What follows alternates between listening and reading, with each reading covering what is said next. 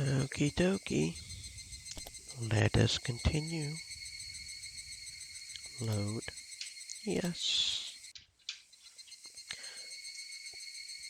Hold on.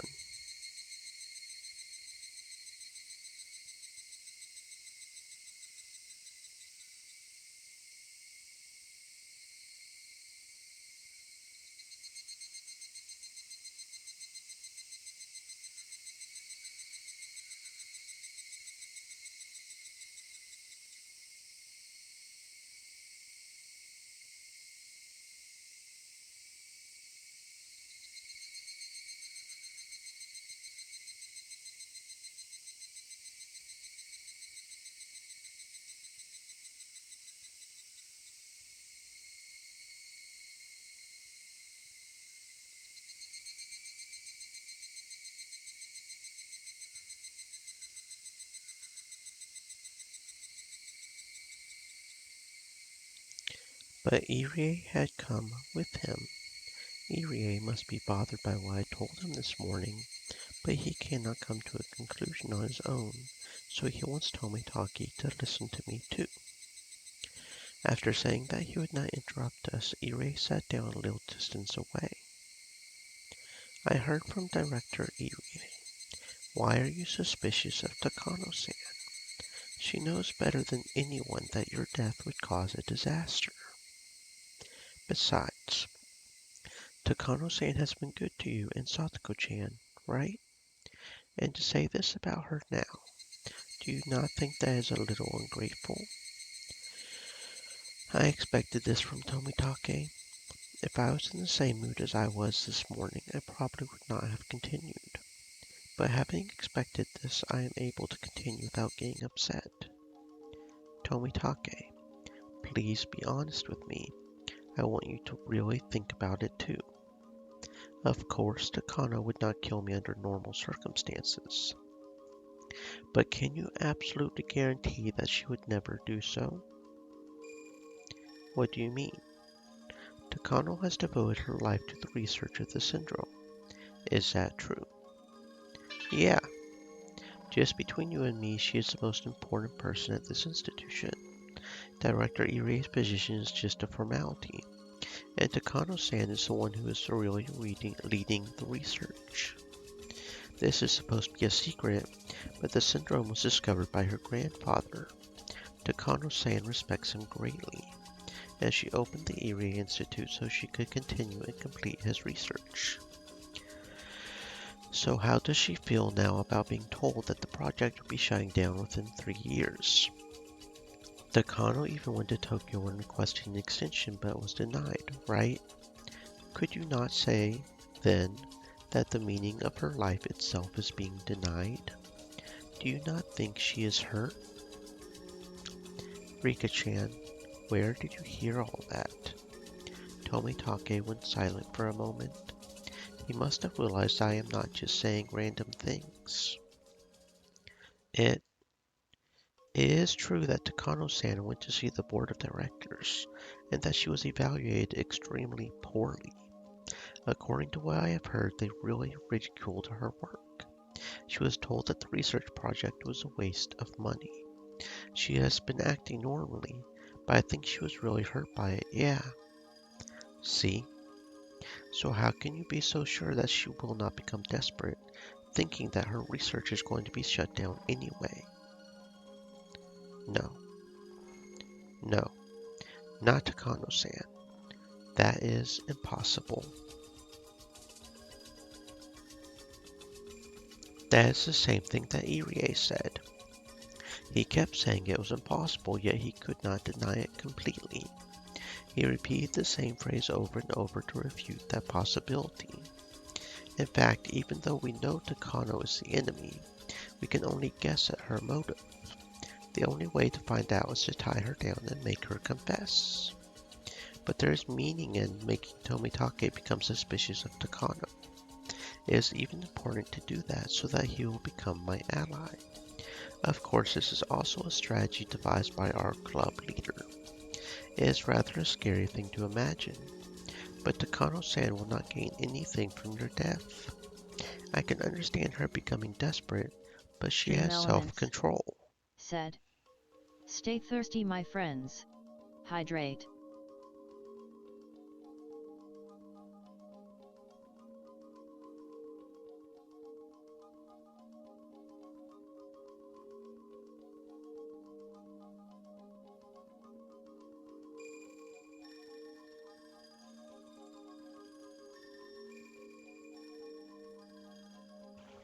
Time heals all wounds. Is it not easier to deceive the heartbroken? Deceive? What do you mean? Tomitake. If I die, something terrible will happen, right? An emergency manual will be executed and the whole village will be destroyed.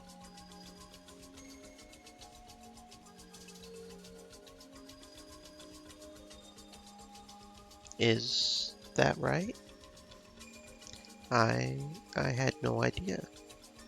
Tomitake is not good at covering his lies. It shows that he is bad at hiding things since he is innately honest, which makes him a nice person. Irie told me already.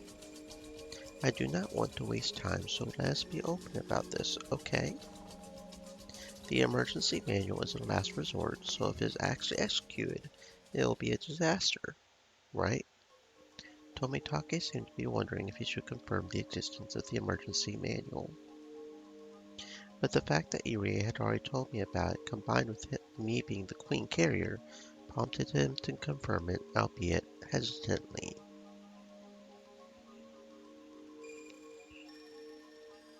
Yeah, it will be a disaster. It is not easy to erase an entire village. We will have to cross several dangerous bridges. It's not even humane even if it becomes necessary. It truly will be a disaster. I will be straight with you. Someone will benefit from this situation. No way. There cannot be. There will not be any gains. It will develop into a hunt for blame, and in the worst case, the problem might expand past Tokyo and into the government, in which case there is someone who will benefit from the commotion, is there not? If the emergency manual is executed, there will be someone forced to sign off on it, and afterward they will start an investigation into the people who allowed the situation to get to that point. To be specific, those in charge of organizing the Irie Institute. Will not those manipulators be forced to take the blame and be driven out of Tokyo? I am not sure. There is a limited number of posts. People are constantly vying for them. So would it be that strange if there was someone hoping to steal a seat by lighting a fuse on this dangerous bomb we call the emergency manual? They could remain hidden in a safe place and smugly fill the empty seat after everything has blown up.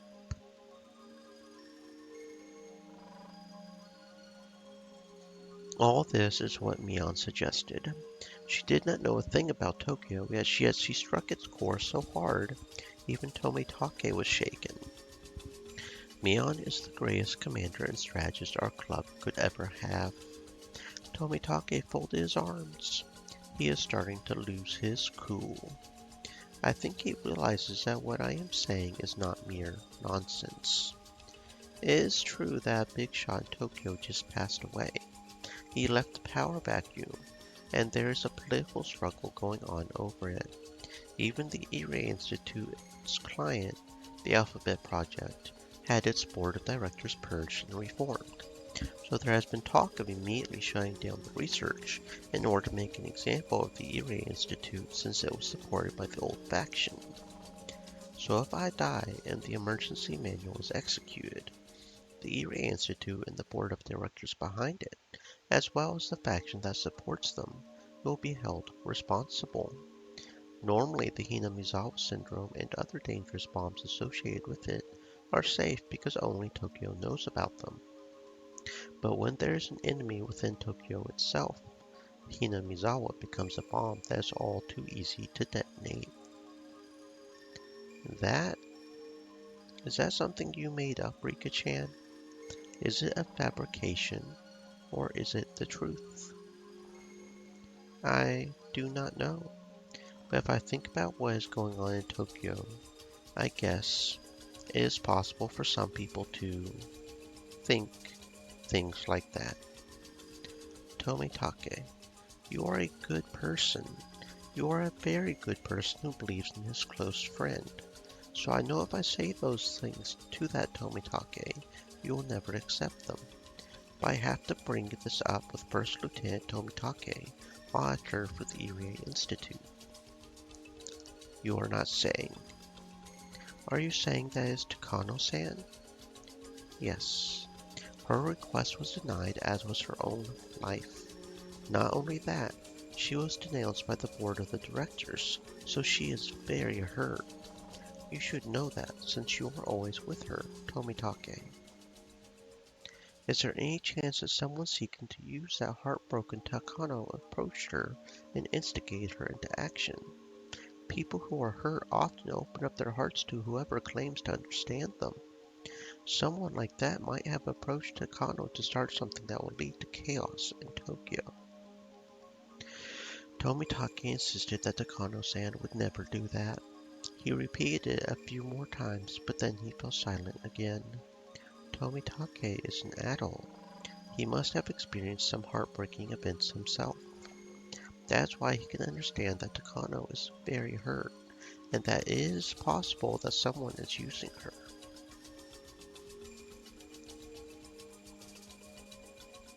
I understand what you want to say. I should clear some issues first before I can truly trust Takano-san. Tomitake. I will get in touch with both Okonoki-kun from the Mountain Dogs and the Tokyo office to see if there have been some suspicious reports regarding Takano-san lately. The Mountain Dog's specialty is counterintelligence after all. No, the Mountain Dogs are on Takano's side. What? This is someone who persuaded Takano. Of course they have taken measures for the Mountain Dogs as well. That is not possible. The Mountain Dogs are a special counterintelligence unit. Even if there was a collaborator in the Irie Institute, it would be very difficult so long as they were tending to their duties. But if the Mountain Dogs themselves were... Can that be? But, Tomitake, please look into both Takano and the Mountain Dogs. Irie is on my side, but he does not know too much about Tokyo. That is true. I am just a researcher. I know my position is just a formality for their convenience. That is why I cannot clear Rika-san's suspicions by myself. I understand. I have been told that there is a possibility that Irie Institute could become rebellious. That is the reason why I am here. I will start investigating Takano-san and the Mountain Dogs right away. Thank you for believing me. This is the first time you actually have. I have been laughed away in many worlds, but Tomitake finally listened to me. He will be a very strong ally in the fight against Takano. Also, I am grateful for my friends who prepared me to talk to him. I got information on the current situation from Irie, had my friends analyze it, and because of that, I managed to get Tomitake to listen. Just as Hanyu said, I could not have done anything if I had kept thinking about it all alone. But after talking to my friends, things are already changing.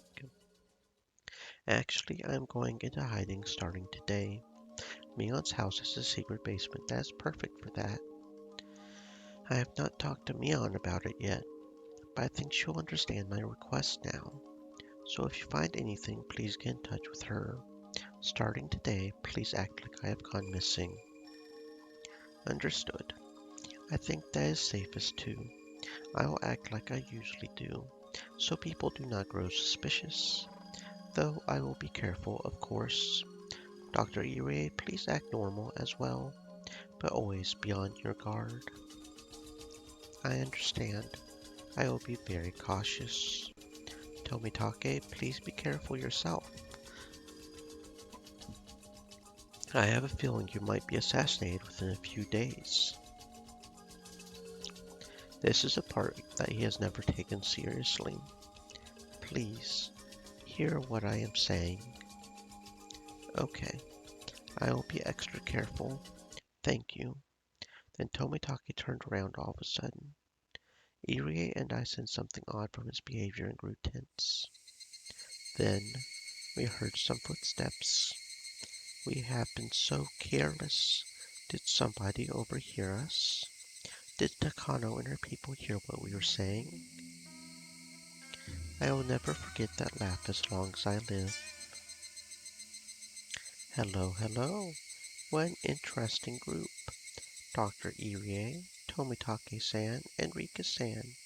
I have been to Hinamizawa quite often, but I have never seen you three together before. Oh, hello, Oishi-san. Is today the meeting day for Watanagashi? It is still so early. Irie tried to change the subject, but obviously Oishi had heard everything. Tomitake from Tokyo is okay, but it's too early for Oishi from the police department to get involved. Things are already complicated. Why does he have to show up now? Anyway, this is not good. Well, when I went to your house, Hojo-san told me you were here, and I happened to run into your secret meeting. Sorry to bother you, though. The air froze, leaving only silence. The way Oishi is speaking makes it obvious that he is trying to sniff things out. I bet he only heard a part of our conversation, so he cannot grasp exactly what we are talking about. That is why he is trying to make us confess the whole thing. Come now, do not look at me like that. I am getting embarrassed. Well, I brought someone with me today. Someone Rika-san would love to see again. I wonder if you remember Rika-san, because if you do not, he might even start crying. What? Who? I could only think of one person. But did he ever come back here in June 1983? But who else would come visit me? Come on in. Oishi encourages a virile young man to enter. He looked a lot more mature than the last time I saw him. Akasaka. Thank you for remembering me, Rika-chan. You will not tell me to go back to Tokyo this time, will you? Akasaka. Akasaka. I remember how you helped me. Or rather, maybe I forgot at some point. But if I forget about it completely, I would regret it. So I recalled it. You told me to call Yuki, and because I did, she avoided getting in an accident. You saved her life. And I am here now out of gratitude. I feel like I had forgotten about it for a very long time, but now I finally remember.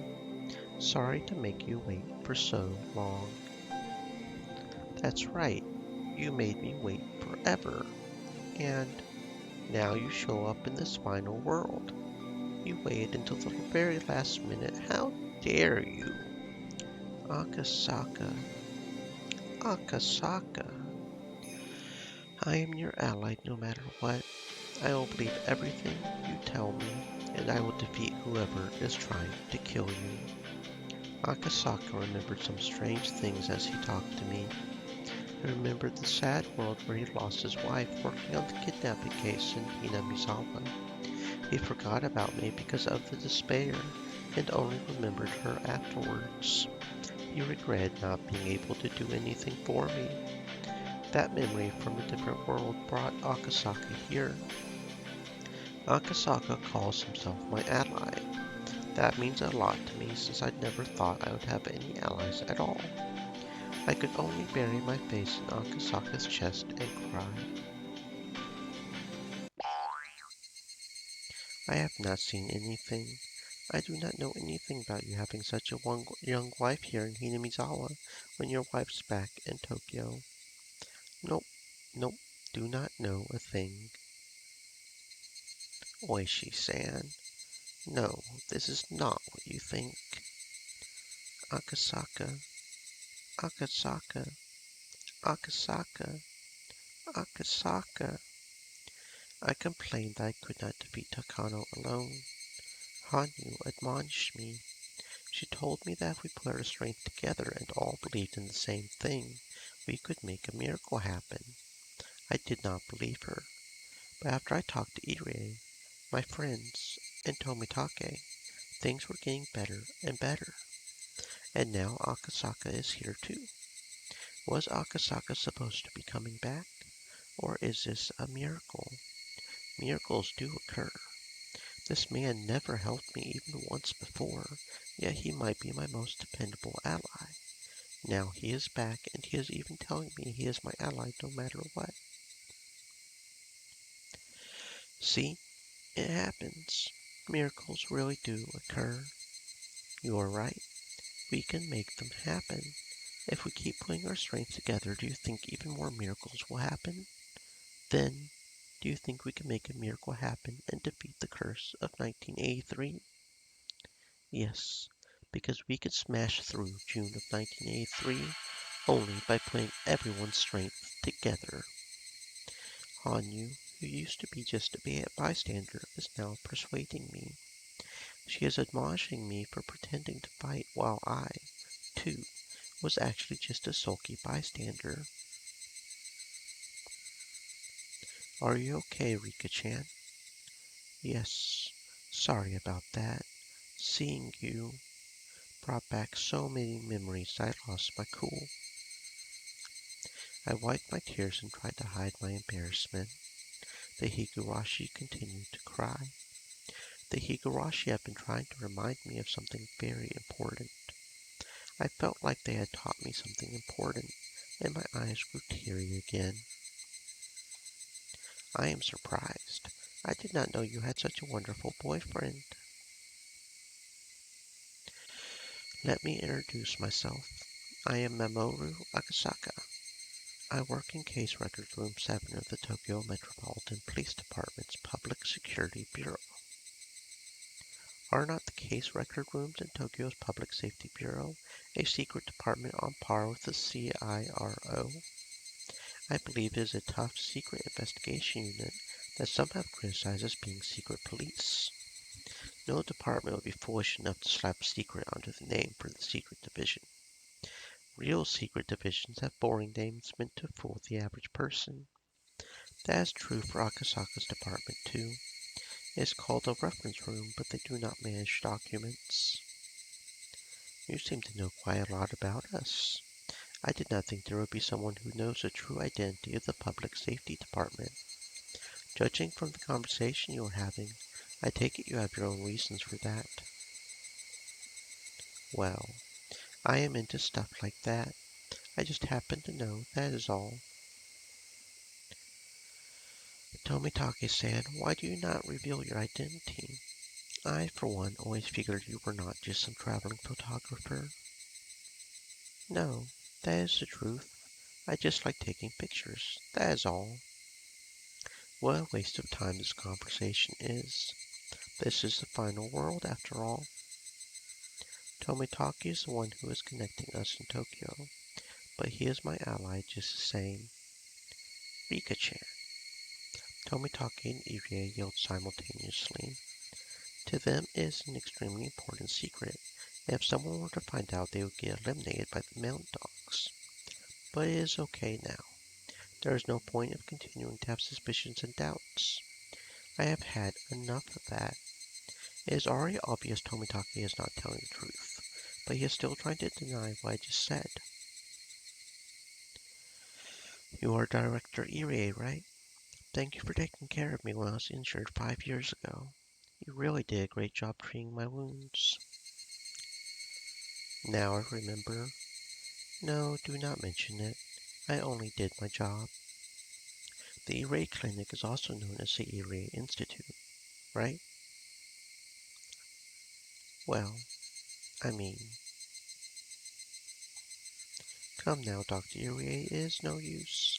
We already heard it all earlier. You were saying that the Irie Institute's client is the Alphabet Project, right? I do not need to hear it from you. I already know everything. Up until just recently, Room 7 was investigating the men behind it and their means for funneling vast sums of money. The Alphabet Project is one of their tunnels. Akasaka is holding the top secret document he got his hands on a few days ago. This document records how certain people were given public funds from ministries and government offices for assisting with various projects. These masterminds claimed that they were attempting to revitalize Japan by using secret money and secret methods, but that was a lie even among themselves. The masterminds of these projects were making an enormous profit off them. If that became public knowledge, Japan would be shaken to the core and the government would be overthrown. That was what they were told, and that was the reason why the investigation was discontinued. First of all, I want to tell you one thing. The investigation by Room 7 has been shut down, and we are no longer working on the case. So I am simply telling you what I found out in the course of the investigation. I am on vacation here in Hinamizawa right now. I just want you to know that. Tomitaki is still trying to hide his identity, but Irie is not. He must have made up his mind, since Akasaka already knows about the Alphabet Project. We already know that they have been using tunnels to move vast sums of money to a research institute in Shishibo known as the Irie Institute. Also, the Irie Institute has a different name here in parentheses, the Irie Clinic. It also lists that the head of the Irie Institute is a lieutenant colonel from the SDF, Kiyusuke Irie. A lieutenant colonel. Dr. Irie, you are in the SDF? No, no, I am not. Tomitaki-san, let me tell them. Putting our clients aside, we are not doing anything shady. Let's not hide anything. It will only make Oishi-san more suspicious. Irie is right. Oishi will help us. I am starting to feel like even Oishi could be our ally. That would be incredible. Tomitaki finally gave in and admitted everything. In his place, I explained to them the existence of Hinamizawa syndrome, the Irie clinic that was established to research it, what is special about myself, and finally about the invisible conspiracy that revolves around it all. Oishi was very surprised to hear about all this, but Akasaka told him to calm down, so he listened quietly. Since Akasaka belongs to a special unit, he was not too surprised. He kept nodding, saying that is all very possible. This is working out great for me. Just as you say, Rika-chan, there is a good chance there are some people who are planning something like that. Oishi-san, what they are saying is well within the realm of the possible. This feels like the plot of a novel. But if it is true, compared to Akasaka, who has a flexible mind, Oishi is having a hard time understanding such unrealistic stories. He will probably need at least 3 cigarettes before he can digest what he just heard. I think Takano is suspicious, but there is no proof. I was asking Tomitake to investigate so that I can confirm my suspicions. Oishi-san, can you arrest and detain Takano on a separate charge? I may lose my retirement money for that, but it could be done, I guess. There are some counterintelligence members from the Mountain Dogs at the police station. Even if you try, Oishi-san, there will be pressure from within the department. I will conduct an investigation on Takano-san, so if possible, can you leave it to me? I do not want anyone to get suspicious. You are right. If Takano's investigation can only be done by Tomitaki-san's institution, then the police should not bother him. Besides, I have a feeling that this thing is a lot bigger than we think. Oishi-san, I do not mean to sound rude, but maybe you should stay out of this. Akasaka-san, what do you mean by that? Just like you told me earlier, you are retiring this year, right? You have worked hard for many years. You are about to collect your pension. Money is important. You will need it to pay off your house, and you'll need money for life after retirement. But this hill is too dangerous to climb. My instincts are telling me that at the end of it, this case will be classified as if it did not take place at all. In other words, unless I am prepared to lose everything, I better pull myself out of this, right? That's what you were telling me, is it not? Yes. I know I'm not in a position to tell you that, but I have been involved in cases that are much different from regular police work. So, what I am saying now comes from experience. Oishi was no fool. He was also an adult and smart in a real sense. If he only listened to his pride, he would yell at Akasaka for insulting him. But what Akasaka is saying is true. Oishi's pension is a big deal for him. People live far beyond their retirement. They still have 10 or even 20 years left after that. Their pension is the basis for that second life. A pension is not ordinary money. It is very, very valuable. People receive their pension for working hard on rainy days and windy days, and even enduring the moments when their bosses gave them a hard time. Even Oishi has mumbled on occasion that he is going to quit and look for a new job. Yet he endured, and quietly did the unreasonable work asked of him. He has endured far more work than his salary merited. He has worked like that for a very long time, and now he is finally about to retire. He is finally about to collect his long-awaited pension. It is not about the amount of money itself.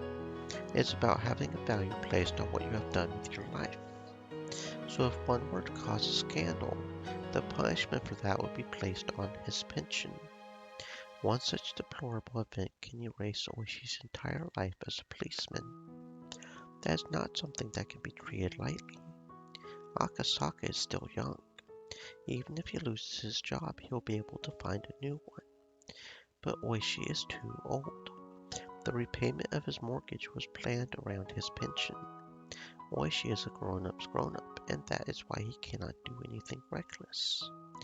Akasaka knows that, and that is why he said that Oishi should back down. Oishi understands it too. So, Akasaka had to ask him that tough question in order to find out how strong Oishi's commitment was. I have been awfully slow paying back my loan, all because I wanted to hold on to some spending money, even though I would have saved on interest if I had just paid a little bit more earlier on. But I just wanted to gamble and drink. If I had lived my life so I did not have to depend on my pension in my old age, I could jump right onto this case. Oishi's fists were trembling. That is how he sheds his tears. But I am an officer until the moment I retire. No, even that does not matter. I promised in front of his grave. I promised that old man that I would find out who killed him. I promised to stay a police officer until I arrest his murderer. In other words, me being a police officer is not the issue here. What matters is I keep my officer's spirit until I find that murderer, even if I am fired. But am I afraid to be fired? Am I afraid to lose my pension? Yes, I am. It will ruin my plans for my future. I need a lot of money for them. My dream is to live a leisurely life in Hokkaido, work on a vegetable garden, have fun in Susukino, and take up ballroom dancing lessons. But why am I afraid? Is my officer's spirit so weak as all that? I have dreamt of uncovering the truth behind the series of mysterious deaths in Hinamizawa, and the door to that truth I have sought for long is right here in front of me. Damn it! God damn it! Why can I not just throw away my badge? Why can I not stop caring about what the police think? Damn it! Damn it! God damn it! Nobody could say anything in response to Oishi. He is at a crossroads. The crossroads of a person who has worked so hard and so humbly for so long. How could the young people who know nothing about what he has had to go through say anything at all? You are a friend of the departed construction site manager, right? Yes, he was a friend, a brother, and a father to me. Although it is only a formality, I am the director of the Ray Institute. If the conspiracy that surrounds Rika-chan is exposed, I will be the one who takes the blame. Is that not right, Tomitake-san? His position exists for exactly that purpose. To the Institute as a whole, Irie is there simply to cover for Takano's research. Tomitake, of course, knows about that, and even Irie has started to realize it. Even if Irie had not done anything wrong, he would have to take the blame as a person in charge of the Institute. That was how every organization purged itself, by forcing someone to take the blame and reshuffling members. That is why leaders get more money.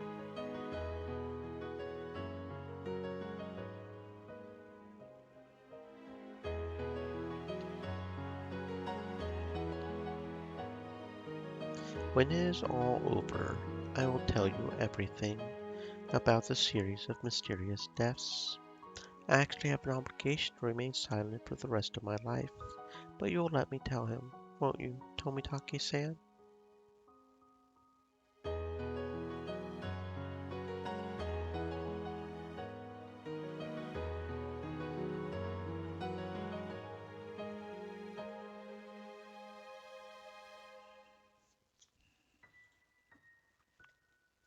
I did not hear anything. As an honest man, Tomitake cannot say yes, so pretending to ignore it was the best he could do. No, no, that is not right. You can tell the brave Kura Udo Oishi all about it, the one who found the courage to help you. The cowardly Kura Udo Oishi, the one who did not want to lose his pension, does not deserve to hear the truth. He faced a dilemma. Even though the truth behind the mysterious deaths he sought so hard was right in front of him, he could not just accept it with his head held high.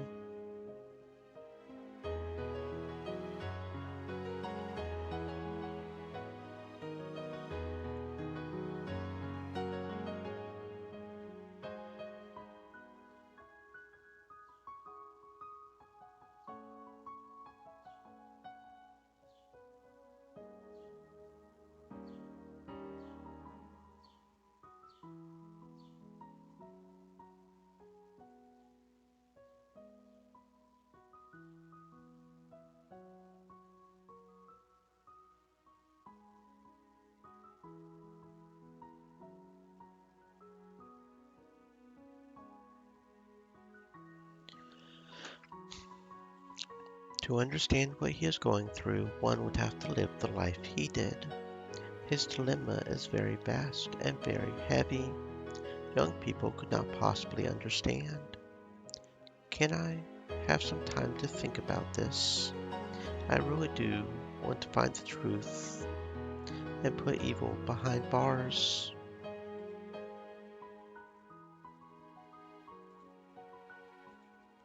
I just need some time to gather my courage. Could you grant me that? Why is he even asking? Nobody here will force him to make up his mind. Of course, I will not either. However, Oishi needs someone's approval. Oishi is still passionate about his work as a police officer. Yet he is not brave enough to take on this case. He wants somebody to forgive him for that. But nobody can do that, and nobody can stop Oishi from crying. Yes, I will grant you that time. Hanyu? How long has she been here? Hanyu has arrived. I did not see her come in. But then again, she is always around. Hanyu is the guardian deity of Hinamizawa after all. I will grant you some time to make your decision. You have been honest and you have been tough on yourself until today. Your life is not to be taken lightly, and that is why you are having such a hard time deciding. One should never be proud of careless decisions or brute courage. A careful judgment made by a person who has lived a worthy life, like you, that is what is worth being proud of. She might sound arrogant to us, but that was exactly what she needed to hear, right? Who among us has the right to admonish Oishi, the eldest one here? No one. No one should be able to. Nobody but one. The one who has been protecting humans for over 1,000 years. Hanyu. No matter if you decide calmly or courageously, I will praise you, as long as your decision was made well. I have never met you before, but thank you. That makes me feel better. Thank you for giving a coward like me the time of day.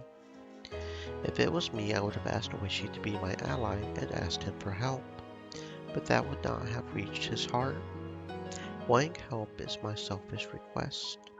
I do not know anything about the life he lived, and that is why my words would not reach him. But Hanyu's words did.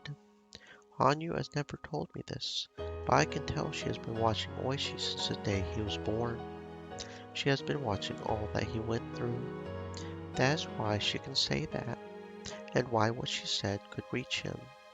Only Hanyu can do that. Dr. Irie, there is only one thing. Please tell me one thing. Sure, ask me anything.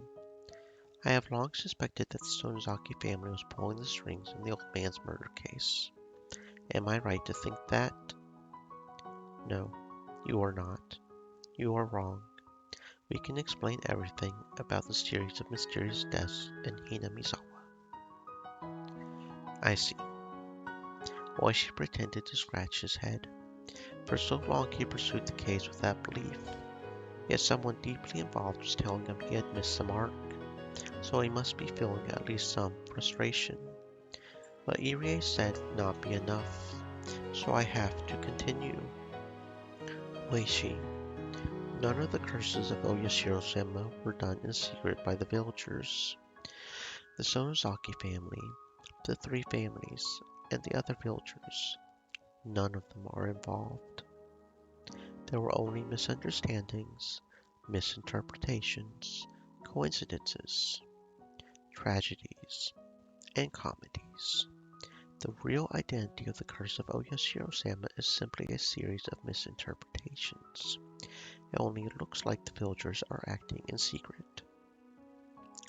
So, all the information I've gathered so far about the Sonozaki family is worthless. The heads of the Sonozaki family have a secret precept. They must always act as if they command even natural disasters. The Sonozaki family knows nothing. Moreover, they are even afraid of the incidents that occur even every year. But in order to maintain their dignity, they act as though they are the ones behind everything. Oh my goodness, I see. It all makes sense now.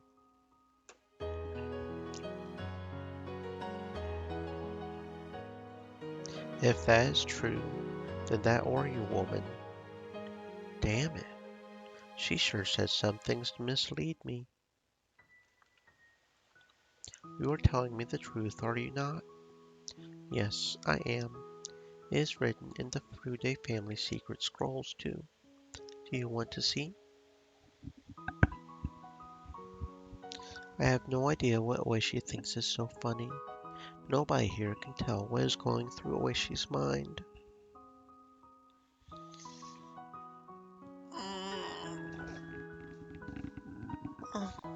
Big stretch, big stretch. Stretchy stretch. Except the girl who has watched over human beings for over 1,000 years. I can understand why you are so happy. What? What do you mean? The thought that you do not even have to hate anyone anymore is a very, very welcome concept. Oh no, the Sonozaki family still is a vile organization, with its claws all over Shishibone City. That does not change. I have been stabbed by one of them before, you know. They may not be responsible for the mysterious deaths, but they are still my enemies. That is all still true, but I just feel happy. None of us can tell if what Hanyu is saying is right. Why she believed the Sonozaki family was behind it all. Now that he has learned that they are not, I am sure he feels like everything he stands for has been made meaningless. But if Hanyu says that is not the case, to hate someone must be such a painful thing. I cannot explain Oishi's laughter. All I can do is speculate.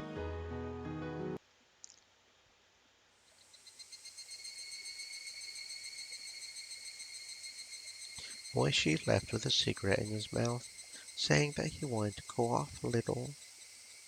We will not get anywhere until we know if Takano-san is guilty or not, so we will not be able to act until after we hear the report from Tomitake-san. I do not know why Rika-chan is so suspicious of Takano-san. Personally, I feel bad for her, but what she said makes sense too. Rika-chan is an important person, and we cannot let anyone suspicious get near her. Tomitake is making it sound like he is going to prove Takano's innocence. I guess I cannot blame him, since he is in love with her. To be honest, I am also hoping that Takano is not guilty. Takano understands me, and she was one of my allies. I had a friendship with her. I have trusted her for over 100 years. But Hanyu says that Takano is guilty. If something pops out when we poke her, then the question is how well Tomitake can catch it. To get people to help me, I have to find proof of Takano's guilt. So I just have to trust Tomitake for now. Tomitake-san, please be very careful. If she is guilty, then you will be in danger too. I understand. I will move to a new hotel without letting the Institute know. I should probably leave Hinamizawa immediately, but if Takano-san is guilty, that would backfire. That's pretty tough, yeah. It is a cardinal rule to act normally during a secret investigation. Would you prefer to stay with me? No, that is all right. It is fine. I will be very careful. But Rika-chan's safety is the priority here. What should we do? What should we do? Hanyu, what should we do? Using chess as an example, you are like an unprotected king. As soon as Takano gets a hold of you, the game is over. One of the most important rules in chess is to guard the king first, right? Yes. Today is Thursday. Matsuribayashi is in 3 days. You need to hide somewhere nobody can find you until at least then. Any idea where? I think you should ask Mion. That is true. The Sonozaki family's underground storehouse would be an ideal place to hide. Satoko should go with you too. If I leave Satoko behind, they will question her about my whereabouts. She may be in danger too. That means I'll have to tell the truth to at least Satoko and Mion.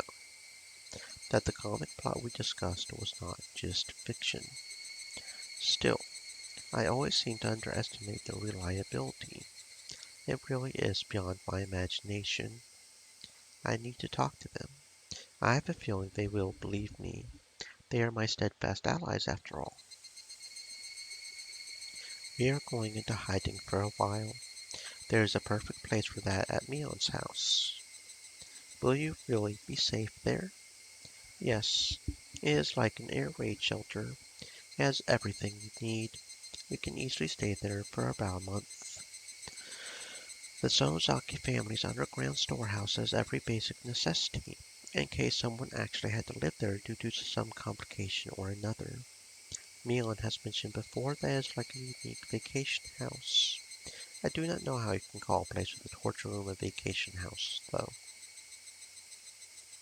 I do not know how long my investigation into Takano-san will take, but as soon as I find out something, I will call Mion's Chan's house. Is that okay? That works fine. To tell you the truth, the mountain dogs have a bug on Rika-chan's home phone for security reasons, so that works better either way. So somebody has been listening to all of my personal conversations? No, it is set up so they can tune in, but that does not mean they listen to every normal conversation. They only do it when they have a security drill. That happens a few times a year. I bet my phone at the clinic is being wiretapped too. Well, yes. That is because of the purpose of the faculty, though. Please understand. Excuse me. How do they actually do that? Rika-chan's landline branches off. Do you remember the little shack behind the shrine? The line leads into there, which is where they wiretap it. Usually there is no one there, but once the mountain dogs receive orders to guard her, there will be two agents recording conversations in there all the time. Of course, they do not usually record anything. Is there a security drill scheduled in the near future? Or maybe orders to guard her? Security drills take place in January, April, July, and October, so there is no drill this month. Orders to guard her are given only when they anticipate an emergency, but they have not been given one even once since the institute was established. Who gives these orders? The director does, which is me, but Takano-san is a surrogate director, so she can send out orders too. If Takano really is the person who wants to kill Rika-chan, then she will use a mountain dog to spy on her. That is very possible. In other words, if people start going in and out of that shack, it means that Takano has made her move. So we could take that as proof that tensions are building around Rika-chan, right? I do not know if that would prove that Takano-san is behind it, but we can take it as a sign that danger is approaching. Indeed, regardless of whether Takano is guilty or not, that is what it means. As long as we keep our eyes on the shack, Rika-chan will stay safe and secure. That is a great idea. But there is one problem, Rika. If there are no lights on in the house at night, it will be obvious to everyone that there is nobody home. Takano does not even have to wiretap your phone. As soon as she sees the house, she will realize you are skipping school and ran away. You are right, and that puts Tomitake, who is investigating Takano, in a tight spot. You'll have to think of something to counteract that. So we are dealing with having to observe the wiretapping shack, like Akasako was saying earlier. Then there's the problem with having to keep the lights on at your house. It is also a fact that it's better for Akasaka to stay in the village. If I put all three together and mix them up, I have an idea. Oh no. You are not thinking about letting Akasaka stay at my house, are you? No, no, no, no, no, no, absolutely not. My house is such a mess. It smells and is filthy. I cannot let Akasaka stay in there. No, no, no. Akasaka is staying over. I said no. No, no, no, no, no, no.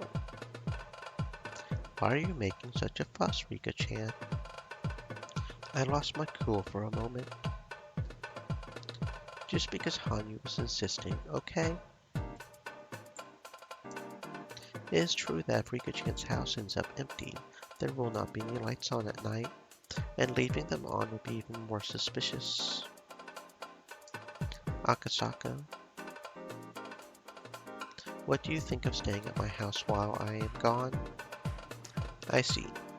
That is a great idea. As long as it is okay with you, Rika-chan, let us do that.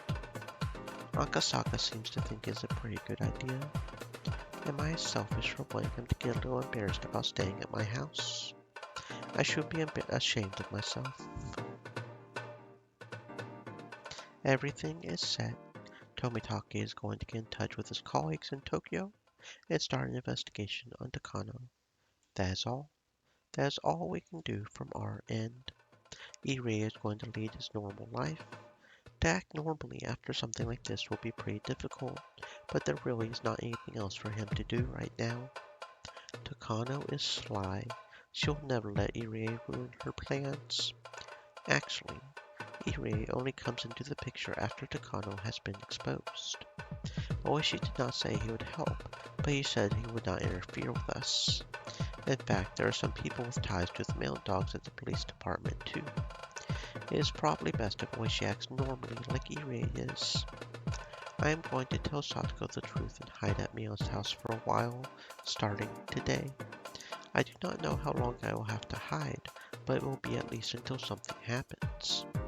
Akasaka is going to stay at my house and make it look like I am home, sick. If something happens, coming all the way from Okinomiya would take too long. It feels much better to have him stay in the village. Everything will begin only once Tomitake finds out something. Irie says he hopes things will get moving soon, but I do not think we need to worry about that. They will try to kill Tomitake on the night of Watanashi, on Sunday, 2 days from today. That has never changed in many worlds, so that is definitely their plan. In other words, even if Tomitake does not find anything, the wheels will start turning in 2 days. I had warned Tomitake again to be extremely careful. But still, if I still get killed, I will curse your family for 7 generations after I die.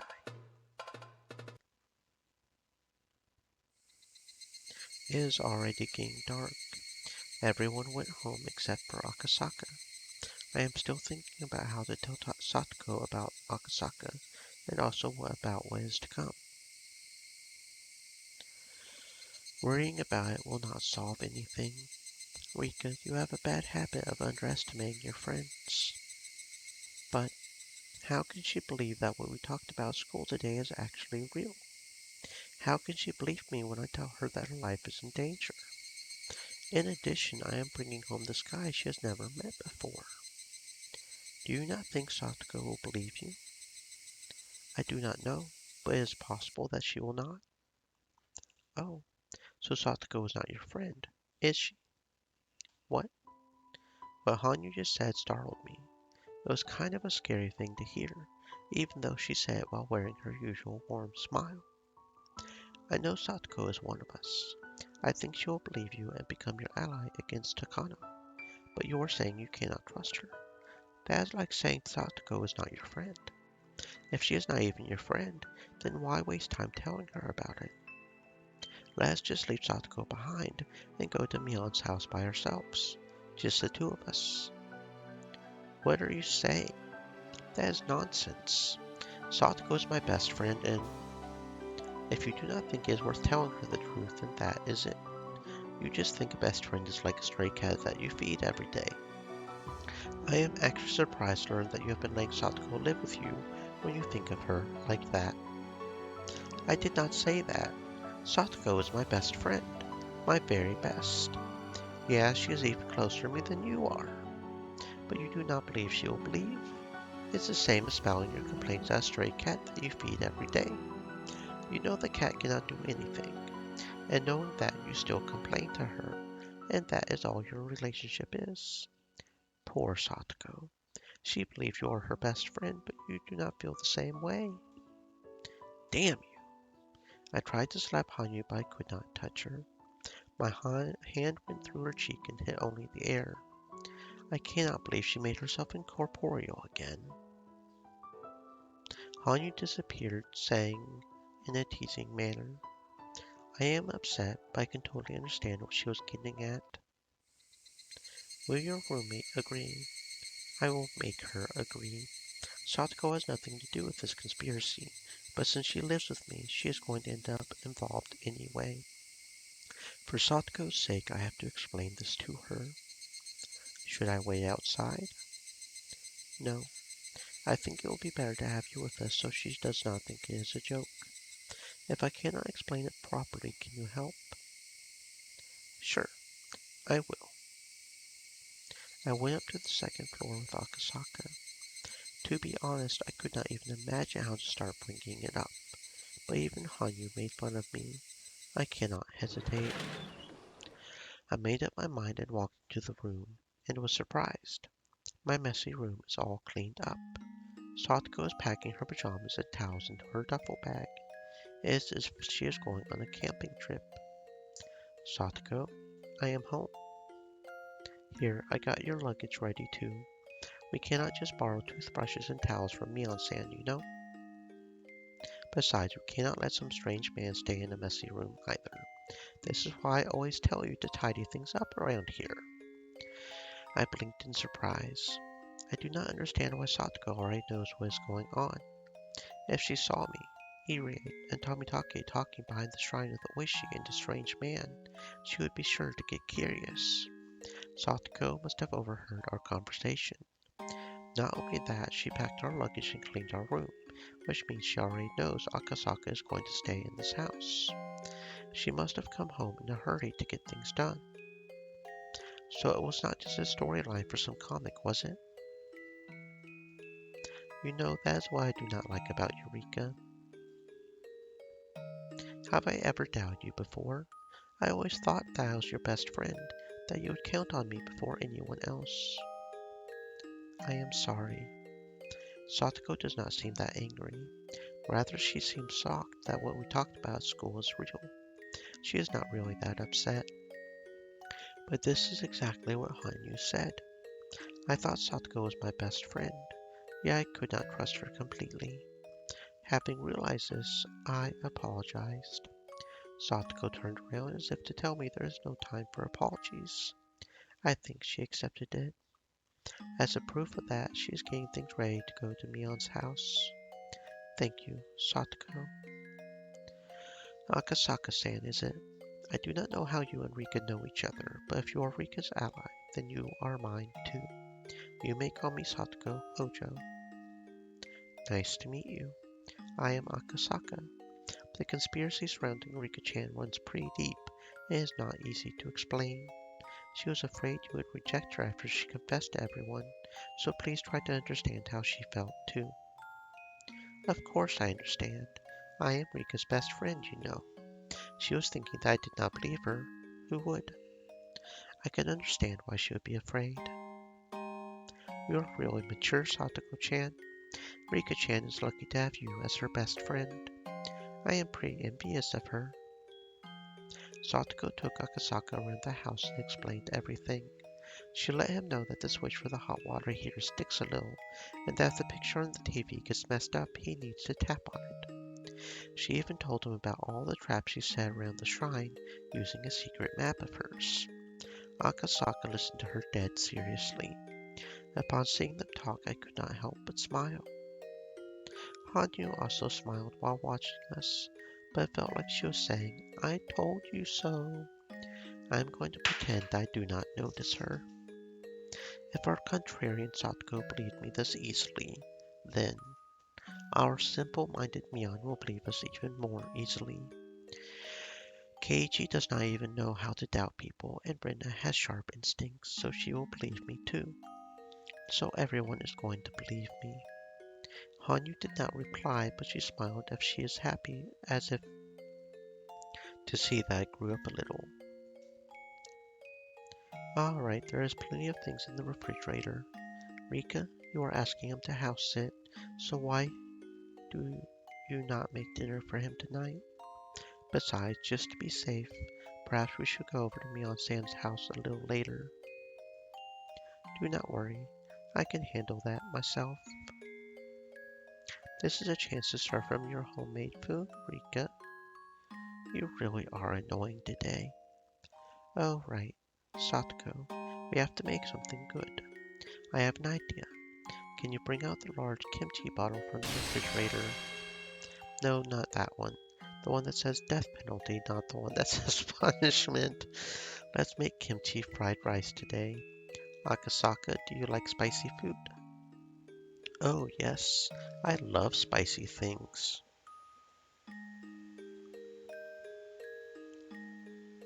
The cream puffs in the refrigerator have expired, so let's throw them away. What a waste. I heard they are from a famous shop over in Gogura. We're awfully loud today. Maybe a stray dog is howling somewhere. Night is falling on the 16th of June. The pieces are lining up on the final game board, one after another. No, pieces is not the right word to call them. Night is falling on the 16th of June. We are gaining reliable allies for this final challenge. Our first key, Tomitake, will be killed in 3 days. Fate is going to change before that point.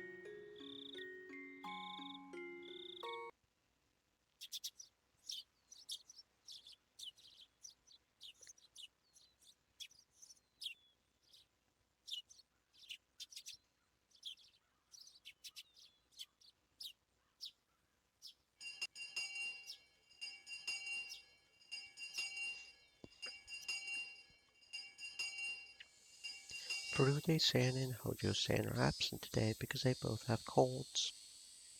The weather is changing, so it's easy to get sick. Make sure you cover yourselves when you go to sleep, okay? Okay. They live together, so I guess they caught it together. Rika-chan is supposed to perform as a shrine maiden on the day of Watanagashi. I hope she'll be okay. I hope. We are planning to have lots of fun at the festival. I hope they recover by tomorrow somehow. Do you want to go see them on our way home? Maybe we can bring something healthy for them to eat too. We do not need to. By the way, can you two stop by the Soul Man's house today? Mion usually enjoys ideas like bringing people food when they are sick. For whatever reason, she was a little curt today. Actually, she has been acting a little different since this morning. Even when I talk to her, her thoughts seem somewhere else. Now she is asking Rena and me to stop by at her house. Your house, Michan? What for? Well, I need to talk to you about something important. I cannot tell you right now, though. Mion seemed calmer than usual, which told me that was about something very serious. There are always lots of patients running into the clinic just before lunchtime. Because of that, lunchtime at the clinic is always later than normal people's. It's just a short break, though. Our afternoon shift begins right away. The staff are enjoying their break, eating their delivery lunches. They can eat basically anywhere they want, as long as the patients cannot see them and it is not a place we need to keep sterile. Because it is hot and humid, the meeting room with its air conditioner ends up being a popular place. The staff all eat their takeout lunches there. As I am the director of this clinic, they might feel uncomfortable eating with me around. So I usually eat my lunch in the director's office out of consideration for them. Today I ordered lunch from a soba-san. I got an extra large. An extra large serving of mori soba, that is. For whatever reason, they just call the dish an extra large. That makes ordering it complicated, since if I order an extra large and a kitsune udon, they will just deliver an extra large kitsune udon instead. But is this really a large? It looks more like a regular size to me. As I recall, the owner of the restaurant has hurt her hip, so she must be having a hard time keeping things running. I was still thinking about that when Takano-san came in. She was carrying a real large size order in her hands. Apparently she ordered a regular mori soba, and I grabbed the wrong one by mistake. What a hassle. It is easy to confuse them, is it not? They should use some kind of mark, you know. I agree. For example, they can put a flag like the one on a kid's meal that says large size. Takano-san must have liked that idea. She laughed for a while. Would you like to join me? I invited her to sit on the sofa. Are you sure? Thank you. But could you turn down the air conditioning just a little? Sure. Sorry about that. Here we go. Come to think of it, I have not really talked too much with her. We are rather distant from each other, partly over the guilt of the organization becoming the Irie Institute. So that and our respective positions, we had a taciturn agreement not to pry too deeply into each other. Since our attitudes towards our research are different, we have never mingled before. So chatting over lunch is a good way to get closer to her. I wonder what she likes to talk about while eating. I guess I should start a peaceful conversation. I do not want her to go off about something like tapeworms. We are having lunch after all. And while I tried to come up with a topic, she started talking instead. A flag on a kid's meal. That brings back memories. Do you think they still have those flags, though? I do not know. It is one of those things that endure, so it is possible they will keep having flags on kids' meals even in the far future. Maybe even an in-flight kids' meal on a spaceship will have a flag on it. That sounds interesting. I wonder if kids will collect those flags even in the future. Flags. Did you collect them? Did you not do that when you were a kid? Collect the flags from kids' meals? No way. When I was young, only rich kids could have meals like that. My family could not afford it. That is not true. My family was poor, but when we went to the mall, we had our lunch at a restaurant there. At the time, for me to go to a mall meant having a kids' meal, so whenever my parents went to the mall without me, I would get very upset. Your childhood sounds very happy. But when they went to the mall without me one day, they got in an accident and died. Until I got a call about it, I was really upset with my parents for going to the mall without me, and I was sure they were having a meal there by themselves. As it happened, I only needed one more flag to make my collection complete. Collecting 20 of them was my goal. I was so upset that I could not complete my collection. That is awful. It must have been horrible to lose her parents at the age when she was still interested in collecting flags from kids' meals. It is obviously still a painful memory for her. I see. I did not know. By the way, is that why you became a doctor? Why? Oh, well, I aimed to become a doctor because of reasons involving my family, so I thought the same was true for you too. I earned my medical license because it was necessary to draw closer to the Hinamizawa syndrome. It might be rude to put it this way, but I only obtained my license as a byproduct of pursuing my research. How interesting. Even when she was still at medical school, she already knew about Hinamizawa syndrome. By the way, before I took on this job, I did not know anything about the syndrome. Where did you find out about it? I was told you read something about it while you were looking into the late Dr. Takano's documents. I am impressed that you already started to research it while you were at school. Studying took up all my time while I was a student. That is really incredible. Actually, I became familiar with Hinamizawa syndrome long before that. What does she mean? How old was she when she first found out about the syndrome? In fact, why did she become familiar with it at all? Just like Satoko-chan and Rika-chan, I did not have any relatives, so I was sent to an orphanage. It was a horrible place. You remember how there was a flood of war orphans back then? I was in a truly awful orphanage built solely to gather up those children and bring in government subsidies. When I escaped from there, I was rescued by my grandfather, Dr. Takano.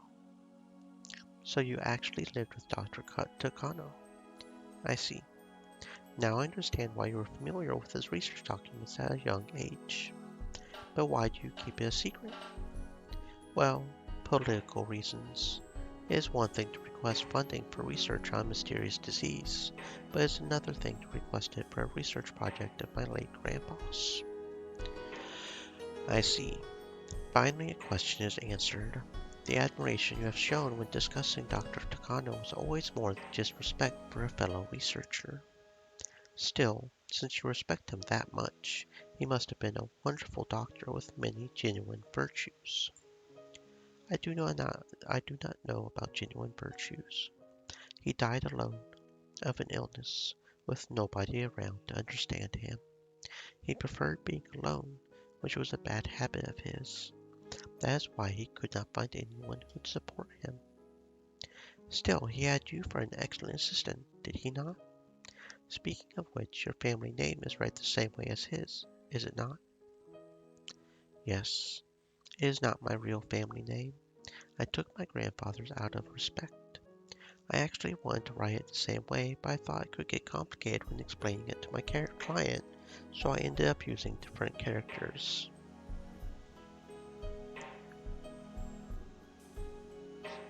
Now I could see the connection between their two last names. That also revealed the connection between first names, Hifumi and Mio too. She does not need to tell me anything more than that. She lost her parents when she was young, and Dr. Kano took her in and loved her as if she was his own child.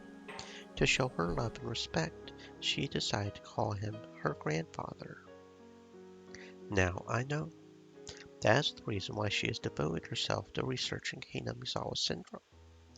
I now understand how she must feel, knowing her research is soon to be terminated. Rika-chan had said that she was hurt. Although I did not know anything about it, I may have said something to hurt her before. I only cared about treatment and extermination, and did not care about anything else until today. She must have considered that blasphemous towards her grandfather. Now I know why she became aggressive every time I expressed how I felt. After she was told that her research would be terminated, she stayed up all night and gathered up lots of documents. She went to Tokyo and requested an extension without depending on anyone else, and that request was rejected. The documents she used are now in a box in the underground storage. She must have exerted a lot of effort to put them together. Even someone without any knowledge of our research could easily understand what she was trying to say. However, it looked like some of those documents were not even opened, and some had marks that told me they were not treated the way documents are supposed to be. I am sure some pages had absorbed her tears without me ever knowing. I heard from Tokyo that Takano-san had left a terrible impression with the board of directors. It is not easy to overturn a bad impression. In other words, she could never request an extension on her research ever again. I was there when she found out about it. I was there when she found out she could no longer continue her grandfather's research.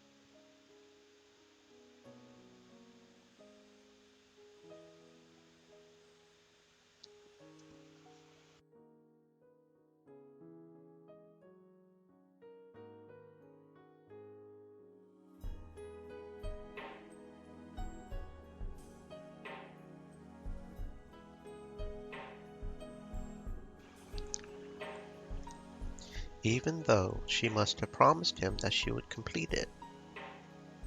Are you going to continue researching on your own after the Irie Institute shuts down? By the time the Irie Institute closes, the Hinamizawa syndrome will have been eradicated. Should I preserve the pathogen in a petri dish, kidnap someone, and infect them to research it? On my own, without equipment, funding, or lab? Should I continue the research, holed up in a study filled with the smell of formalin, and never recognized or acknowledged by anyone, just like my grandfather, also someone else can ridicule it? What would you have a loser like me, who lacks the youth and energy anymore, do to continue it? Tomitake-san once told me that the Irie Institute was supposed to be the Takano Institute, but our clients did not like the idea of a young woman heading the faculty, and that is why I was invited. That explains why she has been unfriendly since the day we met. It must have been blasphemy to her to see me go on about Hinamizawa syndrome and decide on a research plan according to my values and morals.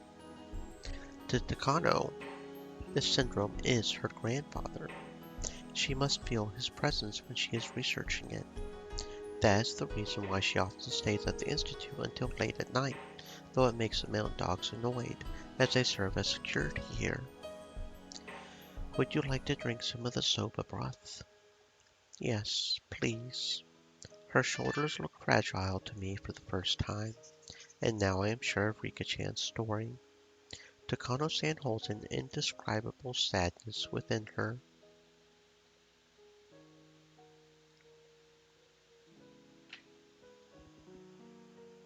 And if someone approached her pretending to understand, she just might fall for it. Because of my position, anything I say to her will only hurt her more, probably. Sometimes words can harm people no matter how they are used. But the fact that I still spoke up showed how little experience I had in life. We could, at least, give the research you would like to pursue a little more of our future budget. We managed to gain another 3 years from them at least, so we can give those 3 years our best. It was all a slip. Even as I spoke, I started to regret trying to say anything. I appreciate the sentiment, but it's even harder to watch someone fall ill and waste away over 3 long years.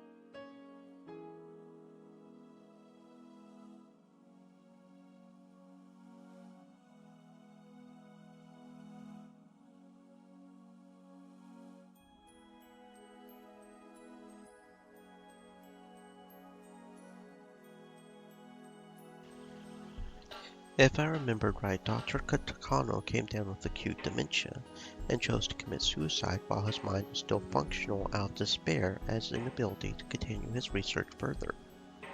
My verbal slip had made her remember a painful memory and hurt her even more. He went into a coma, and I had to make a decision as to whether to turn off his life support or not. Hey, Director Irie, if you were the doctor in charge of that patient, who would you have pull the plug? You would not pull the plug yourself, would you? Takano-san asked me that as if it was a normal question. She is only expecting to hear one answer.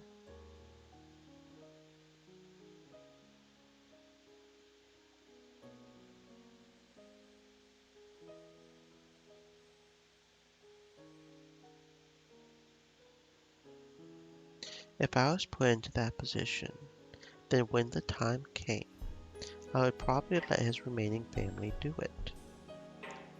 That is what I thought. There is no way someone would not be there for their family's final moments. So I'll be here for the final moments of the Hinamizawa syndrome.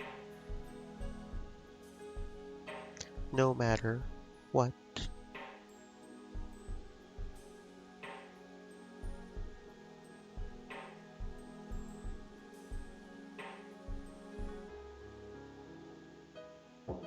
Someone knocked on the door and I heard the voice of one of the other staff members. Director, afternoon shifts are beginning. Please get ready. Oh, okay. I will be right there. I will clean up. Why do you not go? Lots of elderly people are waiting to chit-chat with you. Takano-san laughed, but I know that laugh was trying to conceal her anguish. I am not close to her personally, but she is my partner here at the clinic. I've been trying to avoid getting close to her, but maybe that was a mistake.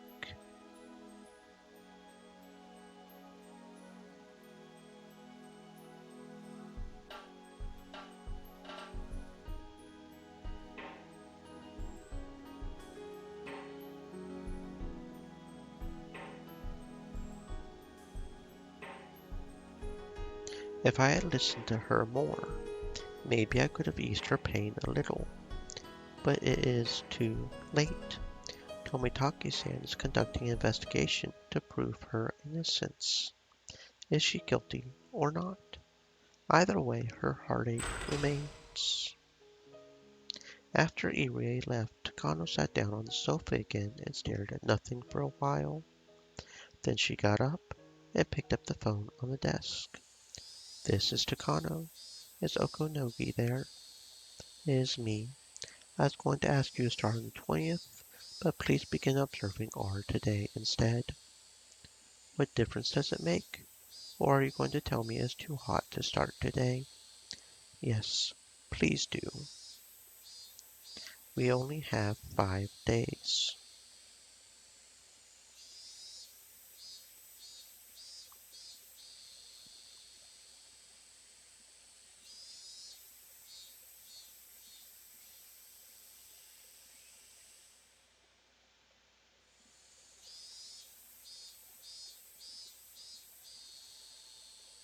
You had better be careful. More than careful, okay? Yeah, alright. Okay, goodbye. Okonogi put down the phone and sighed. Although it is his job to do whatever Takano wants, he could not help but complain about getting such an order on such an extremely hot day.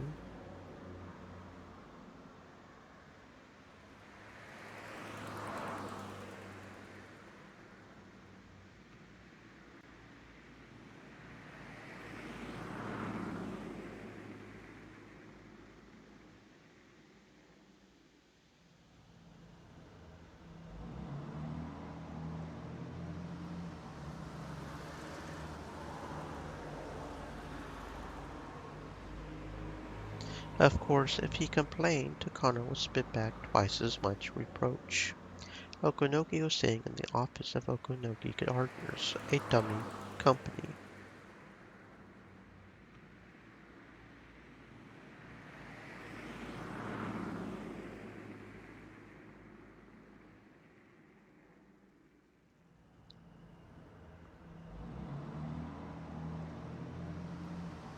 As it happened, they regularly did gardening in Hinamizawa, if only so that nobody would get suspicious to see their uniforms and van around.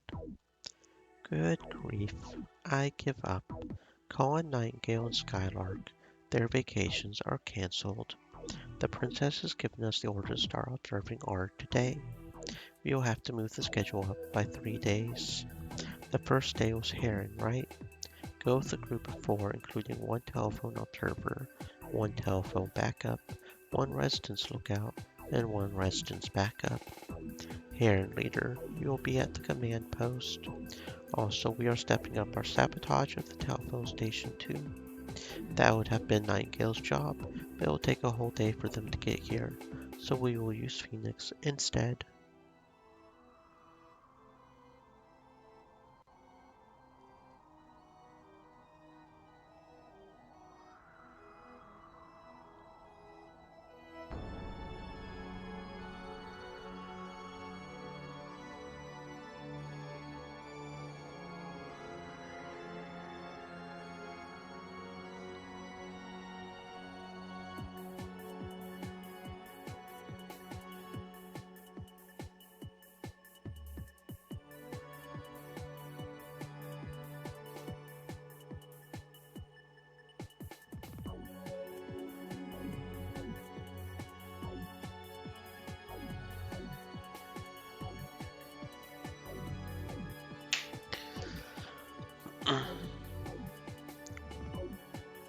Phoenix 7, gather up a construction team and finish by tonight. Can you do it? Of course. My men are well trained. The Mountain Dogs are different from a regular battle unit. They are a technical squad formed from specialists in different fields of espionage. There were covert operatives for sabotaging telephone stations like Okinoki just ordered, ones for wiretapping, intelligence gathering, information manipulation, establishing networks in public institutions, and many others in various specialized fields. They belong to the Self-Defense Force. Some are from fire departments, some are from police departments, and some are civil engineers. Of course, they have some experts in combat as well. Okonogi is one of those combat experts, and he did not expect too much from the engineers. While they had all gone through the same basic training, what they were capable of was child's play compared to what an expert can do. Okonogi is the leader of a unit made up mostly of members who cannot even do 100 push-ups. Really, that was the only complaint he had. He would rather have been put in charge of the Bloodhounds. But somehow he became the leader of this strange unit, maybe because of his cautious yet courageous personality. Since combat was his expertise, Okonogi wished deeply for combat. During the kidnapping incident 5 years ago, the plan was for the resisting criminals to leave the hostages behind on the scene and run after the police stormed in. He recalled the extremely frustrating memory of his combat with that plainclothes officer. That fat old man was acting so arrogantly, but he could have taken him within a matter of seconds. He could have just broken his neck. He could have turned him around. And snap! It would have been so easy for him. He remembered a young policeman too. He shot him in his shoulder, but he could have shot at his ear. He was told to go easy on them, so that was the best he could do. He had thought of firing a second shot, but there was just not time. So the last shot he fired was that reluctant one. Okonogi could not believe that such a pathetic battle was his last combat job. Regardless, he had continued to train so that he was ready at any time. Now that the operation had begun, he was hoping there would be a battle for him to fight. He did not even need to fire a shot. He did not even need to punch anyone. All Okonogi wanted was a battle that satisfied his pride. Nothing more. Yes, one moment, please. Commander, there is a phone call for you. I do not know if it is for the commander or the president, though. He is also the president of the Okonogi Gardeners. Because of that, the members of the Mountain Dogs often call him that. Just a minute, I will get my accent back. And what? Really? How about that? And who is it anyway? It is a woman. She says her name is Nomura. She is asking for President Okonogi. And that is for the commander. I will take it in my office. Please transfer it over.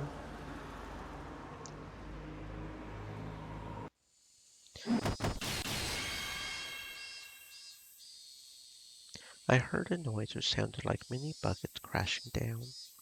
It is probably a noise from one of Satoko-chan's traps. According to her trap map, anyone going near the wire-chapping shack will set off a trap that makes a loud noise. That must have been it just now. I scouted around the shack last night before the girls left. The shack is very secluded and is located in a blind spot where nobody is likely to go. So this noise means something important. It means they have started their observation of Rika-chan. I cannot let them notice the girls are not home. They will definitely call and come by to confirm they are here, so I have to make sure they think the girls are sick in bed and that they do not hear the phone or the doorbell. The curtains are closed so they cannot see what is inside of the house, but to be certain, their beds are stuffed to make it look like they are sleeping. However, I have to be even more careful from now on. I cannot let them notice that I am staying here. For that matter, I have to make sure I can act when something happens. The phone rang suddenly. Just as I expected, they are calling to see if anyone is home. They are already aware that they did not go to school, so they are probably assuming that they are home, sick in bed. I am sure they want proof of that. The phone rang for a long time, which convinced me that was indeed a call from the Mountain Dogs. If there was no answer on the phone, then the next step would be to come by the house. They will pretend to be a mailman or a neighbor and knock on the door. But I do not even need to answer it. If the girls are too sick to answer the phone, then they will not notice a knock on the door either. The increased hassle means a higher risk of discovery, but on the other hand, it also proves our enemy is closing in on us. It was actually better for me since I could measure the severity of the situation. Besides, Irie is our ally, and he already knows Rika-chan is somewhere else. He is supposed to tell them they came by because he heard Rika-chan and Satoko-chan miss school, and that the two of them were in bed and should be left alone for a while. He is supposed to say that. They will not doubt Irie. They will believe him. You could call this an advanced level of mutual deceit. They believe that they are deceiving Irie, but in reality, Irie is deceiving them. However, they are professionals and we are a bunch of amateurs. Well, not me, at least. Actually, maybe I am not an exception. I do not know what they have got until I come face to face with them. Our conditions are not even. We are leading by a tiny bit because we made the first move. Once that is gone, we do not stand a chance. I promised Rika-chan that I trust her unconditionally, so even without proof I am ready to fight. But I cannot beat this conspiracy by myself, and to gain help from the others, Tomitake has to find proof. Tomitake is in charge of our first attack. That means he is in the most danger too. It is understandable that Rika-chan kept warning him to be very careful. He should have started his investigation as early as last night, if that is the reason why they have begun observing Rika-chan. I can only pray for his safety and the success of the investigation. I heard a voice. Irie had arrived. Satoko-chan, Rika-chan, I am here to give you an examination. I heard footsteps coming up the stairs and a quiet knock. I am alone. Do not worry. We have to keep it down. This house is already under observation. I let Irie in and closed the door quickly. How are you? It must be getting hot in here since you cannot open the windows. I brought something for you. He handed me a plastic bag. It contained ice cream, cans of juice, some snacks, and even beer. Well, this obviously is not for Rika-chan. I feel he is being a little careless, but I am grateful. So how is everything? I heard a noise from the wiretapping shack earlier, and the phone rang for a long time shortly afterwards. I am sure they found out that the girls missed school today and called in to check. Has anybody asked you to come check on Rika-chan? Yes. Takano-san told me to go check since they missed school and have not come by the clinic. I knew it. Do you think she is suspicious about their absence? No. I think it has something to do with Tomitake starting his investigation. Even if it does not, this may give him a chance to find out something. Either way, it has already begun, has it not? Yes, more than likely. I do not know if our enemies are Takano and the Mountain Dogs, or somebody else. Either way, that somebody has started to take action. I cannot help but think of the series of mysterious deaths. The first 2 years were just coincidences, but starting with the third, I think Takano-san became intrigued and started expecting something to happen on the night of Watanagashi. Watanagashi is a day after tomorrow. It would be the perfect opportunity for them to do something.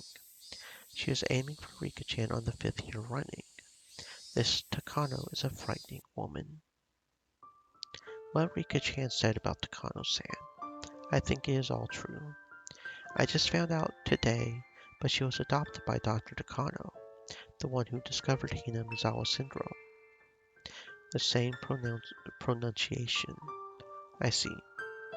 To her, continuing to research the syndrome was like a promise she made to her beloved grandfather.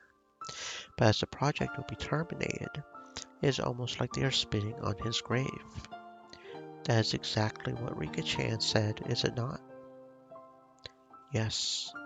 Also, Takano-san said something else. She compared a dying patient in a coma to the project that is going to end in 3 years. She says that family members have the right to turn off the switch of the life support machine. If the project is being terminated anyway, Mio Takano, who considers herself a family member of the late Dr. Takano, should be the one to terminate it. Yes, I think that is what she meant. We are gathering the circumstantial evidence we need. Takano is, in fact, our enemy. Irie had been reluctant to accept it yesterday, but now he believes what Rika-chan said is true. We need Tomitake to find some proof that shows Takano-san is planning something. Then we can call in a subjugation squad to arrest all of those involved. Takano has some male dogs working for her. This squad can down even them. Yes, I do not know anything about them, but there is another unit called the Bloodhounds. They are a combat unit deployed in the case of a true emergency.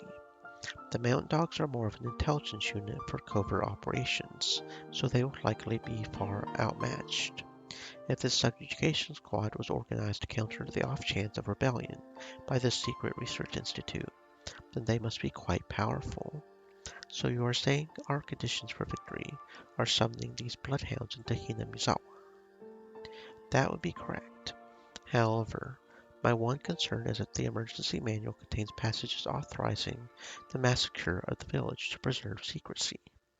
I am still worried that even if the bloodhounds are brought in, they will destroy all evidence, including the village itself, which would not be any different.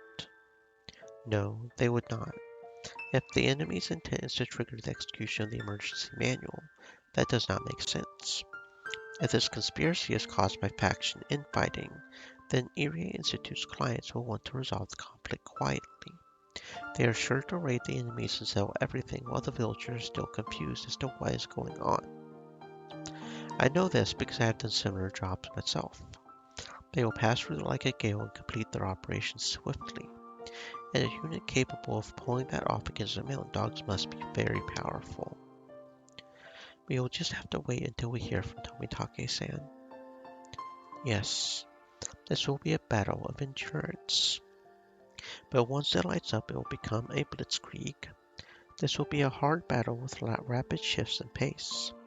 It is reassuring to us that you are in the enemy's midst, but at the same time, you are in a very vulnerable position. Please do not let your guard down.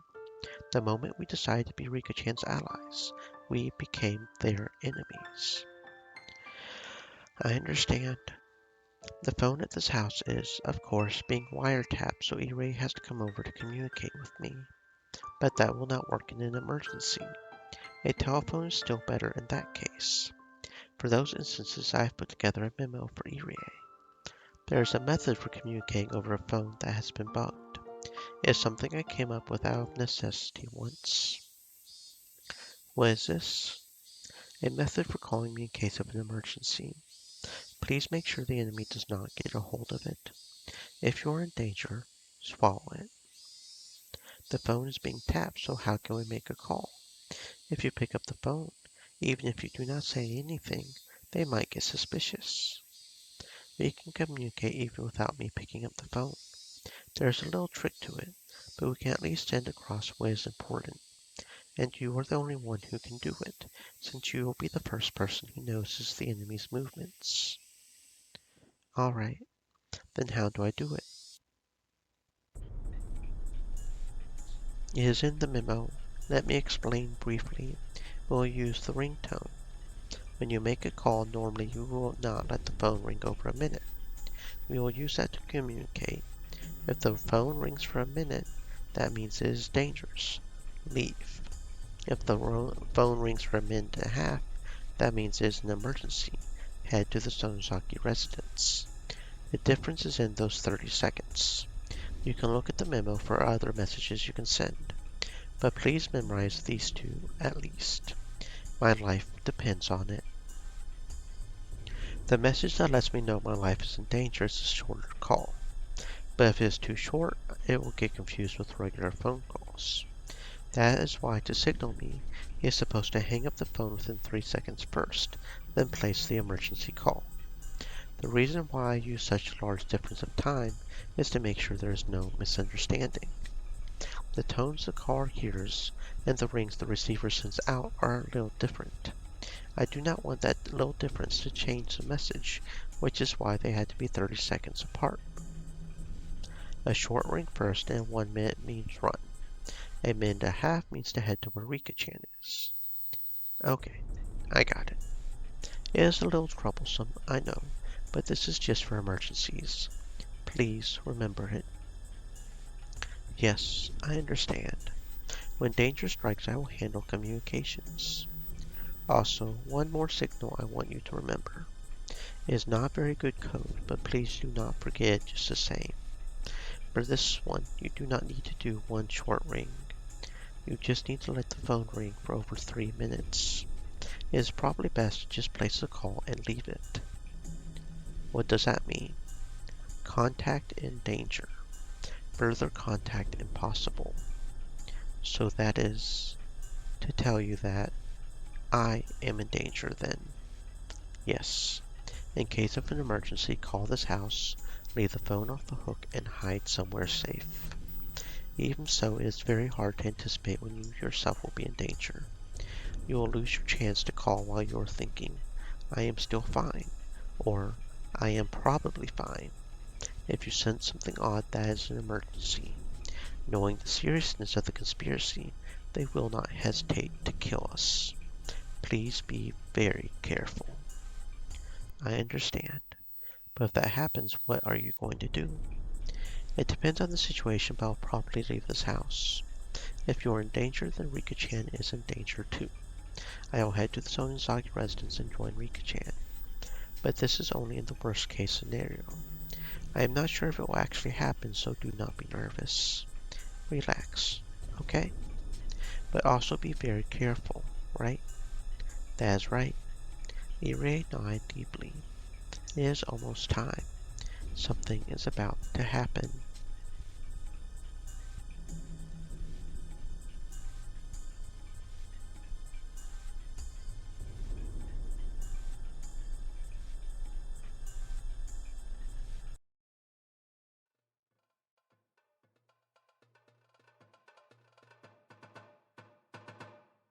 So that is it. Does anyone have any questions? I have plenty of questions. This could easily be one of those well-planned pranks. What I heard is just that extraordinary.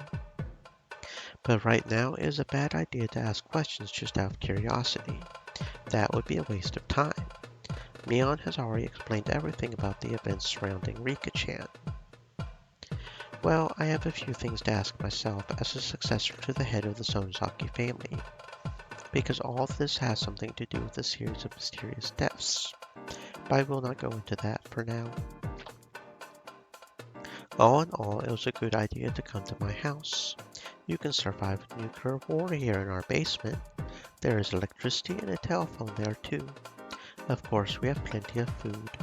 If the male dogs are really that tough, then this house is the only place in this village that is safe from them. I am sorry to have involved all of you in this. Rika-chan apologized from the bottom of her heart. Rika-chan has been dealing with a strange disease, this Hinamizawa syndrome, as well as all these suspicious Tokyo people, all by herself until today. She has been trying not to get us involved, and that is why she dealt with them all by herself.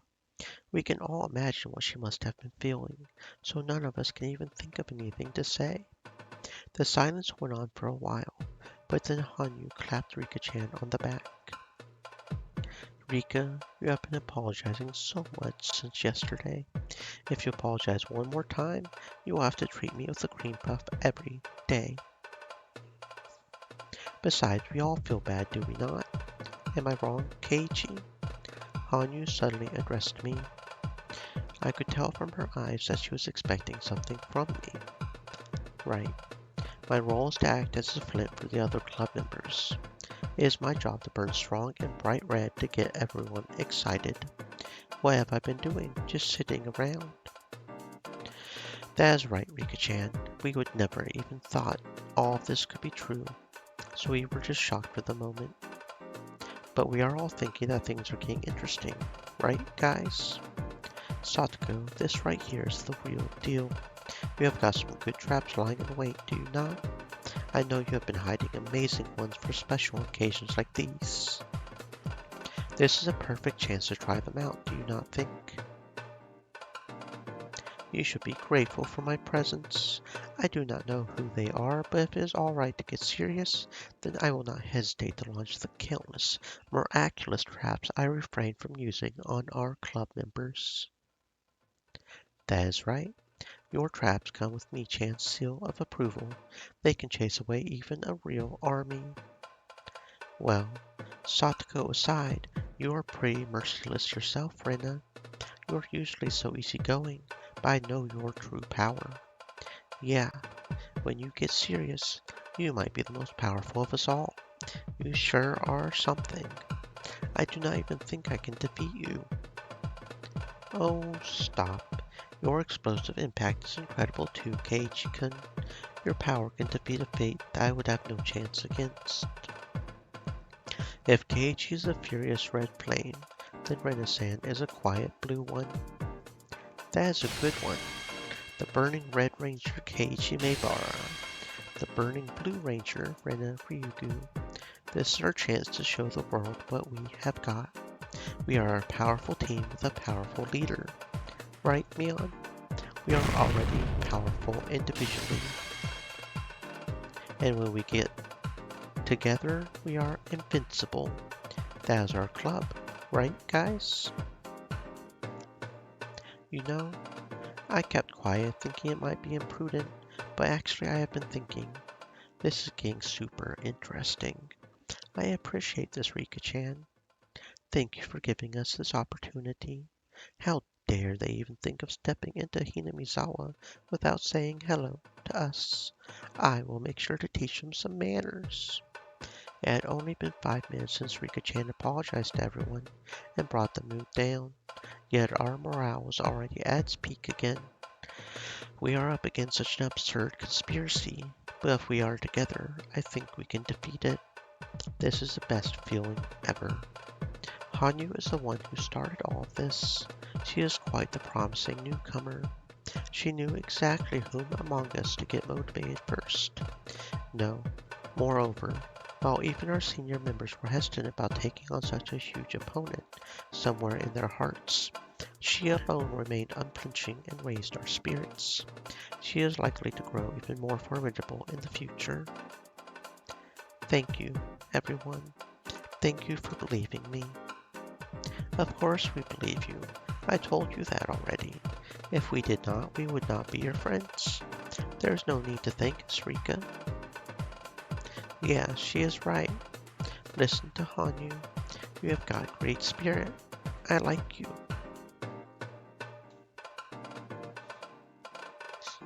I rubbed Hanyu's head. She laughed as if I was tickling her. Okay then, let us huddle. We have to get things organized. First, Rika-chan and Satoko are supposed to be absent from school because they are sick, but in reality they are hiding here. This is just a preventive measure. Nobody would even guess they were hiding here, thanks to a certain Akasaka. How nice of him. He came because of the promise he made 5 years ago. That is kind of cool. I am a little jealous. He is not my type, but I am a little jealous too. It is not like that, though. He works for the public safety at the police headquarters in Tokyo, and he belongs to a secret unit, right? That sure sounds reliable. Being part of a secret unit makes it sound even better, too. Akasaka is very strong. He is definitely reliable. But Akasaka-san's role is more of a protective one in case of emergency. Tomitake-san has a more important job of finding out things about our enemy. He is our true attacker. Plus, he is the only one who can call in the bloodhounds to take out our enemies. In other words, Tomitake-san is our key to victory. It is a bit unsettling to think that so much is riding in the hands of some dumb cameraman. Everyone teased her by saying they are going to tell Tomitake she called him that. It is not that I do not expect him to succeed, but I think we should come up with another tactic just in case. But Hanyu, what else can we do other than count on Tomitake? No, Hanyu is right. Tomitake-san is a key factor from the enemy's point of view too. If they find out he is investigating them, they might even have him killed. This is enemy territory for him too, after all. I think we should come up with something else, instead of just depending on Tomitake-san. Very true. It is hard to score with just one trap. I usually set many traps to deal with many different possibilities. That is basic trap tactics, you know? That is true. There is no need to limit ourselves to just one angle of attack. We should look into other methods besides what Tomitake-san is doing. But we do not know anything about Tokyo, do we? Well, if one of Tomitake-san's important jobs is to summon the Bloodhounds, I would like him to teach us how to call them. Then even if Tomitake-san is taken out by the enemy, we can still meet our victory conditions. Yeah, that sounds about right. Tomitake-san is really important.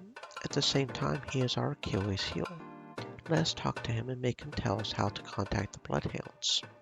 Problem is he is holed up somewhere in the city, and there is no way for us to get a hold of him. I think that is a great idea, though. The next time we get a chance to talk to Tomitake, let us ask him. So that is the first plan. Is there anything else? Before we knew it, Hanyu was making sure we moved along with our proceedings. Rena noticed that too, giving a pleasant smile to the girls trying to be a part of our group. This one is just insurance in case something happens to Tomitake-san. Let us think of a different angle of attack. What about something that would help his investigation? How intriguing! We will launch some kind of trap, grab them by the tail, and thrust proof that they cannot talk their way out of in their faces. What a perfect trap situation. If I am the one they want, why do you not use me as a decoy? It is dangerous, but Takano and the others need me, so they will definitely fall for it. That really is dangerous, but that would prove Takano-san is after Rika-chan. Have them see her and make them chase her. That could lead to something interesting, and that is where Satoko's heels come in.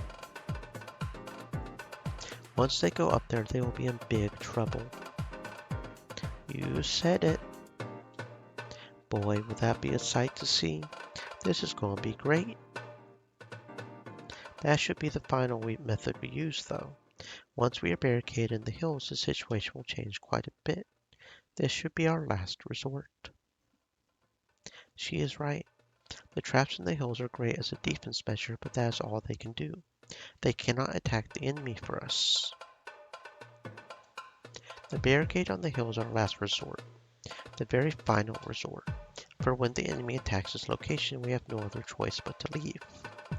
By the way, we have an underground tunnel leading out that is connected to a well in the back. Wow, your house is amazing, Mion. Oh shit, this is really getting crazy. The enemy is a mystery organization. We have a secret operation, a secret base, and now a secret underground tunnel.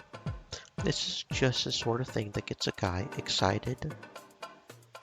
I am not a guy, but I am excited. Okay, now we have 2 ideas. We will come up with more. Can anyone think of anything else? Let's see. We want at least one more. That last one is a rather defensive tactic too. Is there not something more aggressive that is perfect for our club? You know, some way to hit them real good? An awesome blow that will set back their conspiracy. Can we pull off something like that? Yeah, I am sure we can. We are not as powerless as you think, Rika-chan. It is not like we do not have cards to play. You are their ultimate objective, and you are with us. That is one crucial card on our side, and not just in the sense of using you as bait.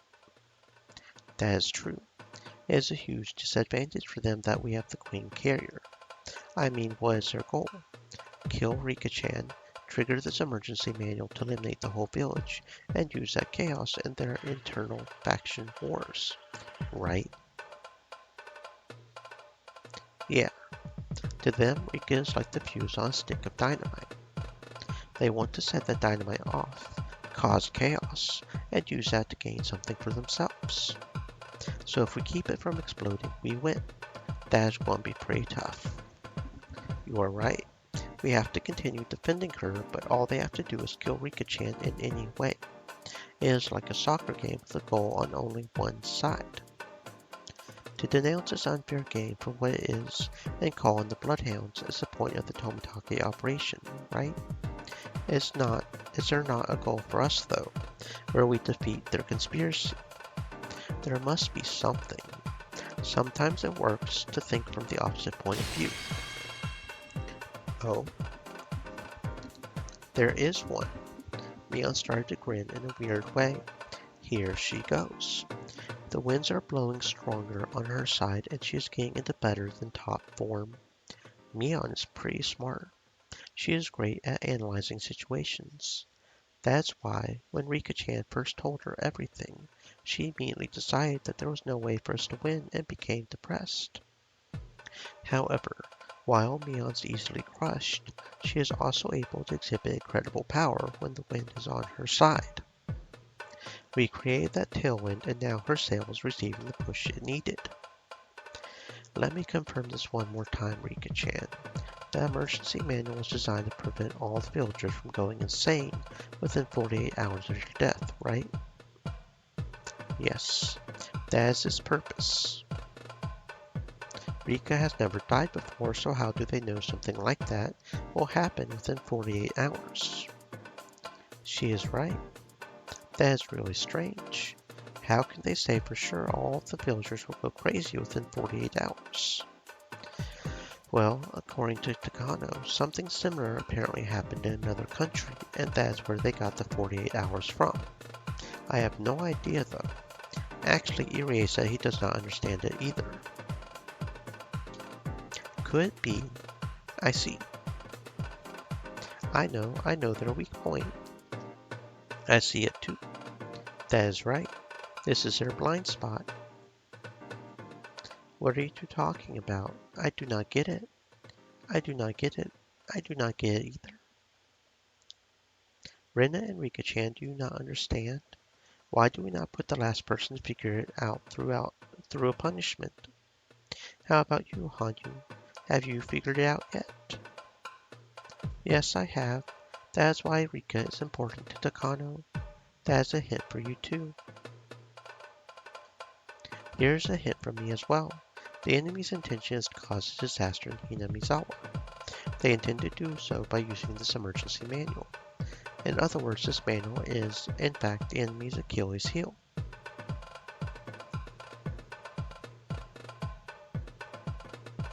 I do not get it.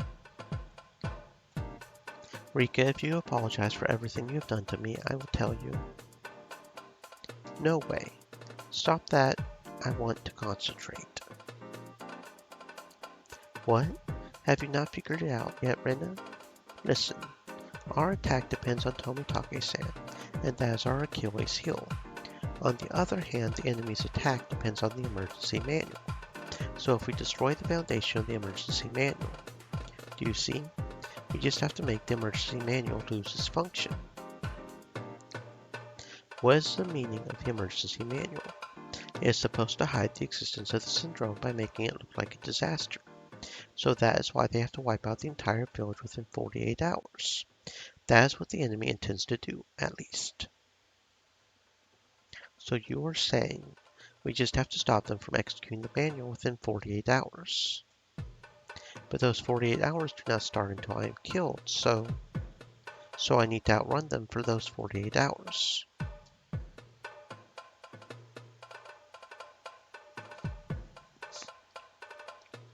You two are already saying the answer. You good? Let's say the answer out loud. Everyone ready?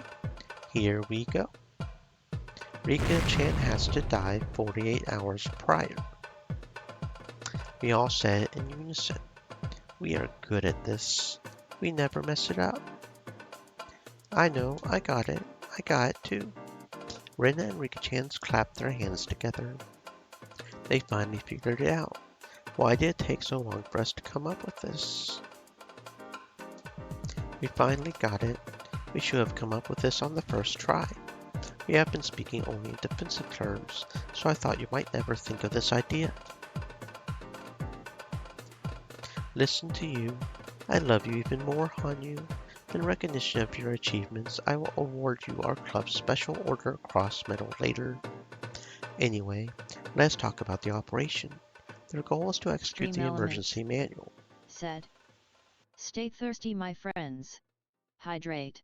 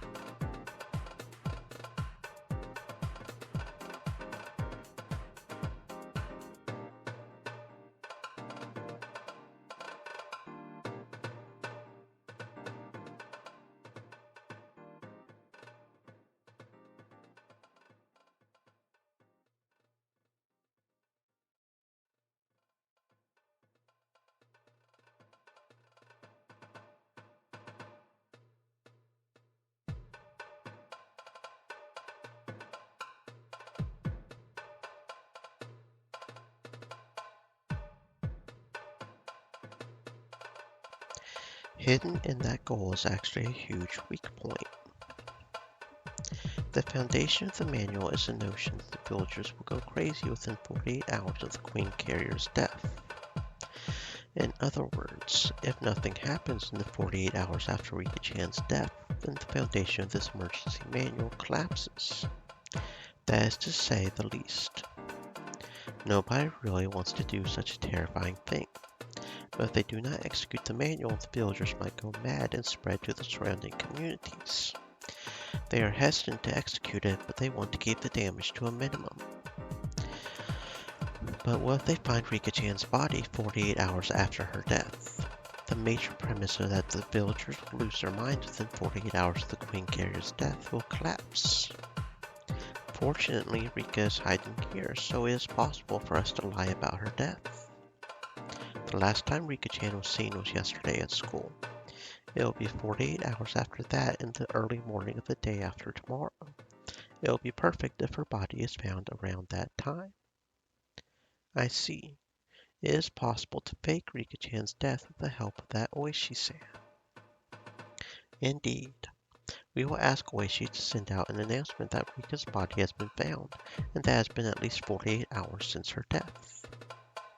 Well, it might create some issues if he announces it publicly, so we can just let the E-Ray Institute know. Coach is on our side, so it should be possible to deceive them. That is... what an idea! Once the emergency manual loses its credibility, such a horrible operation will never be approved. In other words, their weak points are the emergency manual and Rika-chan. Oishi has not agreed to help us yet, but I know he will.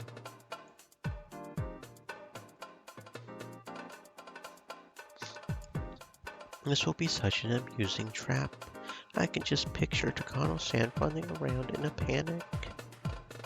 Takano believes Satoko and I are sick in bed with a cold, but as she has not actually seen us, she is just assuming it is true. But as it turns out, we were somewhere else, and suddenly my body shows up, having been dead for over 48 hours. This is going to be super thrilling.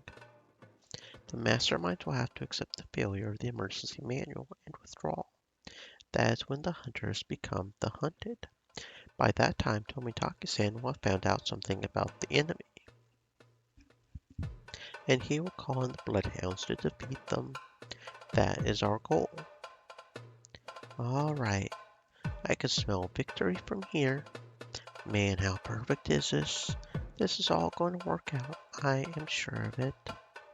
We all encourage each other with a hip hip hooray.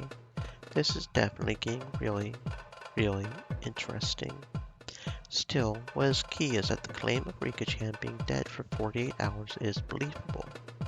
For that, we will need Oishi-san's help.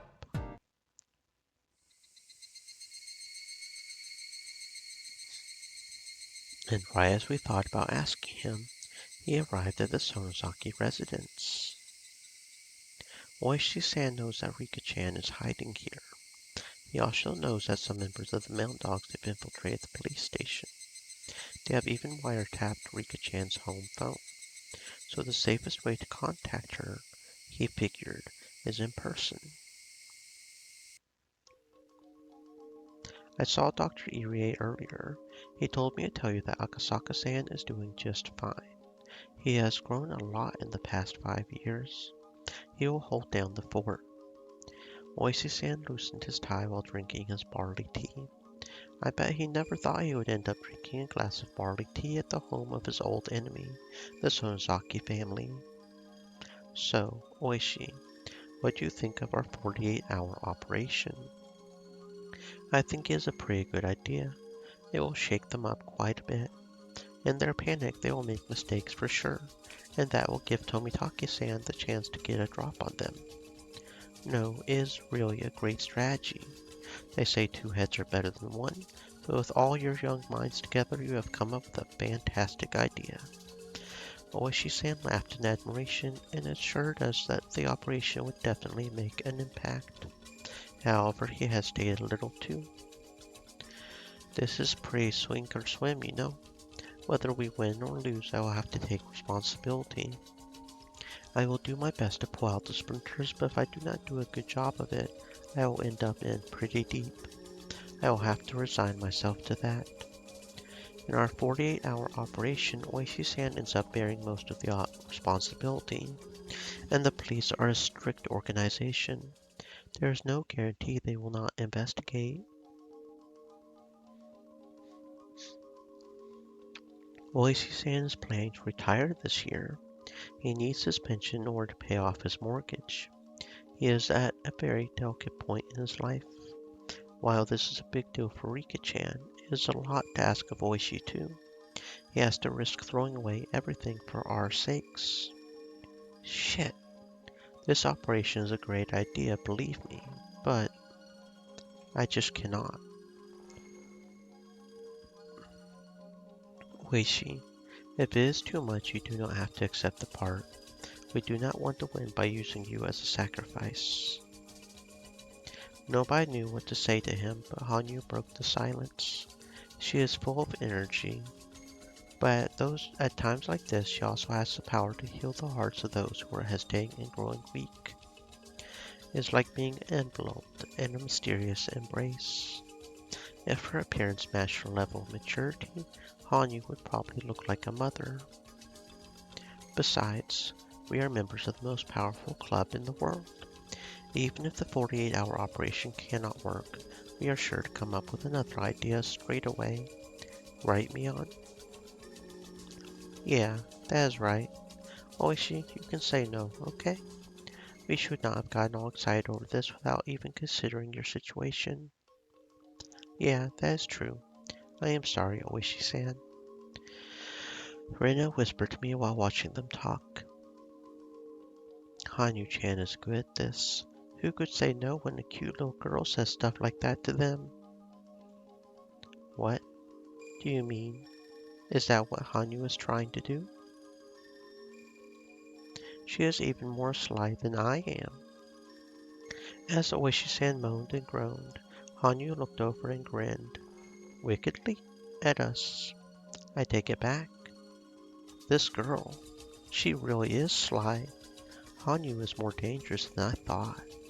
Next time we do a club activity, I will really have to watch out.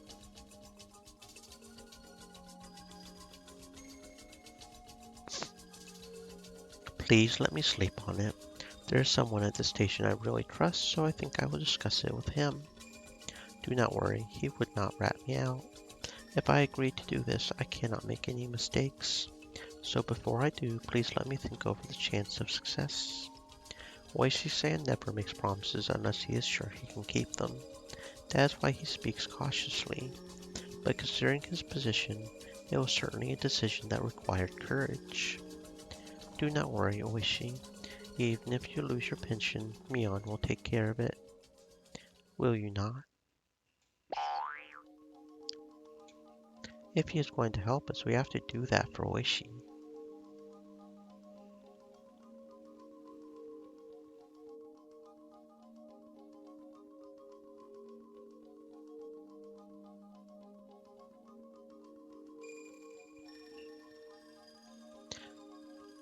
Well, you know, despite how I look, my family is pretty rich. We have got 2 sly foxes. Our club is going to be the epitome of a free-for-all in the future. The meeting ends with that.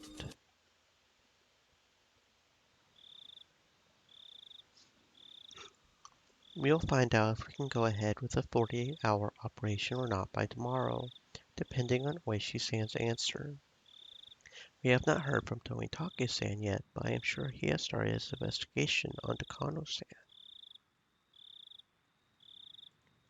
The coach and Akasaka-san have to wait patiently, each surrounded by the enemy.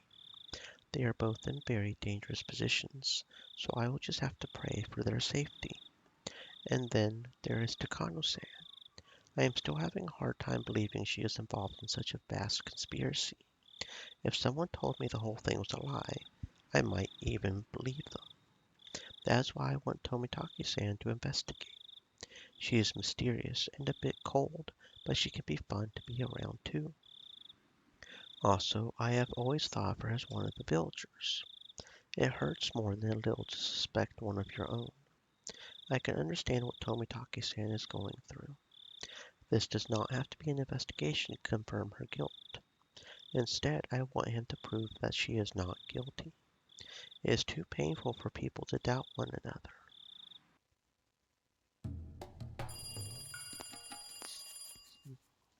Hello? Sorry for making you call me so often, First Lieutenant Tomitake. That is okay. Anyway, did you find out anything? A background investigation usually takes a few months. It cannot be rushed within a day or two. But Tomitake senses something huge has started to make its move after what Rika and the others told him. And it was definitely getting closer. But once it was close enough to see, it would be too late. That was why he was checking on their progress so frequently. We are still investigating Major Takano as we speak. When she took a position in the Alphabet Project, her background was already investigated by a different department, so we have requested those documents to be handed over. The entire team is investigating what she has been doing since the time she joined the project. Please give us a little longer. I understand. However, the situation is urgent, so please work as quickly as you can. Yes, of course. By the way, we got an emergency order to investigate the Urea Institute today, unrelated to your request. It is our top priority now. The Chief of Staff requested it. The Chief of Staff. And it is not related to my request? Yes. Well, it is supposed to be a separate matter, but from what I can see, I think this is a powerful boost from the top towards your investigation. The Chief of Staff is helping out. What does this mean? The only thing I can assume is that the top members of the JGSDF have realized the danger of the conspiracy surrounding the Urea Institute. Like Rika-chan said, if this conspiracy's intent is to execute the emergency manual, then the opposing camp will try to stop that from happening. My request for an investigation is the first step in putting a stop to their plans. So if the masterminds were influencing the Chief of Staff, he would probably try to shut down my investigation. But he is supporting it instead, which probably means that the Chief of Staff is not my enemy. In fact, he might belong to the opposing camp. No, it is hard to say if he belongs to them or not. He might just be under order from the ones pulling the string for the opposing camp. If that is true, then the enemy has already noticed something, and it is possible that they will start exerting pressure soon enough. So how much can I find out before that happens? I do not know much about the top brass. Still, for the Chief of Staff to get involved. Putting aside if Takano-san is guilty or not, I am certain that something extremely big is starting to happen around the Urea Institute. We are making progress on investigating the Institute. We have not analyzed the data yet, but some of the financial records are suspicious. We do not know if it is just a simple paperwork mistake, or if someone is actually trying to juggle funding, but I have an expert looking into it. What do you mean by suspicious? Well, as you know, there is an account for the funds supplied to the Urea Institute, but the numbers do not match up. It is possible that there are inflows or outflows of money that have not been recorded. Besides that, there are questionable dates on some receipts. We are suspecting forgery. Funds are usually supplied annually. For example, if a budget of 1 million yen is approved, 1 million is supplied in April, and the faculty manages those funds so they can keep things running for a year. So depending on how they use the money, it is possible to have some left over at the end of the year. If they only use 900,000 yen, they will have 100,000 left. Then for the following year, they will be told that as they only need 900,000 yen, 900,000 should be enough. Furthermore, there should be 100,000 yen left over, so they should only need 800,000 the following year. Therefore, they then only get 800,000 yen when April comes around, which is 200,000 yen less than the previous year. As some of you have already noticed, the more leftover money you have, the fewer funds you receive the next year. Therefore, it is smart to use up your entire budget. But some people try to get by until the end of the year. And if there's 100,000 yen left, they try to make it look as though they have used up the money, even when it is, in fact, in a safe somewhere. They report they have used exactly 1 million yen, and they get another 1 million for the following year. Yet there is still 100,000 yen sitting in the safe. This 100,000 yen is called a pooled fund or a slush fund. If they keep running with only 900,000 yen a year, then 100,000 will be added to the slush fund in the safe annually, and only a handful of people will know about that money. This is how public funds get embezzled or turned into private money. As we previously mentioned, the Alphabet Project is using this exact trick, and certain masterminds are pulling in huge amounts of public funding. To avoid this kind of situation, there is an audit of accounts performed every year, and oversight to ensure no one is fattening their pockets or creating slush funds. By the way, it has been said that the reason why civil engineering projects tend to start up at the end of the year is so that they will not have that 100,000 yen left, but that is not relevant right now. The point is that they have to work hard to get the funds they want.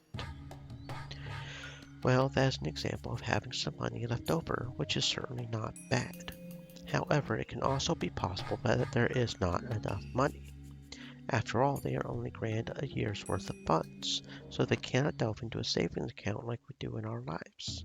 The excess money just does not exist. Therefore, an estimate report should never show more expenditure than revenue.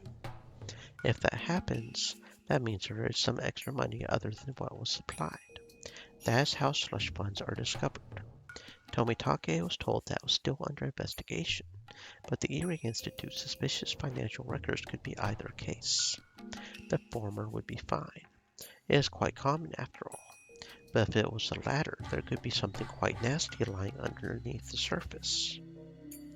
In other words, it was quite possible that funding was coming into the Erie Institute from someone other than the formal sponsors. To be more exact, there is a chance someone was interfering with the Erie Institute by supplying funds.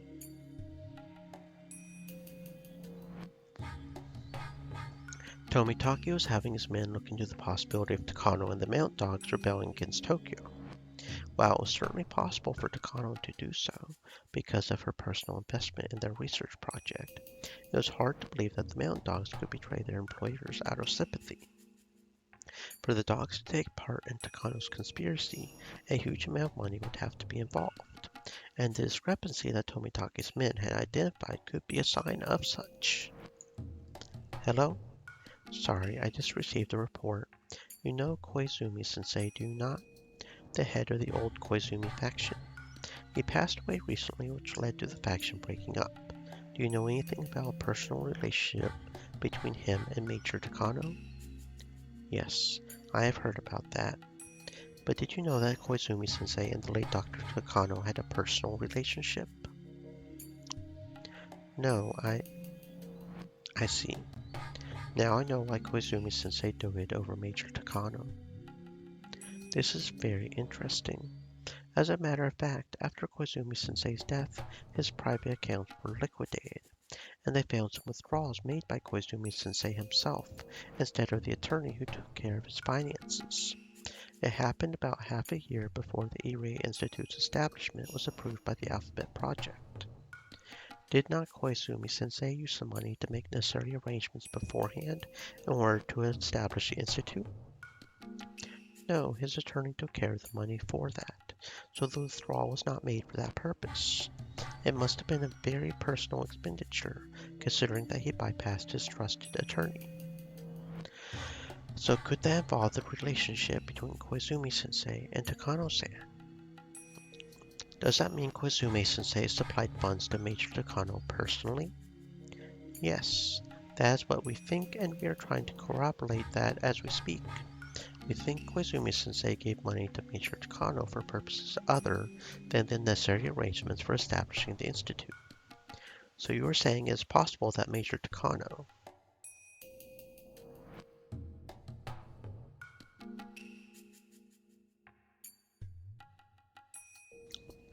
has a huge amount of cash at her disposal to help instigate a revolt. To establish the institute, Major Takano adjusted things with various organizations, but she did all that through legitimate means. So if she did not use any of her personal supply for that, she should still have the whole amount at her disposal. I am sorry, but what is that amount? 1 billion yen. What? I am very close to Takano-san, but I had no idea she was so rich. Actually, she is rather tight with her money. She never acted as if she had 1 billion yen just sitting around. But then that money is not just money to her. It is a form of support from her dear grandfather's friend. So she would have to save it for when she needed it the most. If the new board of directors had even a little interest in her research, she would have used the money on them. But they simply laughed at her. So Takano-san gave up on bribing them. Instead, she decided to use it now because her research project was going to be terminated anyway. With 1 billion yen, it might be possible to bribe the mountain dogs. If she has sponsors, it'll be even easier. Her grandfather could not complete his life's work, but she is planning a magnificent conclusion for it. Shit, those cannot be her true intentions. Someone has to be deceiving her. Takano-san, I am sorry. I am sorry I did not notice your sorrow, even though I have been right beside you.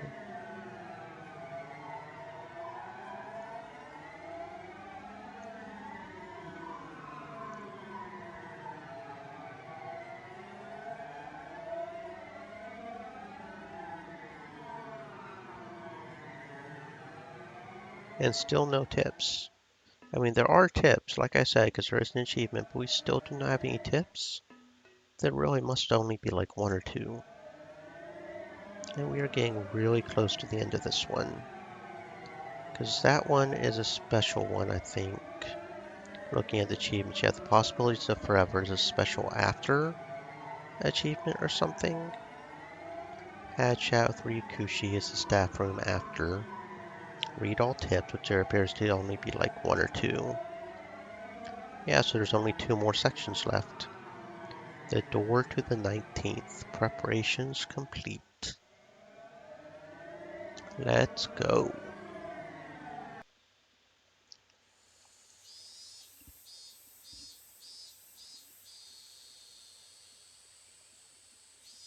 The preparation for tomorrow's festival is moving right along at the Furude Shrine. Vans and pickup trucks are bringing in tents and equipment, and the village youth group and some middle-aged men are unloading them. I heard Rika-chama is really sick. I hope she is okay. I heard she did not go to school again today. I hope she gets better soon. Dr. Irie, how is Rika-chama doing? Well, she had a bad cold, but she is starting to get better. She still needs to take it easy, though. I just went to see them and told them to stay in bed. I see. Satoko-chan is sick too. With both of them staying home and sick together, I am sure they cannot help but play around. Considering they got sick at the same time, Rika-chama and Satoko-chan are really close. Kimiyoshi-san, Dr. Irie just told us that Rika-chama and Satoko-chan are starting to get better. Oh, I see. That is good. By the way, about tomorrow's performance, you do not think she'll be able to do it, do you?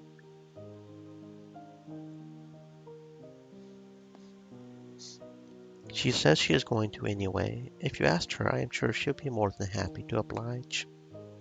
But as a doctor, even if she did not have a fever today, I'd rather not let her do it. That is no good. Oryu-san, Rika-chan is getting better, but she still has to stay in bed. Well then, we cannot force her and then see her collapse during the ceremony. People will say it is the curse of Oyashiro-sama. Well, the villagers are really worried. They say there might be a curse again this year. Besides, it is Satoko Hojo-chan and Rika-chama, you know? Some people are imagining some really horrible things. Nitwits. Rika-chama is a reincarnation of Oyashiro-sama. If she was cursed, the whole village would perish. Do not even suggest things like that. No, you are right. I am sorry. Dr. Irie, can I go see them? Please let them rest for a while. They are recovering and they are at an age where they will want to play. Someone visiting them would be too stimulating and they are sure to get out of bed. I see. I guess I should not. Doctor, please take care of them, alright? Not just Rika-chan, but Satoko-chan too. Really? That is surprising. Oryo-san always acts as if she does not even see Satoko-chan, but she just asked me to take care of Satoko-chan too. Sure, absolutely. I will make both Rika-chan and Satoko-chan better. You can count on me. If something happens, people will say it is the curse of Oyashiro-sama. Hey, Dr. Irie, do you not think it is foolish to talk about things like curses when we are in the 1980s, when people have gone to the moon? Yes, I do. During the damn conflict, we used stories like that for our own needs. The damn conflict is over now. But as long as we keep talking about the curse, the damn conflict will never end. Are you saying that if Satoko-chan dies, people will say that is the curse of the damn conflict?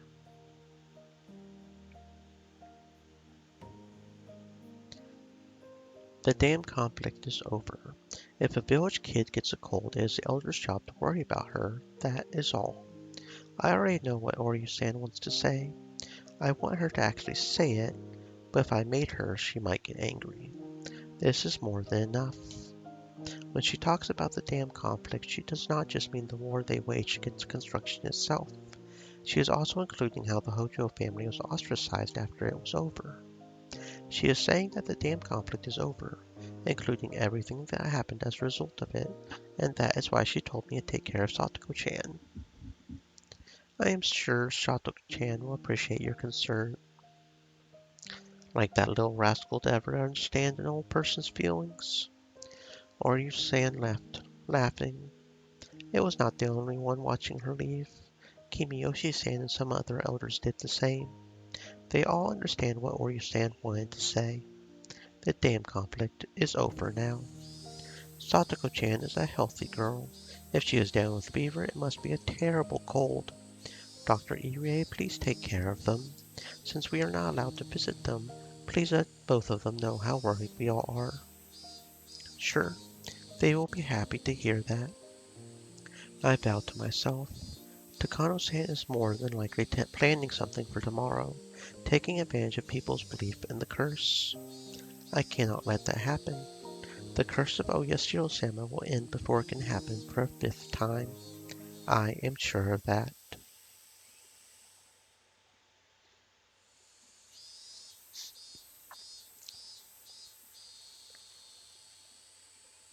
Moishi could not accomplish the 48-hour operation alone. He would need help from someone else. Oishi called up both Kumagai and the old man from forensics and told them everything. I know I am repeating myself, but this is a dangerous bridge we are crossing here. If I get a simple warning, that is okay. But if I get reprimanded, they will probably take away my pension. Hey, Oishi, I hear you always gather your colleagues at the mahjong parlor next door and threaten them every time you have a dangerous mission. It's the same old thing, right? Yeah, Oishi-san. Why do you not say if you do not want to lose your pension, leave while I count to 10, with more oomph in your voice like you usually do? Unless you say it that way, it just does not sound right. Well, this seriously is dangerous, Kuma-chan. Are you really prepared to lose your pension? Why do you not count to 10 then? Fine, I will count. If you do not want to lose your retirement money, leave before I count to 10. 1, 2, 3. Okay. Oh, hello. I spy a giant spider. It's at least half an inch long. I'm going to go take care of that really quick. Maybe.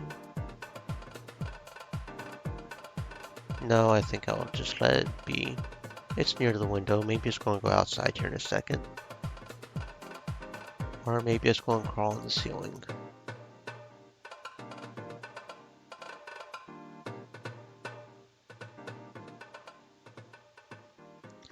I got it, Kuma-chan. You are serious.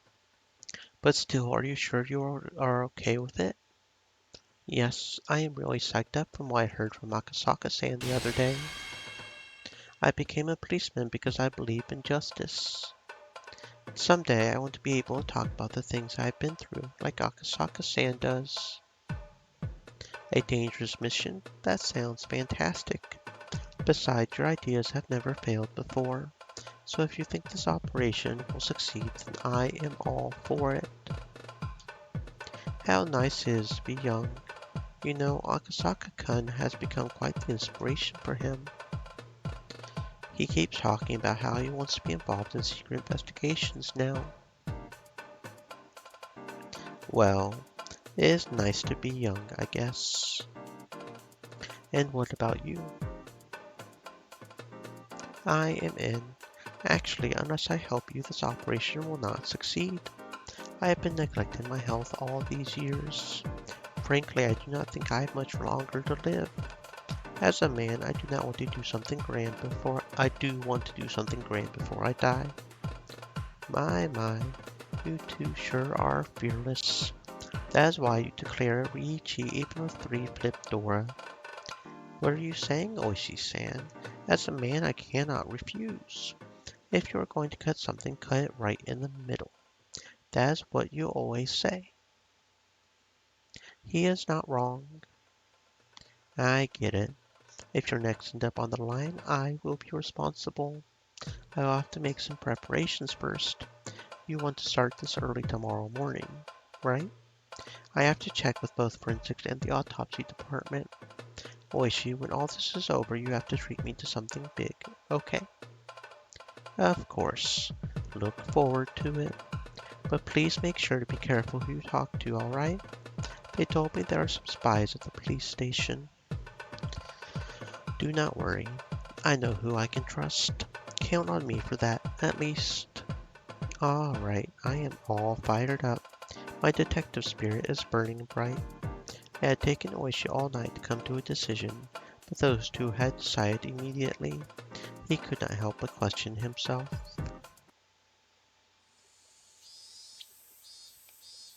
Okay, I have some errands to run, so I'm going to get going. Kuma-chan, could you please take the old man home? Thank you for coming here on your day off. Do not worry about that. It has been a while since something got my blood boiling. In all the years of my life, this is the first big stage to really test my manhood. I am not afraid. I am going to enjoy this. Thank you very much, old man. Kuma-chan, too. Oishi thanked them after seeing them off, although they could not hear. Oishi stopped by a flower shop. He bought a bouquet of bloom flowers. Usually the purple ones are the most popular, and Oishi was fond of that color too. But today he did not buy purple flowers, but got unusual white bloom flowers instead. With the bouquet in hand, he headed to the cemetery across from the flower shop. The date was June 18th. The real anniversary would be tomorrow, but as Oishi had to work on Watanagashi every year, he usually commemorated the previous day instead. It was the day before the anniversary of the death of the old man.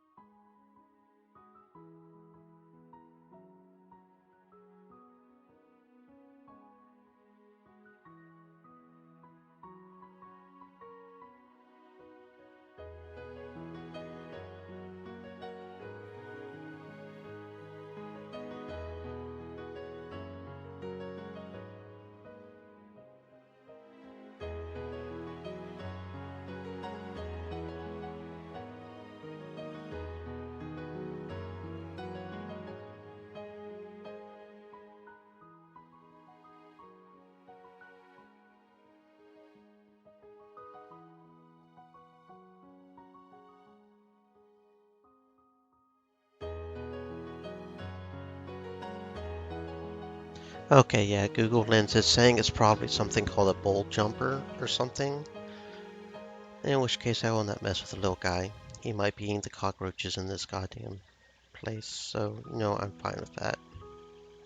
It is also giving two other possible results, but all three of them are spiders that do not seem to be harmful, so I will leave that little guy over there. He can eat all the other insects in this crappy apartment. I do not have a problem with spiders. Spiders eat the things I do not want to be around here, and they mostly stick to themselves. Kind of odd seeing him up there. Anyway, I just wanted to make sure that was not something more dangerous like a black widow or something, but I'm pretty sure it's not. Or a brown recluse. I do not need my body rotting in case I accidentally mess with one of those. Anyway, the real anniversary would be tomorrow. It was the day before the anniversary of the death of the old man. The one Oishi considered a best friend, a brother, and a father. Every year, I promise you that I will find your right arm, but I still have not had any luck yet. Oishi spoke to the grave. He laid the bouquet of white balloon flowers down on top of it, but I have finally got the chance to get close to the truth. You know, it is kind of funny. As it turns out, the Sonozaki family has nothing to do with it. I kept promising you year after year that I would bring Oryu here and have her grovel in apology, but I was so wrong this whole time. I do not know what to say. You would probably smack me if you were here. I thought I knew the winning tiles, and after countless safe discards, I got slammed with a bad hit. If I had not made that assumption and focused on filling my hand, then I might have been able to get a big one. I have not made any progress at all. It is the same with Mahjong. I am a fool for getting ideas into my head and then not doubting them even a bit. Well, she already had a vague idea. The way Irie had phrased it, he could already guess. There was no dark secret behind the old man's dismemberment murder. The events that followed were separate incidents. That particular murder was an individual incident and had nothing to do with anything else. Since the main culprit was the only one who was not caught, Oishi needed someone to blame, and the mysterious Sonozaki family was the perfect target.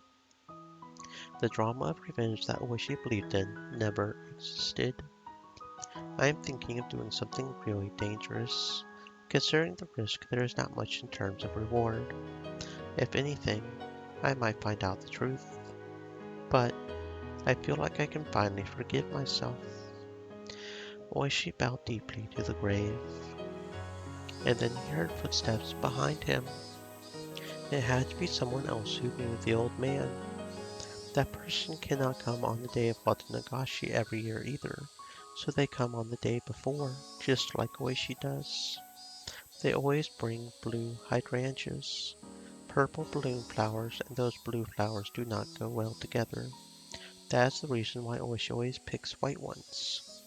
Usually the hydrangeas are already there by the time he arrives, but as Oishi had a secret meeting with Kumagai early in the morning, he came straight to the graveyard afterward and arrived before this person did.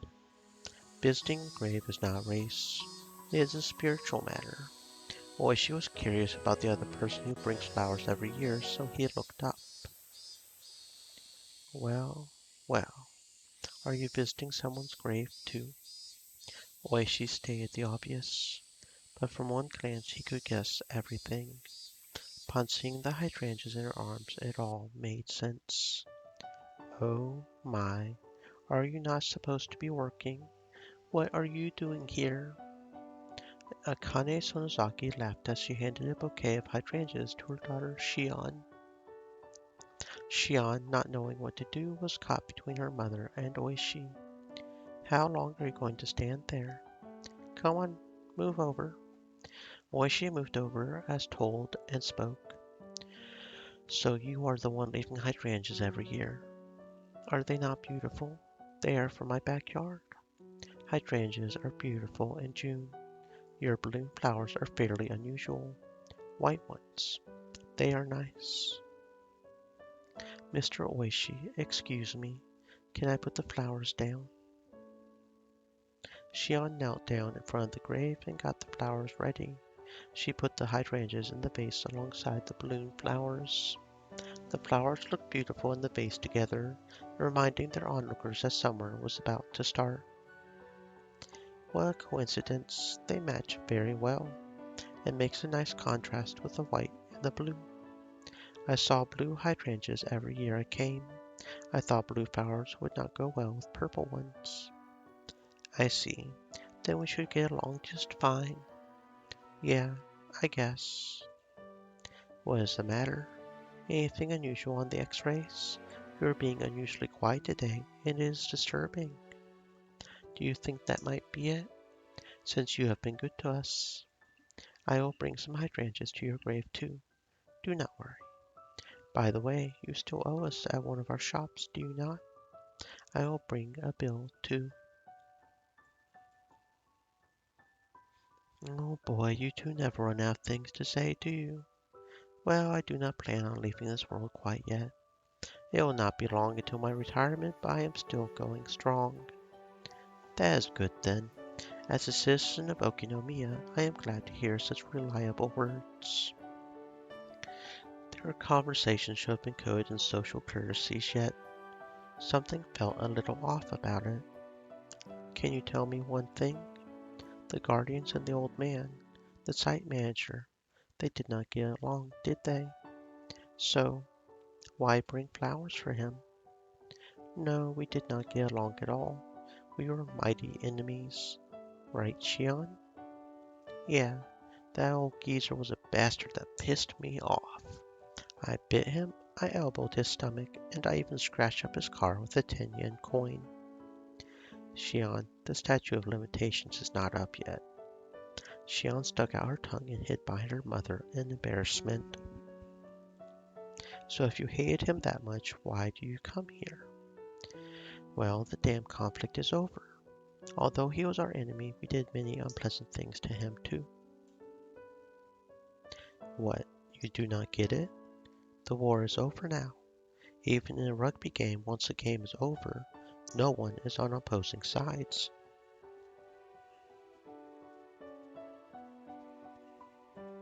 Nothing more than that. Akane said it as though it was a normal thing, but Oishi just could not understand. First of all, they hated each other. They hated each other. They spat at each other. How could they even feel like bringing flowers to his gravesite? However, Akane said that was normal. Their moral standards were not matching up. Actually, you are the one I cannot understand. I think the damn conflict has ended, yet in your head it is still going on, is it not? Oh no, it is over for me. I cannot even imagine hearing all that noise anymore. You have got to be kidding me. Then what is wrong with the Sonozaki family visiting his gravesite? Come on, move over. I brought something for him too. Akane took out a small package from her bag and put it down in front of the grave. I see that package every year. What is in it? This is ohagi, specially made by the Virago. Drinkers usually do not like sweets, so she made them without sugar. Are you saying that Oryu-san made ohagi for the site manager's anniversary? She does it every year. You did just say that you see it every time you come here, did you not? Oishi was stunned.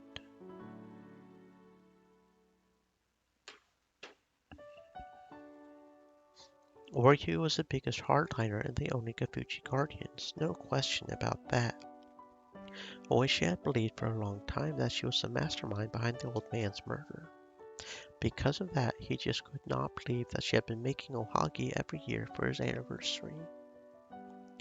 Do not give me that look. Let's not do this anymore, okay? Do what? Pretend that the Sonozaki family should not visit the site manager's grave. It will not be long now until it is 1990. By then, even the emperor might be dead. How much longer are you planning to drag out this war, which has already ended? Please, I do not even want to think about the damn conflict. There is nothing better than peace. The government was at fault. They should think about what they have done. But we were at fault too.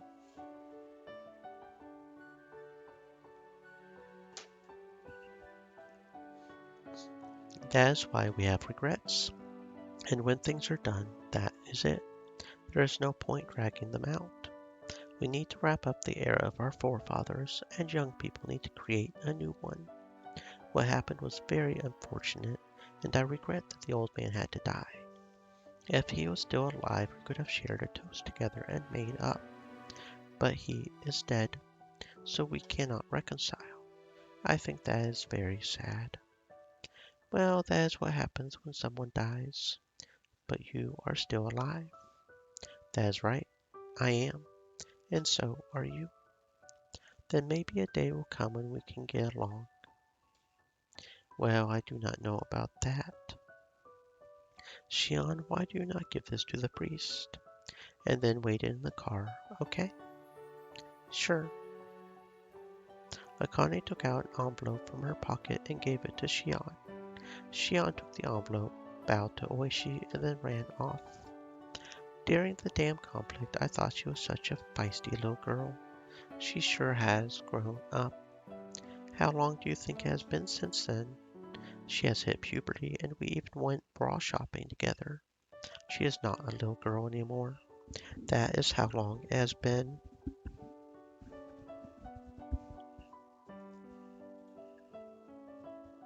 Yeah, many years have passed. Time is dense for young people, but diluted for old folks. The old ones are the ones who do not change, but young people keep growing, and before we know it, they pass us by. Then we simply withdraw ourselves and watch over them. See how it works. Yeah, I guess. I cannot believe I'm getting talking to from the Dark Princess of Shishibone, Akane Sonozaki.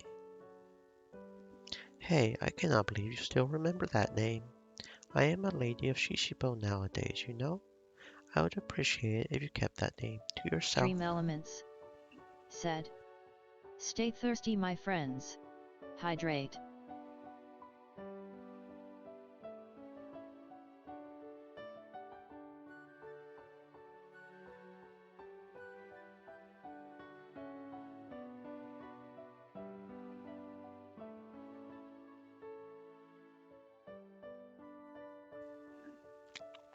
Yeah, I guess since the damn conflict is over now. That is right. It is all over. The two of them watched Shion and the priest exchange words in front of the main temple building. Both were silent, but the air between them was comforting. There was no breeze, and a cabbage-white butterfly flitted around them. We were supposed to be at work, but how about a round? Up for some fresh, cold sake? Maybe not today. I have to drive, and so do you, right? That is too bad. Well, maybe next time. Yeah, next time. Something that had been sitting inside Oishi for a long time had started to dissipate. Something had coagulated, was melting away. I better get going. Your daughter is waiting too, right? Yeah, she is. We have gone through a lot, but let's forget about it all. How about that? We will have a party one of these days. We will. Akane turned around with a big smile on her face, but all of a sudden it changed into an impish grin. Hey, Officer Oishi, since we made up just now, I got a traffic ticket yesterday and I was so mad that I ripped it in half. Do you think you can do something about that? Just go to the nearest police station for that. Maybe I can give you a priority spot in the waiting line. What are friends even for? Their laughter echoed under the blue sky.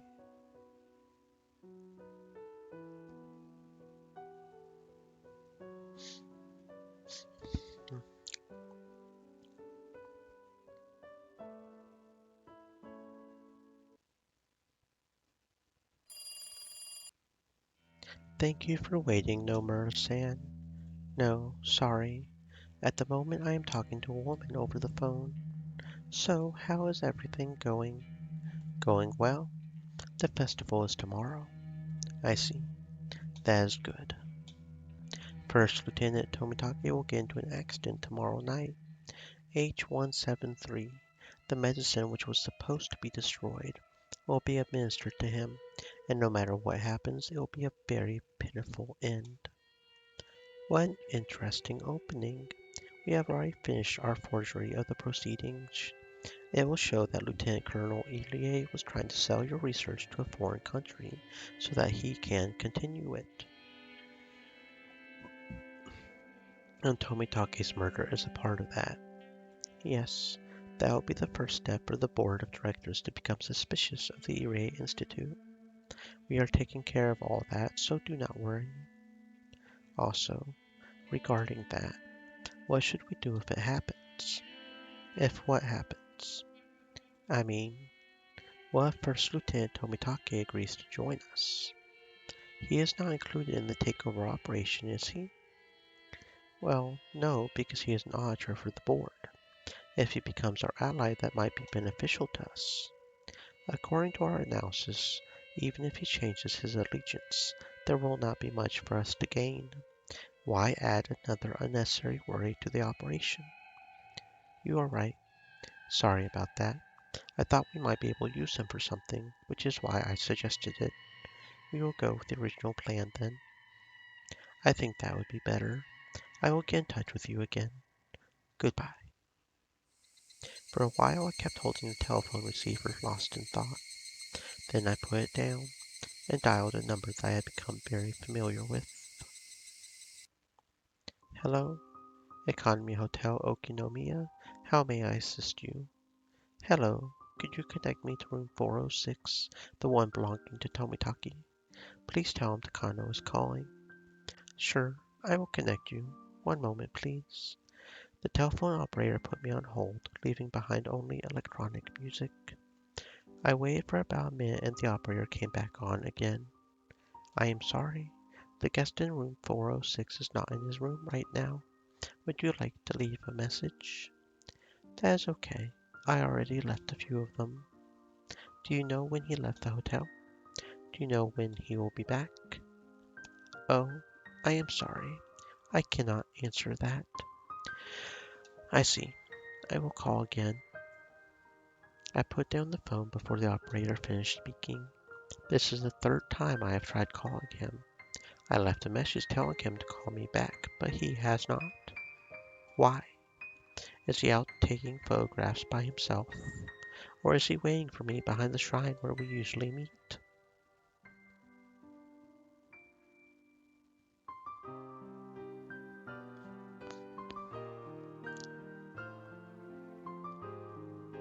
Who would think I would actually come all the way here, expecting him to be waiting for me? I am even surprised myself. People are in the middle of setting up tomorrow's festival. Tents are being put up for food stalls and preparations for various events are taking place.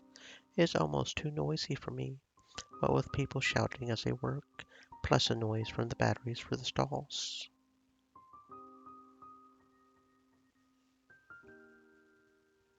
Soon I reached the back of the shrine before realizing it. This is probably the best view in the whole village. This is where Jiro-san and I usually meet. Just maybe. He is waiting for me here. Of course, that is just wishful thinking. God will never grant my wishes. He only has a bit of fun by testing me.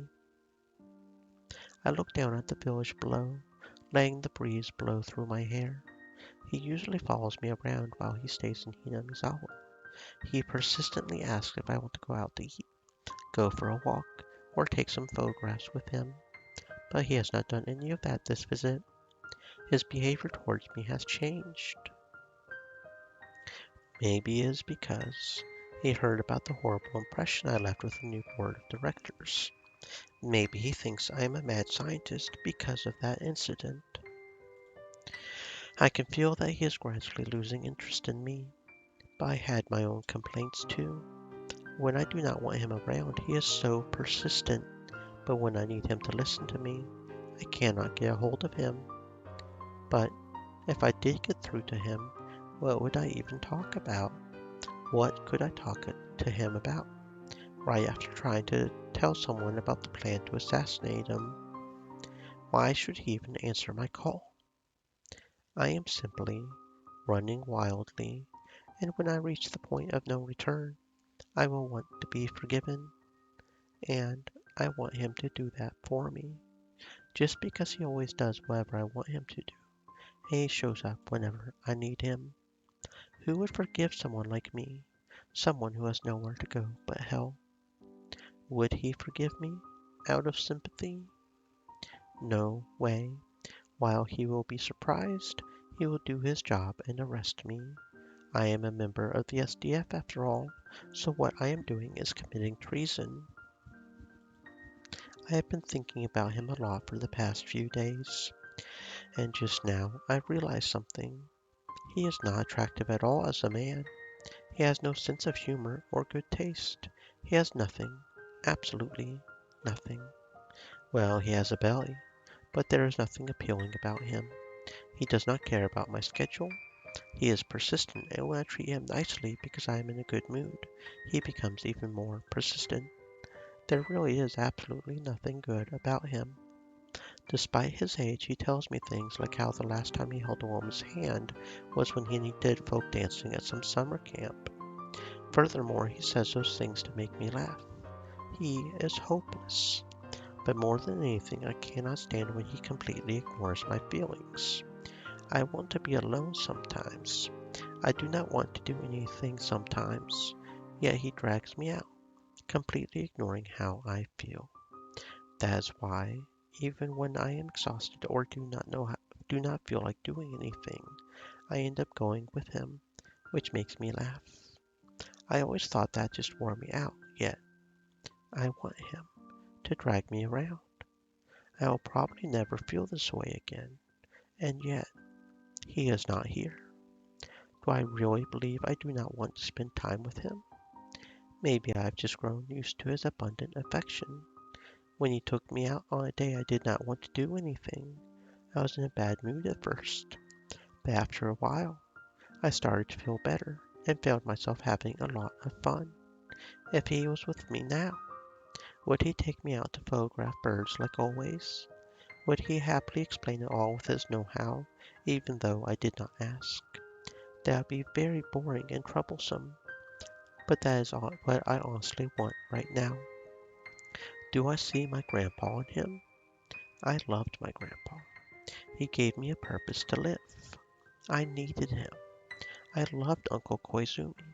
He helped me with my dream. I needed him. After both of them died, maybe I just sought their aspects in him. Am I starving for a protector? Maybe I am so traumatized by my parents' accident that I need to have someone nearby to watch over me all the time. Maybe I am still immature. My inner child is throwing a fit because she cannot put together a toy, saying that if it is going to be broken anyway, she is going to break it herself. It will not be just my problem. It will bring about huge, huge, irreversible tragedy. But that is the only way to prove the truth of my grandfather's work. That belief allowed me to prepare up to this point. In just a few days, the top members of the government will be scrutinizing my grandfather's article.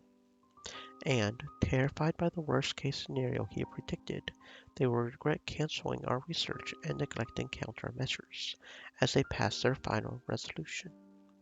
That is when my grandfather's article will become truth, his great work uplifted, and his name carved into the pages of history. And then he will become a god, an eternal existence, and I will reveal the god worshipped as O Yashiro-sama to be the Hinamizawa syndrome, casting them down to earth. I am going to complete the fifth curse of O Yashiro-sama with Jiro-san's death, as well as my own. I will become the one who curses, not the one who is cursed. I will be in the position to test instead of being tested. I will ascend to godhood. I am going to make the curse a reality, and I am going to kick the god of this place off her throne. and then grandfather and I will be together forever. Gods do not get tested. Fate does not test gods.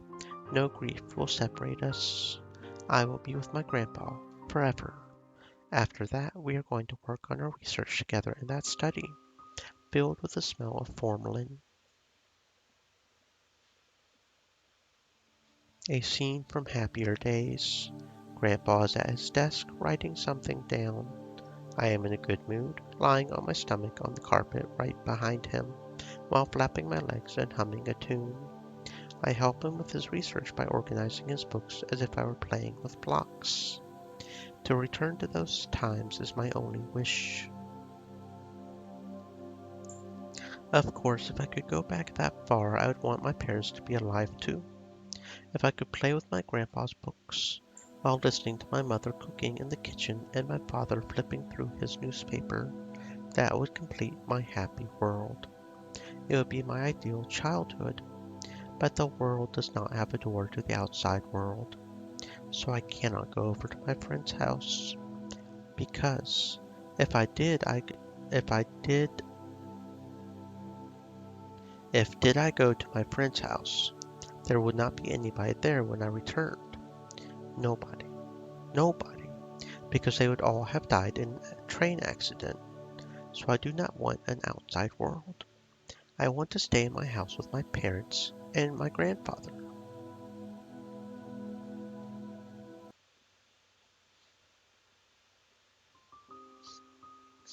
I am a doctor after all. I can analyze myself. I know that what I am wishing for is proof of my immaturity. But if I know that much, then why do I still long for a parental figure in Jiro-san? Even as I plan an operation which includes his death, I am still trying to hang on to him. If I am going to betray people so I can become a god, then I should remain a villain until my final moments. But if I would rather be a lonely little girl, then I should remain modest and humble until my final moments. Either way, if it is my way of life, nobody can criticize me for it. Because if I believe it is right, then all I can do is go on without listening to such criticism. But I still cannot decide, so I want somebody to criticize me. Nobody has ever criticized my way of life. That is why I want to hear someone do it. I want someone to tell me my way of life is wrong. I want Shiro-san to tell me I have done such a stupid thing, and I want him to slap me. Such masochistic desires speak a great deal as to how I am rejecting my present self. Am I really still longing for a parent? I am too old to call myself immature. Even if I do, nobody else will. No matter how immature I am inside, people will treat me as a grown person. They will say I possess an adult's responsibility and proper judgment, and that they have brought me this far already. Then I will be judged before the devil. Will I still plead not to judge my immature self as a grown-up? Am I going to act that pathetically even in front of the devil? I am already going to hell, yet I cannot completely become a devil. I hate the idea of hell, yet I refuse to try and repent. My mind can only float in a lake of blood, drifting as I drown. If only Jiro-san was here.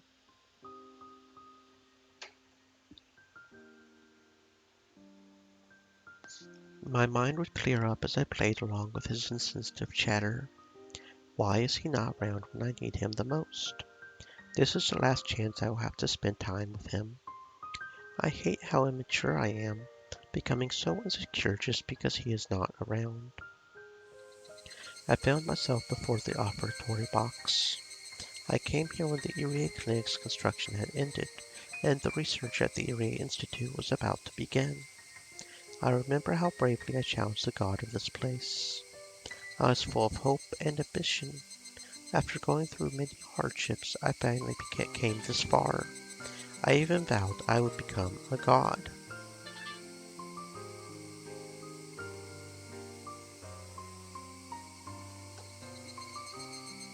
I did so in front of the god of this place. I can vaguely recall my grandfather telling me a story similar to that. That is right. It was a story of the Tower of Babel. When there was only one language in this world, all people lived in one place with one will. In a display of their authority, they started to build a tower that would reach heaven. God got angry because those people had forgotten how to show respect to him. He believed all of man gathered to commit such an affront because they all shared one language and one will. So their communion was shattered. People were thrown into disorder, and they were given many different languages so they would not be able to communicate with each other. And as they could not communicate with each other, many left, and the tower which challenged heaven fell to ruin. Something like that anyway. I am not sure what the lesson is, but this is what my grandfather explained to me. Building a tower that reaches up to heaven is the greatest challenge for humans, but it is also a challenge to God. The challenge of God was truly sinful, but as humans we could not help but test that untrodden peak. It is not easy to build a tower that is high enough to reach heaven. While they are building the tower, the people will fall into disharmony and lose the mutual understanding they once started with, their united wills thrown into disarray. This applies not just to a group of people, but can be said about one person as well. No matter how solid their will, the closer they come to heaven, the more limits God imposes on man. So even iron wills are sure to waver at some point. It is just too arrogant for humans to think that they can always carry out their original intentions.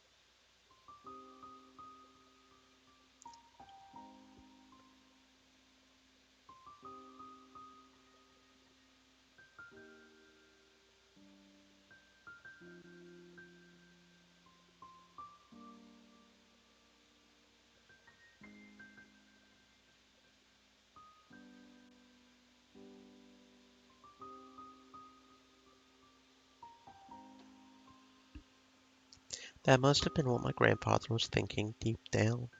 I am sure he lost hope many times since nobody ever recognized the value of his research. Yet he believed in himself, and he believed that someday his work would be appreciated.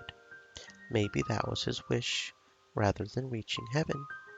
Grandfather realized he would not be able to complete his research, and maybe he was trying to find where he could compromise. Humans cannot build a tower that reaches heaven, but the story of the Tower of Babel is still around. It did not reach heaven, but we still tell the story of the tower that challenged God. According to the story, the tower was left behind with nobody to work on it. The incomplete tower stayed in that place for a long time, never achieving its goal. But if someone were to see it, they would realize how great it was that someone accepted that challenge and praised their name. I took over the tower from my grandfather and tried to make it reach heaven, but I ended up succumbing to the same fate. And if it is going to be destroyed anyway, I will try to destroy it myself. What am I doing anyway? If I had not tried to continue grandfather's research, his work on Hinamizawa syndrome would have remained forever. Even if it was an empty tower that nobody ever visited, if somebody did come by, they would praise whoever attempted that challenge. They would have praised my grandfather. But I took over his work, and I built the tower even closer to heaven, which made God angry, and the tower is now going to be destroyed. The tower will become a pile of rubble. When the Erie Institute is shut down, all of its records will be destroyed. My grandfather's wish for his work to be appreciated by someone will never be granted. I tried to make my grandfather an eternal existence, yet I ended up making that an impossibility. How can I call myself Mio Takano? Instead of inheriting the 1, 2, 3 from my grandfather and continuing the count to 3, 4, I reduced it all to 0. If it was not for me, my grandfather's work would have remained an empty tower. It would have stayed in this world forever. But I ruined it. I did that. I can feel myself sweating. The sweat reminds me that I have done something inexorable. When did I make a mistake? Where did I go wrong? It was not when I came here. It was before that. I started to walk down the wrong path long before that. If I put myself in my grandfather's spot, I know my grandfather was working on a great challenge. He built a mighty tower, and it was supposed to continue to stand there and wait for someone to appreciate it. Grandfather definitely said he wanted his work to be valued by someone, even after his death. But I misunderstood. Somewhere along the way, I made a wrong turn. I misinterpreted grandfather's wish, and I ruined it. I ruined everything. I tried to make him an eternal existence, yet I destroyed him. Grandfather built an eternal tower, yet I raised it. Where did I make a mistake? What went wrong? It is obvious. My grandfather counted to 3, and with that, it was complete. I simply tried to do more with addition, and everything collapsed. And now all of it is ruined. I should not have tried to count to 4. I should not have done anything. Besides, grandfather did not even ask me to continue his research. A little girl should not play in this dark study. Go outside and play with your friends. I remember my grandfather telling me things like that, but I refused and I stayed in the study so I could help him. And eventually he stopped telling me to play outside and just enjoyed having my company while he worked. But when we first met, he used to say things like that. Then what? Living with grandpa was the first mistake I made? Then what? When I escaped the orphanage, I should not have called grandpa. I should not have found a 10-yen coin. I should not have asked grandpa to help me. Now I remember. I know where I belong.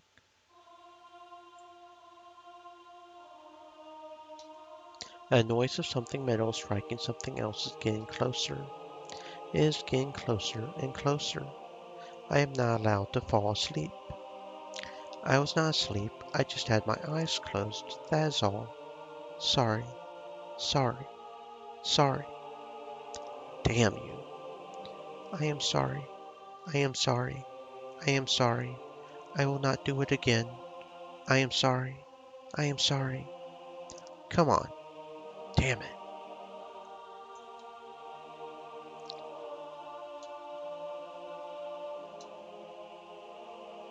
Do not kick, do not kick. I am afraid of the metal sound. Please do not kick it.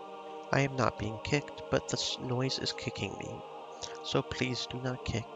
Please do not kick the metal fence. Please. My body is getting cracked. I think my body is getting cracked. All the dirty, itchy, and painful things soak into those cracks, and the filth and prickling feel horrible. It is soaking into my chest, gathering together. I desperately try to resist so that it will not touch my heart, but the dirtiness and itching draw together more and more. My whole chest is soaked, and soon enough my face will be swallowed. Even drowning in this dirtiness and itching, I try desperately to hold my breath, so that at least my heart will not be soaked with it. Damn it!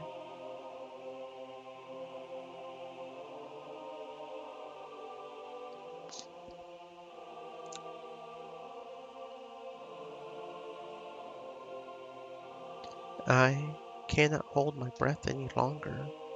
I drown in an ocean of muck, and yet, as I am taking on the muck, my heart desperately struggles not to be tainted by it, to rise above it until my heart, too, sinks into the sea of grime.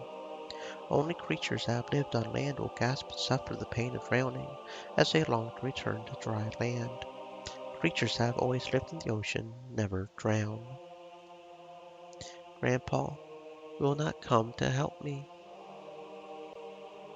That is the best thing for me and him both. I am.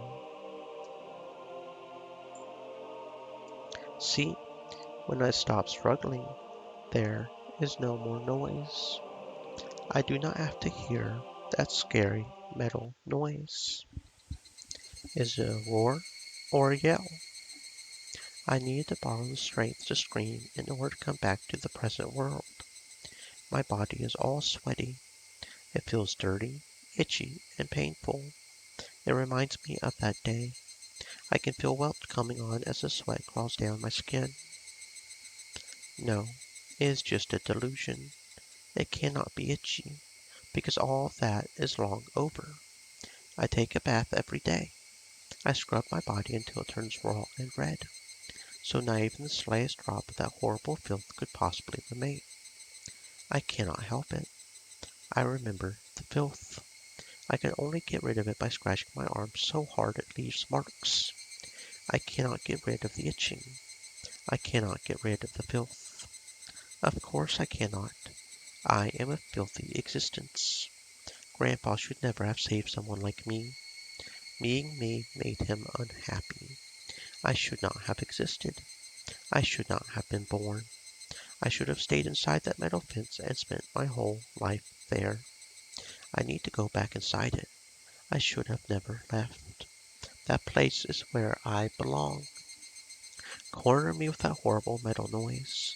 Crush me with that filth, itchiness, and pain. And then kill me, so that I will never meet Grandpa. Is that your wish? Yes, much like those left behind at the top of Babel's crumbling tower, or Icarus, unable to reach heaven only to fall. That is my final wish. Bring me back inside that metal fence, and give me back the fate that is suitable for my filthy existence. The wish of a liar will never come true, but I am not a liar. You have spoken your true wish once, yet you have yet to realize that is your greatest wish. I cannot grant that wish just yet. Are you saying that is the punishment we sinful humans face for challenging God? You should already know. The strength of your desire is what creates the future. You lack that strength. I... Are you saying I have not tainted myself enough? Will even the gates of hell remain shut for someone not fully committed like me?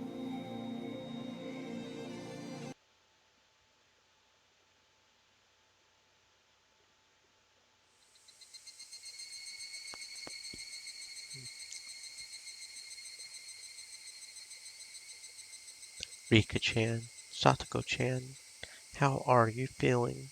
Is Irie? As Akasaka-san warned me, I have to be careful. Akasaka-san opened the door silently. How are you doing? It is bustling outside. Yeah, everyone is busy getting ready for tomorrow's festival. I brought some shaved ice for you, courtesy of the refreshment stand committee. Let's have some. Thank you for that. I will have some. Akasaka is wearing a t-shirt, but he is still drenched in sweat. All the windows have been shut, and he cannot even open the curtains, so it's very hot inside. But even accounting for that, he is still sweating like mad. Look how sweaty you are. It sure is hot in here.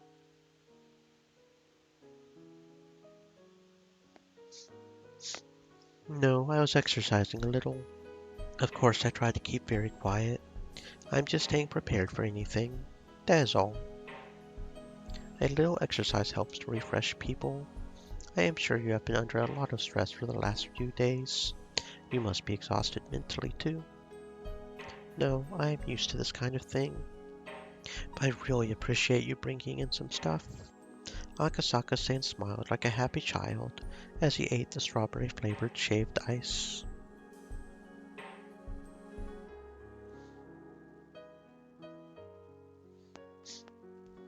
So has there been anything yet? Have you heard from Tomitaki-san? No, nothing yet. But Takano-san was saying she cannot get a hold of him. That is right, he changed his hotel. Do you think she has noticed something? No, I do not think she has. I told her he is probably just going around taking pictures.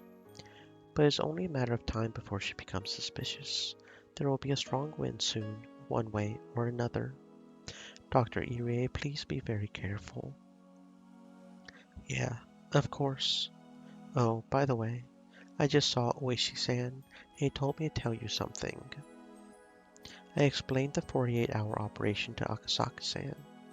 Akasaka-san seemed impressed with the notion, especially because I told him it came from the girls.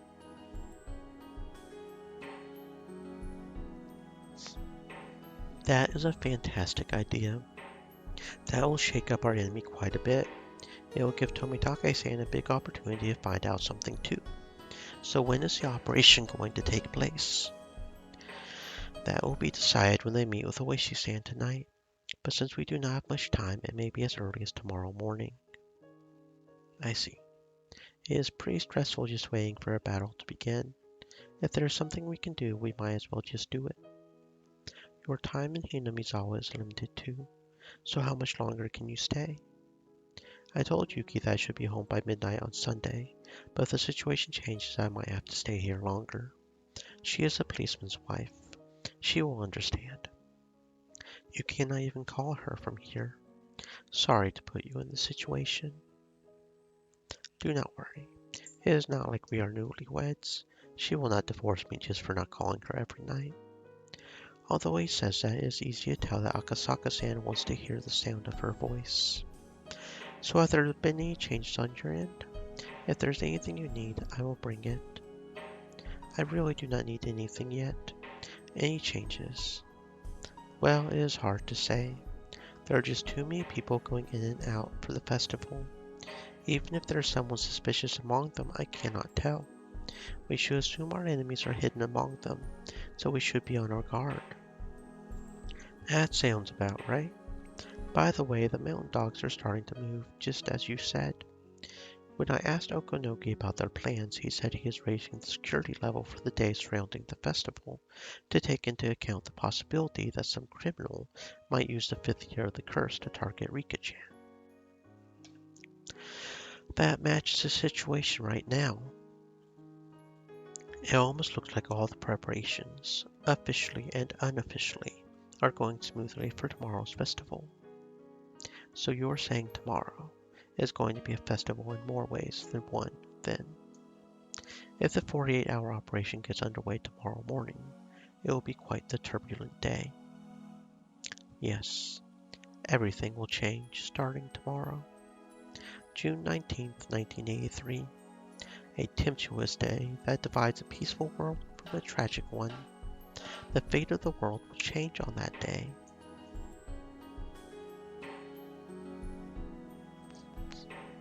I finished my secret meeting with Akasaka-san and left while calling up to the second floor window, pretending to address the girls.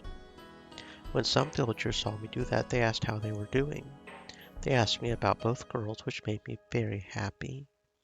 What Oryu-san said yesterday has already spread among the villagers.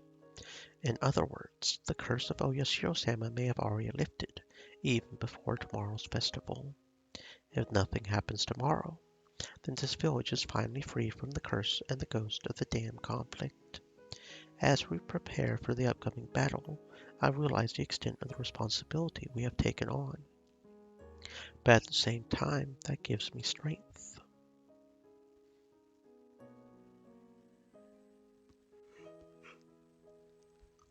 After greeting officials under the main tent, I ran into Takano-san as I headed back to the clinic. It is unusual for her to be here alone. If Tomitake-san was with her, I could understand, but she would never come here by herself. For a moment I thought maybe she suspected a connection between me and Akasaka-san, but it does not seem that way. I am relieved. This is unusual. What are you doing here? Nothing really. I am just taking a walk. I see. It is a nice day today. I bet it is a perfect day for taking a walk. I wonder if Jiro-san is taking a walk too. Those words have strange nuance to them. Takano-san normally only spends time with Tomitake-san out of politeness. At least, that is how she has been acting. So when I heard her say that, I was a little surprised. Maybe so. He is from Tokyo. I am sure he is enjoying the fresh air and the beauty of Hinamizawa. Director, do you have any idea where Jiro-san went? No, I do not. He did not come to the meeting last night. It was a good thing someone else was there to take his place, but he should have been there. He is neglecting his job, do you not think? This is going in the wrong direction. I have to change the subject. Well, I am sure he needed a little break. I bet he wanted to be alone, just like you. Yeah, I can see that. I think that went well. She did not ask about Tomitake-san after that.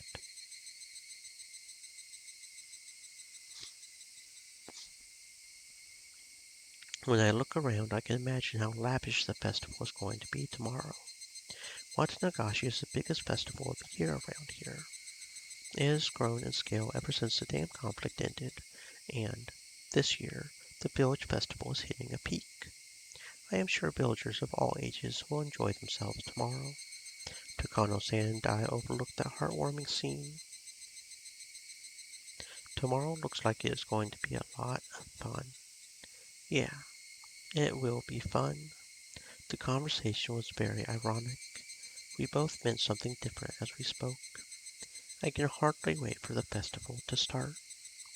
Yeah, a fun festival is about to begin. I noticed an indescribably bitter smile on her face. I hope it will be a nice day tomorrow.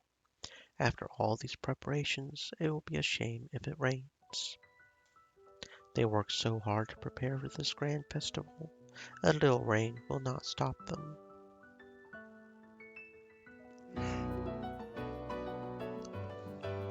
Yeah, I guess. There will be a festival no matter the weather. Yes, there will be a grand festival. I am sure of it.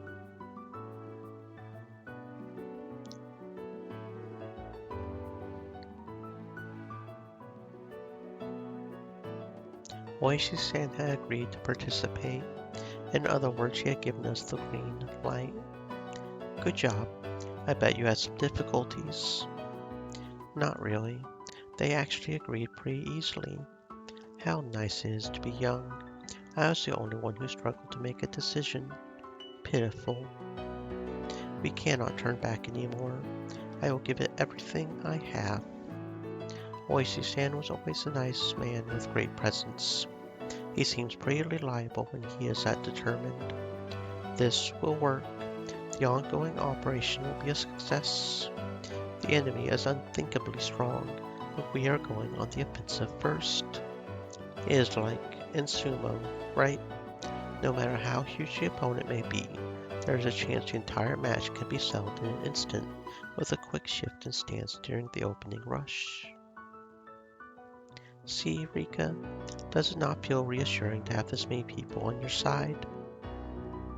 I do not intend on refuting you anymore. I was almost ready to give up just a few days ago, but now I cannot believe how much the situation has evolved. It just might be possible to change our fate after all. Rika, that is not good enough. You are right. I should not say we might change our fate. We will change it. We will win. We will defeat fate. In any case, then the timing of our trap is extremely important. What do you mean timing? We should act immediately. Tonight it will have been 48 hours since Rika-chan disappeared. The longer we wait, the better the position the enemy will be in, so we should act as soon as possible. That is true. If we are too careful, that will give them more time. Our defense ought to be cautious, but our offense ought to be bold. It is very reassuring to have you both your seals of approval.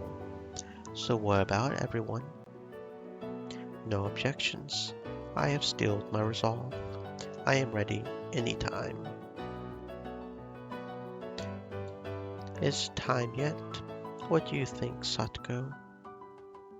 We should go with haste, of course, but right now may be a little too hasty. If we are to surprise them, I think we should do it more carefully. A surprise attack should take place at night. Is there any better timing than now? Calm down. You are both right. Surprise attacks usually do happen at night. But look at us now. We are still up even though it is that dark outside, right?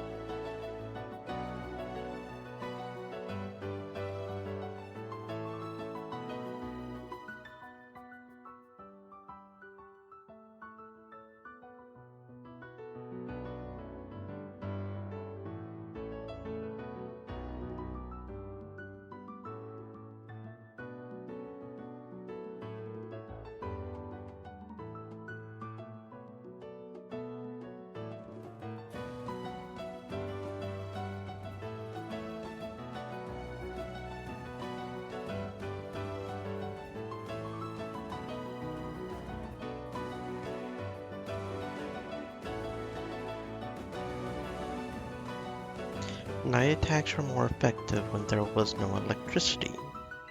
Nowadays, surprise attacks do not always have to take place in the middle of the night. There is an even better time than that. Is there really a better time for surprise attacks? I understand. A daybreak sortie, right? Oh? You know some interesting terms, do you not? It is true that the worst time to call someone is not in the middle of the night, but early in the morning.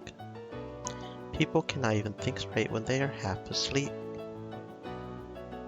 A surprise attack at dawn. Yeah, that is a great time to do it. Yeah, I think that'll be the most effective. Knowing how Takano-san is, it's more than likely that she'll do something to make it look like the 5th year's curse, and she'll try it tomorrow night. It is normal to try to get plenty of sleep the night before. I now know the perfect time to spring my traps. A surprise attack at dawn. Man, that sounds badass. I have always wanted to do something like that. I am fired up. You are just like my men, Maybara-san. Hey, does that mean I am the only man involved who is not psyched? My oh my. Alright, ready then? The 48-hour operation commences tomorrow at dawn. The question is how they will react. We will be confusing them, and once we see their response, we will attack. This is a raid. Okay, as leader of this club, I now decree that the 48-hour operation is now in effect. We will carry out our task at 4 tomorrow morning. It will get busy all of a sudden. All members should be ready for an immediate response. Prepare yourselves physically and mentally. And do not forget, the fate of Hinamizawa rides on this battle. The enemy's conspiracy could end up destroying this village. We will never let that happen. Well, we will see how the enemy will react. Will they become demons or serpents? Maybe they will become kittens.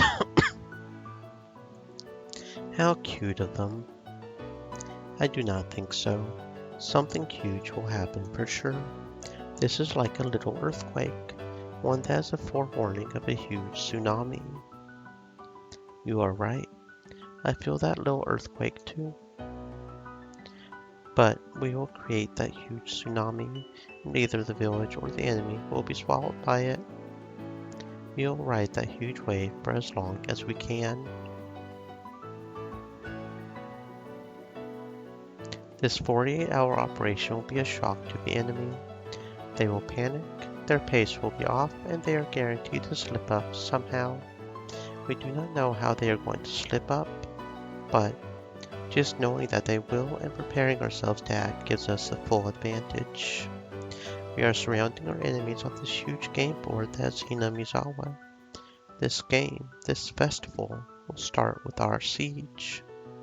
Come on, we are ready. We are ready for June 19th, 1983. Hey, Rika, have this many emotions ever gathered on this day? Actually, there were always this many emotions in this world. There were always countless numbers of them gathered on this forgotten June 19th. We just never realized it because we always looked at the world subjectively. There are so many people in this world, and each of them has a very important emotions. Those countless feelings are collecting together and giving shape to this world, this fragment. With this many emotions, what kind of world will we see? What kind of fragment will we be granted? Who will win? Takano or us? The time to find out is now. Let's open it. Let's open the door to June 19th of 1983.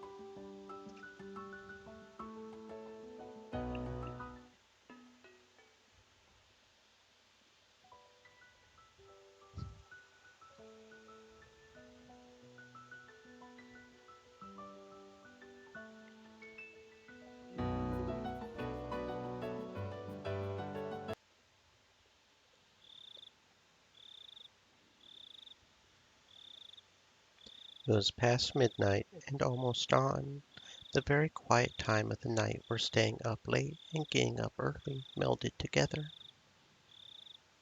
That exact thing was happening in the offices of the Okanoki gardeners.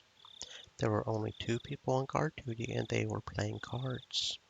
They were not sentries, so they really did not need to be on guard all the time. However, they were not allowed to fall asleep either. After the TV broadcast went off the air a little past midnight, they usually ended up playing cards. Suddenly, the phone rang. The phone was right nearby, so one of them answered immediately. "Thank you for calling. This is Okanoki Gardeners." "Yes." "What?" Suddenly, the man taking the call stood up with a jolt. He even hit his knee against the desk, but he was too panicked to care. Takano dashed into the underground security room in a hurry. "I am sorry to bother you, Major." "Forget the coffee. Give me an update."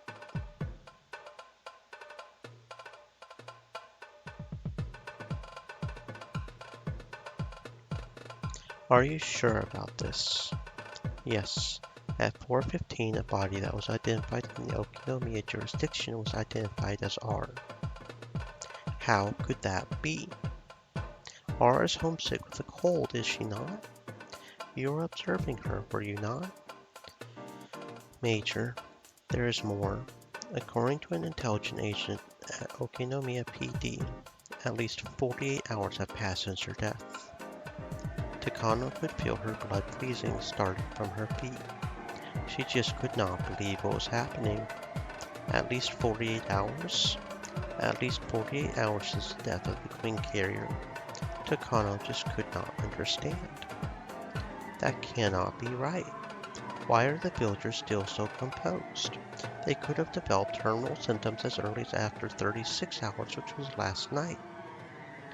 But according to the intelligence agent, this is reliable information, and the station was even put under a gag order because they were fearful of the religious impact it could have on the village. "What do you mean? Then who do you have observing that house?" "Major, our observation system is perfect. Stream Rika Elements Furude is over there at the said, house." "Stay thirsty, my friends. Hydrate."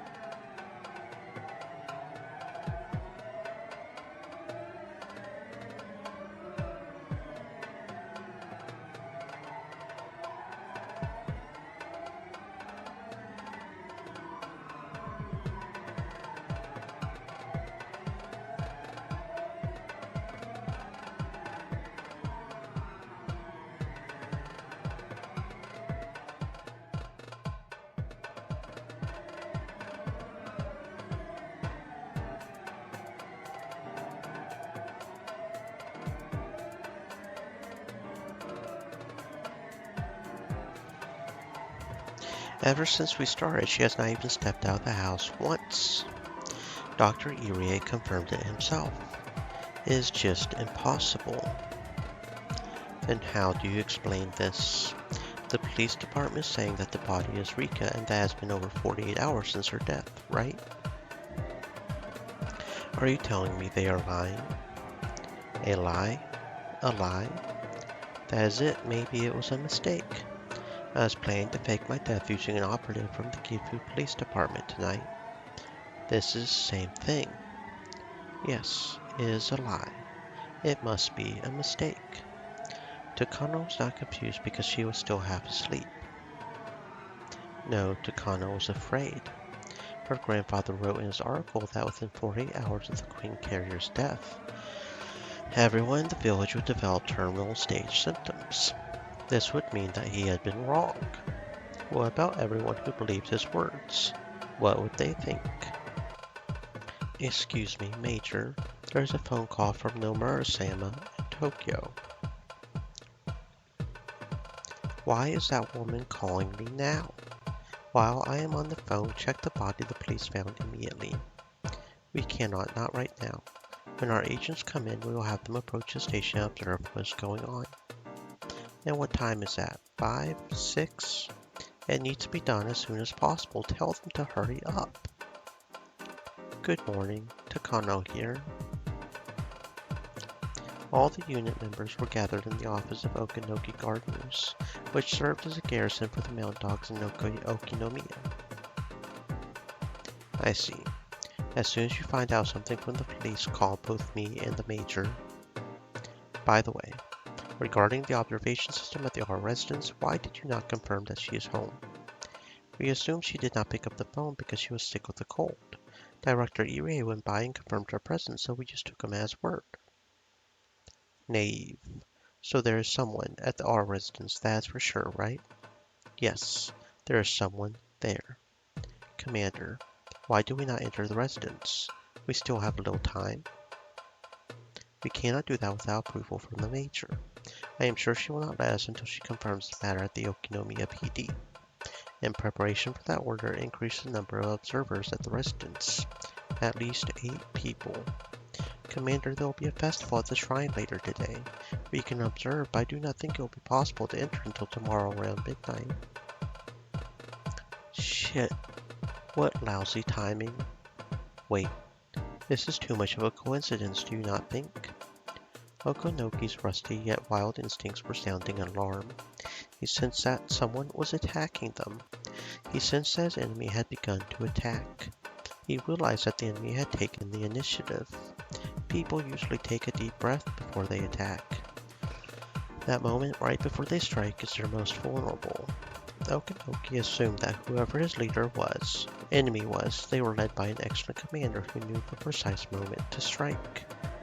By the way, about First Lieutenant Tomitake, they said he did not show at the clinic's meeting the other day. Is that right? I will have someone check on him. The Major asked me if I knew where he went. Do you think it is First Lieutenant Tomitake? Have Nightingale check Tomitake's hotel room. Shit, he tricked us.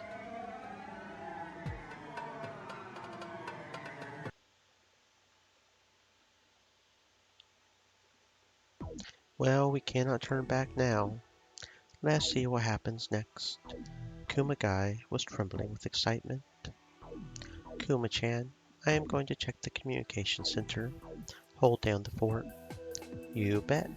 Nobody will get through here over my dead body. All I have to do now is to handle the phone calls. I am going back to my post. Kumagai, take care of this place, okay? You can count on me. Kumagai closed the door quietly and stood in front of it. This was his chance to show Oishi what he was made of.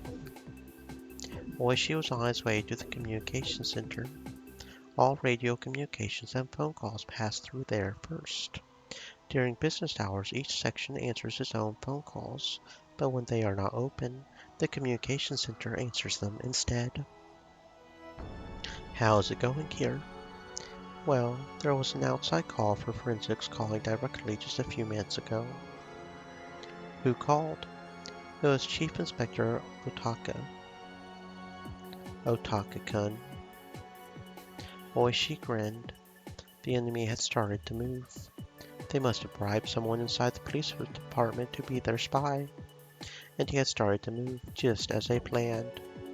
Oishi was surprised to learn that it had been Otaka. Oishi had never liked Otaka because he constantly boasted about his academic background and always opposed Oishi, who believes in relying on experience.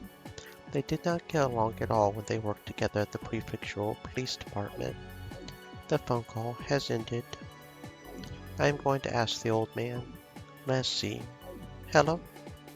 Oh, it is me, do not worry. So, how was it? That greenhorn sure put on airs, so I just snubbed him. The idiot sure got mad. He will come here as soon as the marshal gets in. That is so like him. He cannot even fight by himself. This is getting more interesting by the minute. That phone call woke me up completely. Just like you said, there are plenty of suspicious goings-on out there. I can just feel it. Well, things are getting interesting now. What is up next? Hey, demons, over here. Come further in.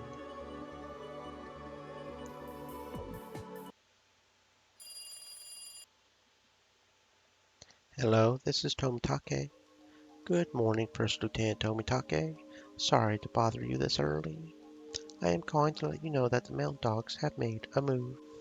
Just a little while ago, all the members were called in because of an emergency.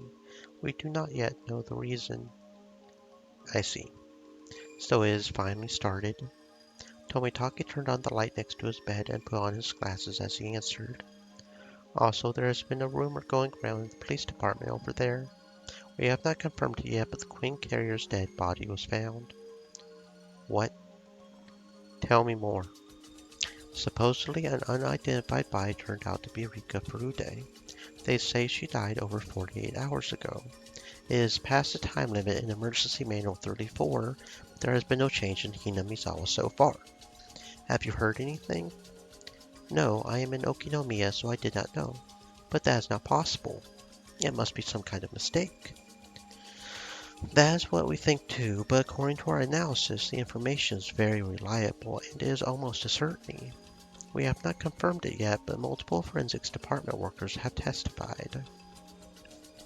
But Tomitake realized something. He realized that the Okinomiya police station was Oishi's territory. He also realized that this must be the work of Rika and her friends. Tomitake tried to think calmly. Even if they did not know who their enemy was, it was obvious the emergency manual is the signal for an explosion.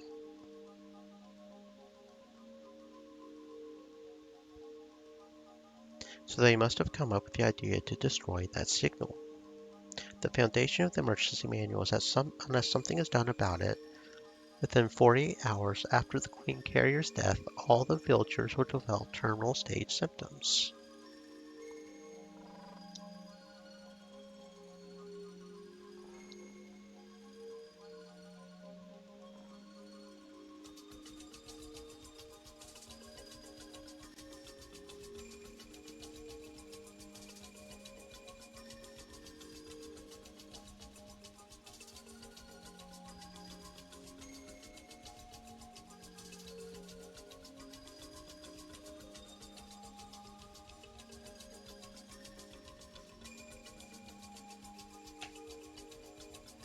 So if nothing happens after 48 hours, there is no need for an emergency manual. And with that, the mountain dogs have been called in. Hello? First Lieutenant Tomitake? Sorry, considering the current situation, it will be hard to tell if anything suspicious is happening at the Iria Institute. Please ask the Colonel to check immediately. Also, in case of an emergency, can you make sure the Bloodhounds are ready to deploy? Roger that. We should have more information by 9. If the mountain dogs revolt, it will become very dangerous there. Please be very cautious. Of course, I will be careful. I will talk to you again at 9. It was 6. Tomitake would get another call in 3 hours.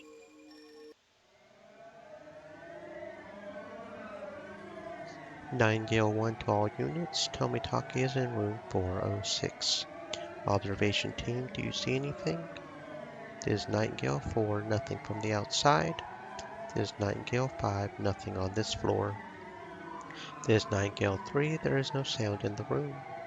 He is probably asleep. There was a do not disturb sign on Tomitake's door. Perhaps he stayed up very late last night and was planning to sleep in. This was a great chance for the nightingales. Be sure to capture him alive. It is an order from the Major. Let us go.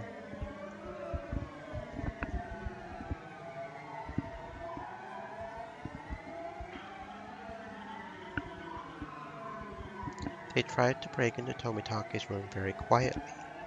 Obviously, it was a simple job for them to pick a hotel room's lock. The two members at the door communicated with each other using sign language.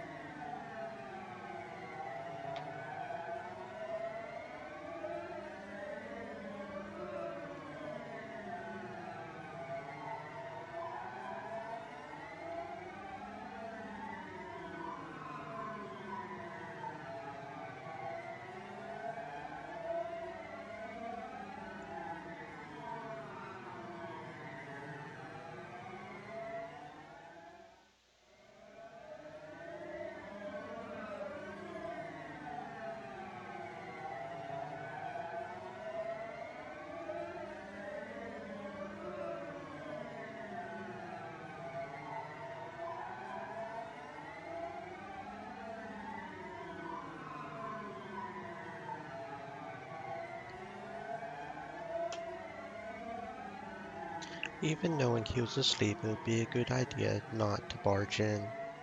They opened the door very cautiously and very quietly. The room's interior was organized but tasteless, typical of cheap hotels. The only furnishings were a bed, a small desk, and a coin-operated TV. Clearly, only one person could stay in this room, and there in the bed Tomitake could not be found. What is wrong, Nightingale 3? Respond. Shit, this room's empty. It was still early in the morning, but the room was empty. What is going on? Tomitake likes to take walks and also takes pictures of wild birds. Could he have gone out to do that? No, that is not it. He might have deceived us. The Do Not Disturb sign was on the door. With that sign there, the housekeepers would not come in the room, so they would not know if it was empty or not. The sign had probably been on there since at least the day before. Knowing that Tomitake was planning to stay for a long period, the hotel had not really paid much attention. In other words, the room had been empty since then. I bet he changed hotels expecting an attack. I see. That is why he has not been seen lately. Call the Major immediately. Damn it! Our plan has been leaked. Okinoki realized that he had been beaten to the punch. The foundation of the emergency manual had collapsed, and that basis of the final operation was shaky. Okinoki felt that the Major had panicked and rushed into confirming what was going on too hastily. If Tomitake suspected us and went into hiding, then after caught wind of that, he was sure to come grab us by our tails. Everything is just too convenient. Shit! This must be exactly what the enemy planned. Okinoki tried to calm himself. If he was going to investigate in secret, he could assume that Tomitake was still nearby. The department in Tokyo must be the one conducting the investigation, so he must be waiting somewhere for a report from that department. Tomitake was probably at a new hotel, probably somewhere in Okinomiya. Get in touch with Crow in Tokyo. There must be someone reporting to him regularly. Find the number they are calling. If the number is somewhere in Shishibo City, Okinogi was confident about his hunch. But if what he was thinking is correct, that meant his identity was about to be exposed. It also meant his operation had failed before it even started. But it was not a checkmate quite yet. If he could prove that the dead body at the Okinomiya police station was not R, then everything would go back to square one. All he had to do was capture Tomitake and then check the body at the station. That was all. Commander, I got a hold of Crow. They will not be able to tell exactly what they talked about, but they say they can find the phone number. They just need a little time. How much time? Just a few hours, they said. Shit. They want just a few hours. Tell them I do not want to rush them, but they better be quick. It was a little past 6. It was already light outside, but still too early for the cicadas to start their morning chorus. They had endured the first wave. It was now a matter of how quickly they could recover. Okonogi just hoped that the Major did not throw a fit. Commander, a message from Crow. They are still looking into the phone number. Also, the research division's routine check, and time is at 9.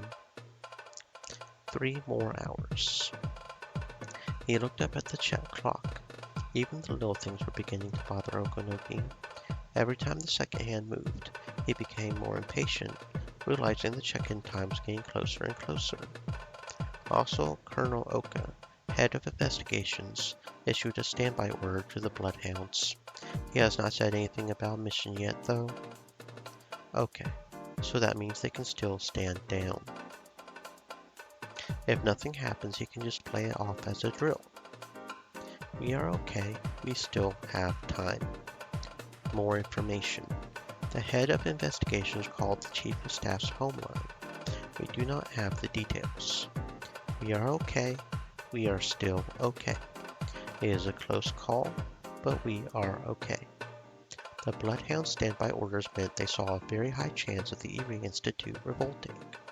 The people on site must be practically certain of it. Although it is not as difficult to execute as the emergency manual, ordering out the Bloodhounds is not that easy. They only did so because they have realized that some kind of trouble is afoot. Okonogi was sure that the people who wanted to conclude matters peacefully were trying to settle things down by saying it was just a mistake. An order to the Bloodhounds to stand by without clarifying a mission is like a middle ground in that sense.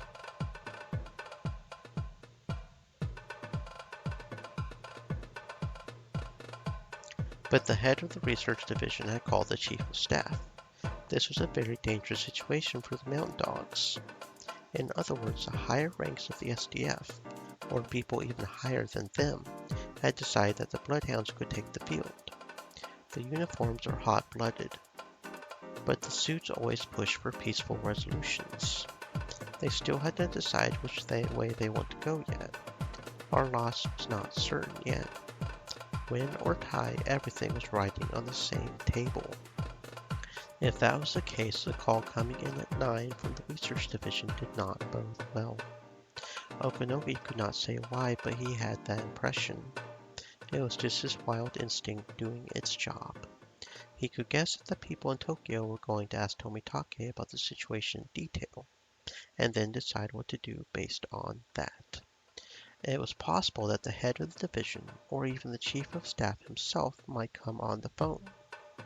Then the Bloodhounds might get an order as soon as the 9 phone conversation was over, which would result in his defeat. Tokyo was still unsure. Some were still thinking it was some kind of mistake, or they wanted to think it was some kind of mistake. If Tomitake did not answer the phone, they might send some people immediately, but they would not order out the Bloodhounds. There was a chance it could end in a draw.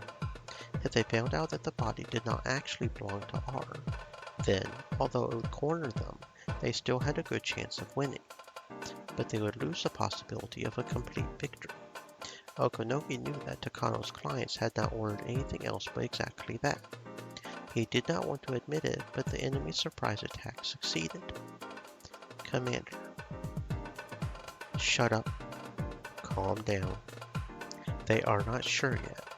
They are suspicious, but they are not sure. We are still okay.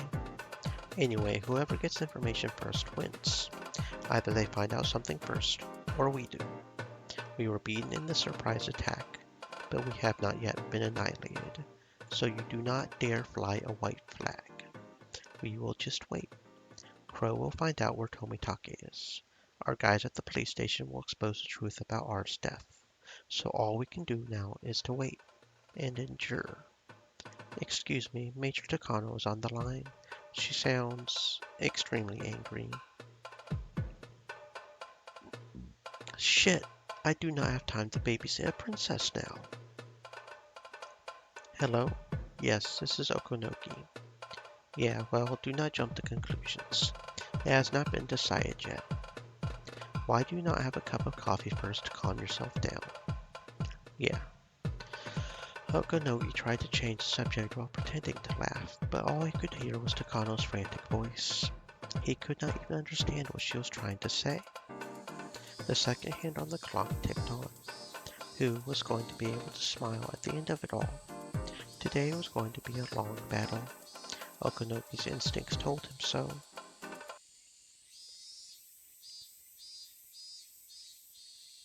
How are you doing? Who was it? It was our marshal. They are gaining strength, but he is no match for me. Does he really think an office worker can win against a technician? But I am glad he is playing golf today. If he actually came over, it would have gotten a little complicated. Did he call from a golf course? Is he working, or what? I bet Otaka-kun wanted to come over with the marshal. He is probably real upset about it now. Since an indirect attack has not worked, do you think they will try a direct one? Will Otaka come here? If he cannot get a hold of the chief, he will have to. It is almost 8:30. The main doors will open soon. Morning had finally arrived. The chorus of cicadas had begun. That familiar sound would make one think it was just another day. But it was hardly going to be normal. It was not just an ordinary Sunday. Oishi and his men already realized they were grazing the tip of a huge conspiracy. Knowing how Otaka-kun is, he will probably come through the main entrance. Yeah, that is what a guy like him would do. I'll be here to take care of the phone calls. You guys take care of him, okay? Okay, I will go welcome him. Kuma-chan, take care of this place.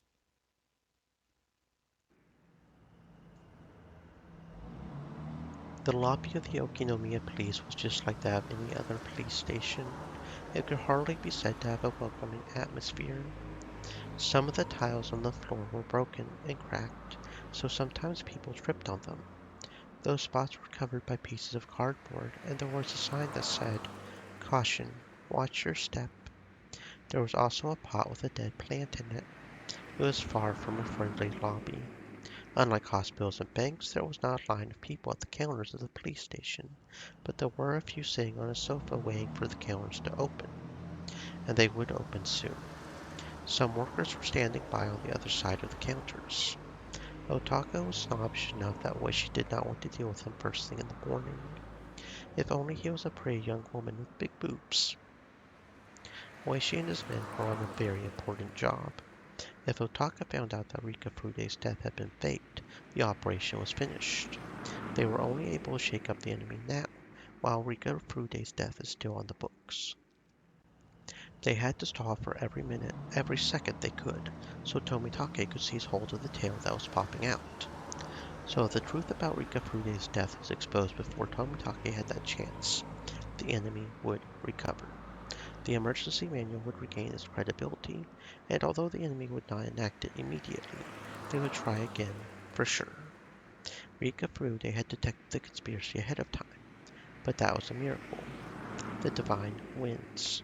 Japan had prevented Mongol invasions twice in the past with such miracles, but nothing like that happened during World War II. They might not be so lucky next time. They might not get another chance. There might be no next time at all. Unless they defeated them this time, they would never win again. While it was possible to do some serious damage, a tied game would inevitably lead to the enemy's victory. They had to completely expose what the enemy was up to, allowing Tomitake to call in a suppression unit to defeat them.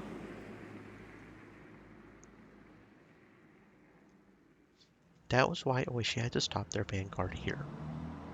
His job, therefore, was an extremely important one. If the enemy's conspiracy succeeded, Hinamizawa would be destroyed, and more than 2,000 villagers would be executed in a gas disaster.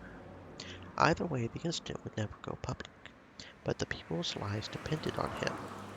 Oishi was violating his professional duties. However, he had to do what was right. Oishi thought back to when the old man taught him that. Someone who, despite the hot weather, was wearing a suit, came in through the automatic sliding door. He had two of his colleagues with him. He was showing off his authority like he always did. Good morning, Otaka-kun. Well, well. Good morning, Oishi-san. By the way, please do not address me with such familiarity. I am no longer in a position where you can talk to me that way. Oh, do not be like that, Otaka-kun. We used to play mahjong together, did we not? Otaka seemed disgusted to hear that. He used to boast about being a good mahjong player, but Oishi once beat him badly in front of many people, which hurt his pride. I would love to chat with you, but I am in a hurry today, so please excuse me. Hey, do not say that. Do you not remember the time when you forgot to write certificates for the Kendo tournament? You begged me to help you. I wrote them for you backstage, and that was why the award ceremony went on smoothly, did it not? I truly appreciate that, but that has nothing to do with this right now. Oh, I did not know you appreciated it. Sorry about that. I have never heard anything like that before. Down at the prefectural station, they think I begged to write it, and that you turned the offer down and let me write it for you. Wasn't that not the excuse you had when the director called you up asking what happened, since my handwriting was on certificates was not great? Well, I do not know. Maybe someone misunderstood. At the very least, I never said such a thing. The prefectural police headquarters may be your territory, but unfortunately this is the Okinomiya PD. You will not get your own way here. Oh, and what do you mean by that, Oishi-san? I do not know why you are here, but your jurisdiction is in Gogura, not Okinomiya. I would like to ask you to leave. Under what authority and what authorization do you have to be here? I am in the middle of a classified investigation on behalf of headquarters. I have heard that there is an unidentified body related to that investigation here. Well, then please inquire on the phone. Okinomiya is not a rich neighborhood. This is not a place where someone in a custom-made suit should be. I see. So you are ganging up with the guys in forensics, huh? There should be an order from the marshal to hand over the autopsy report to the prefectural police headquarters. Then there should have been an explanation to the marshal from the forensics department already. The body is still being examined. Because of a slip-up on our part, there has been a rumor going around that the body was already identified. Anyway, they need a little more time to finish up their report. Then I would like to attend the autopsy. No. What? I am requesting it as the person in charge of this classified investigation at the prefectural headquarters. If that is the truth, look, I do not want to doubt your policeman's spirit. A policeman's spirit is a noble one, see. Sure, no one would go into this business if we were not getting paid for it. But you know, you cannot be a good detective without dedication that cannot be measured by your pay alone. If you say you have that spirit, I will let you through. The look in Oishi's eyes made clear the anger that was roiling within him. As he looked into those eyes, Otaka recalled all kinds of frightening memories. Otaka did not want Oishi to sense his fear, but he could not prevent himself from loudly swallowing. Okay, then please let me through. I am here because of my policeman's spirit. Please step aside. Why do you not make me with your policeman's spirit? Come on. What? If your policeman's spirit is as strong as mine, you should be able to brush me aside easily. Come on. Try it. Oishi was obviously saying that he had no intention of letting Otaka through. How could he do this? Otaka was confused. Otaka was an elite policeman at the prefectural police headquarters. He believed academic background and performance record were enough to earn trust. He has been working hard under that belief. But Oishi does not acknowledge that, and he does not even respect him. He is a scumbag.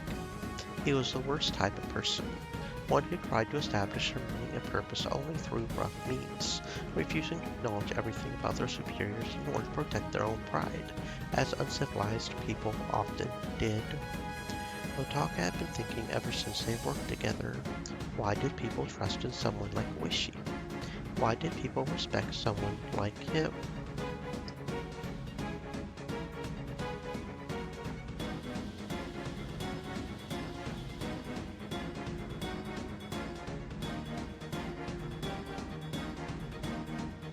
Why did people appreciate someone like Oishi more than they did Otaka? Move. If you do not, I can accuse you of interfering with an investigation. Oh? What kind of investigation? If you tell me, I will help you. Did you not hear me? It is classified. I cannot talk about to someone like you. I see. Well, if you cannot tell me everything, you can tell me one thing instead. What do you have resting on your shoulders? On my shoulders? What are you talking about? I have something on my shoulders. The fate of 2,000 villagers rests there. If I let you through, those 2,000 villagers, no, their relatives as well, they will all be very sad. You know what I am talking about, do you not? I have no idea what you are on about. Okay, I will tell you. Your boss is planning something terrifying. I bet you have even thought it through that far, but it's a conspiracy that will make thousands of people unhappy. That conspiracy is about to crumble, and that is why they woke you up and ordered you to investigate. I do not know how much you are getting paid for this, but if that is more important than your policeman's spirit. Oishi stopped talking there, but his eyes continued to speak after that. What in the world are you talking about? Anyway, please just let me through. Otaka's baffled behavior confirmed what Oishi had just said. He had been bought off by someone shady. Though maybe he did not think that he was bought. He probably thought he was just filling the request to confirm Rikafude's body as a favor for someone in the information network. He assumed he built himself. Of course, the part about being a classified investigation was a lie. But when an elite policeman from the prefectural headquarters said it was a classified investigation, everyone would grovel and salute him. But, Oishi did not salute him at all. This is a waste of my time. I will file a formal complaint to the marshal later. Wait a minute. I am not done yet. As Otaka tried to walk by, Oishi grabbed him by the arm. Otaka tried to make him let go, but Oishi was just too strong. Let me go, Oishi-san. I am not putting that much strength into it. If you have a policeman's spirit, this should not stop you. Your unshakable righteousness should knock me down easily. But you cannot even get my hand off your arm. Do you know why? Get off me. It is because you do not have a policeman's spirit. Oishi let go of his shoulder and Otaka tumbled onto the floor, sliding for more than 2 meters. What is this? This is interference with an investigation. This is interference with a government official executing his duties. No, this is assault. Arrest him immediately. Otaka ordered his 2 colleagues around, but they did not know what to do. Oishi was also a policeman, and obviously there was something more going on between them. Besides, they could sense one thing. Their instincts were telling them that Oishi was far stronger than them. They were no match at all. What is going on, Oishi-san? Some officers were gathering in the lobby. They all looked puzzled.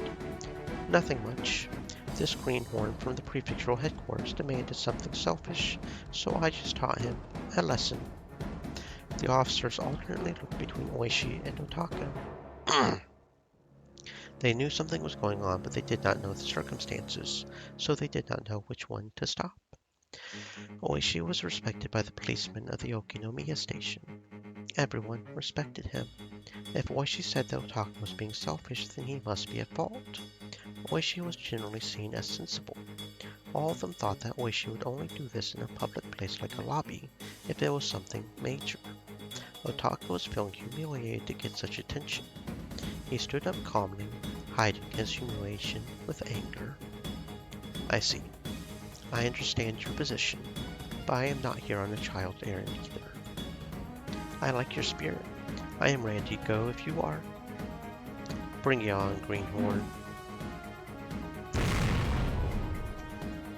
Not enough. That all you got? Damn it. So that is your policeman's spirit? I have 2,000 Hinamizawan villagers resting on my shoulders. The lives of 2,000 people in my jurisdiction depend on me. Why do you not tackle me with a spirit that's strong enough to knock down 2,000 people?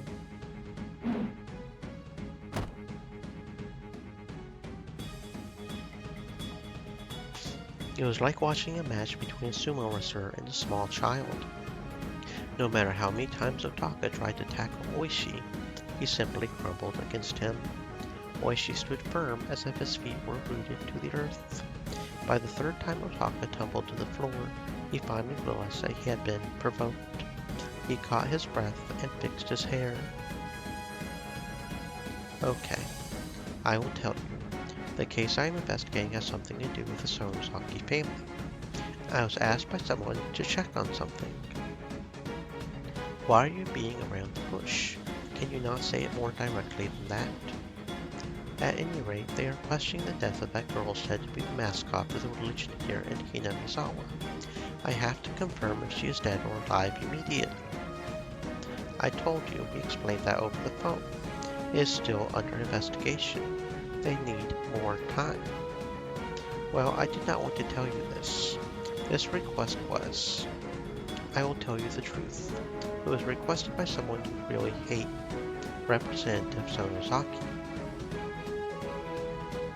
That scary man with the crest on his hakama. Yeah, you are right. I do hate him. If that man threatened me, I would have to abandon logic and push his demands through too. See? Representative Sonosaki requested I check the body immediately. This is a request by a citizen. The police department is there for the citizens. Of course I accepted his request. Rika Furude is not just any girl in Hinamizawa. She is a very special little girl. If a rumor goes around saying her dead body was found, of course someone has to go confirm it, right? You would do better not to say things like that in a public place. You are in a lobby, you know. Excuse me. Otaka suddenly realized his mistake. Some people were even whispering behind him. One of them spoke to Otaka hesitantly. Is it true that Rika Furude Chama is dead? Do not worry, madam. We have not confirmed that yet. We are from the prefectural police and that is why we are here. That is right. It is not certain yet. We are still investigating as we speak. I am only asking to attend the autopsy.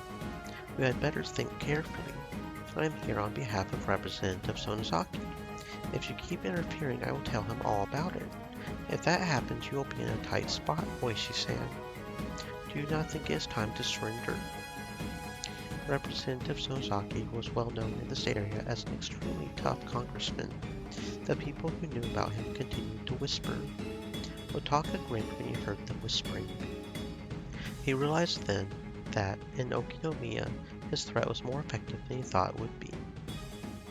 Oh my, did you really ask him to do that, Saburo-san?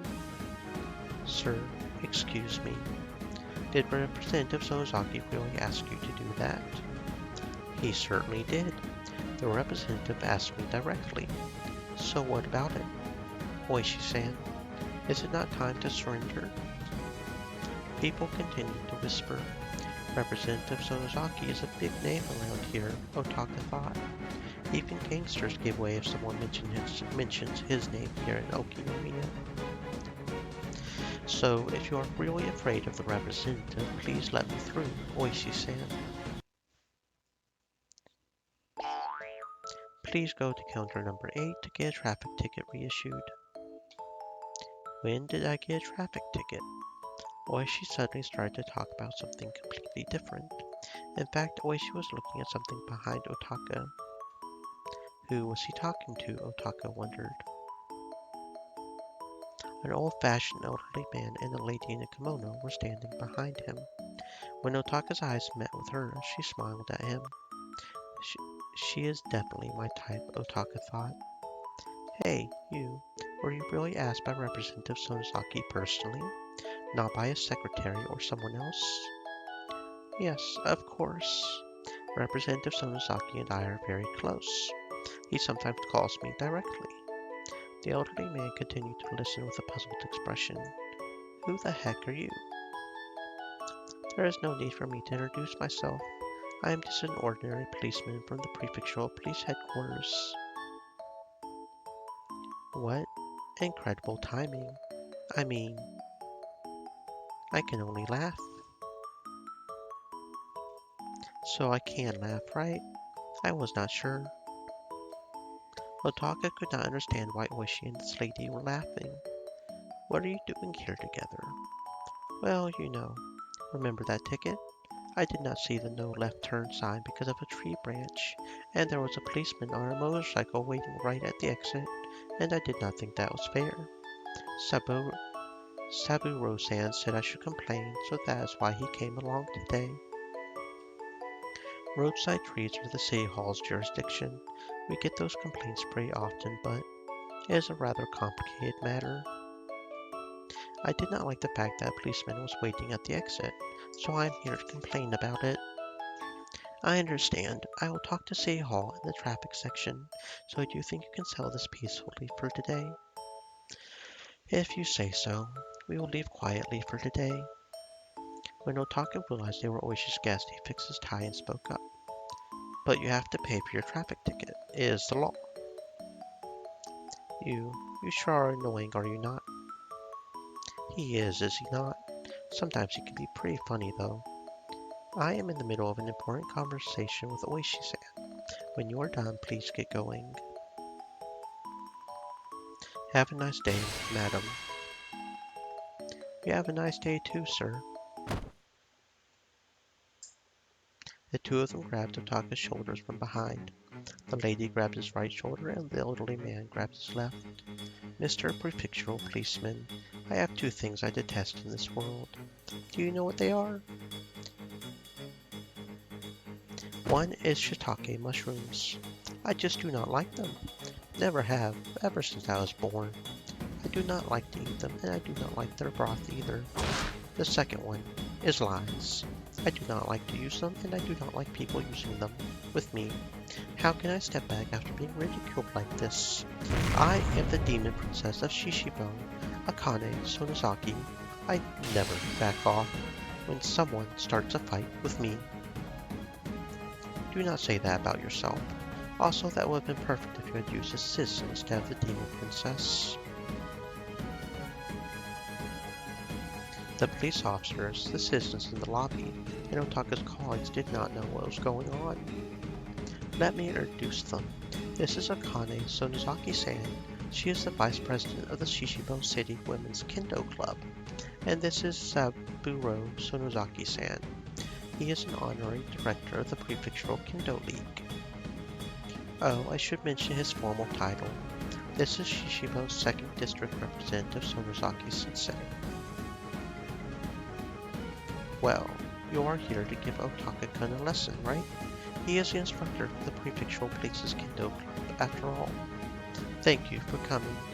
Here, please show them to the dojo. Representative.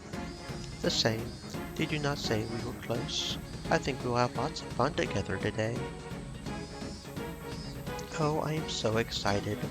The two of them were still clinging to his shoulders and laughing meaningfully. Otaka laughed along with them.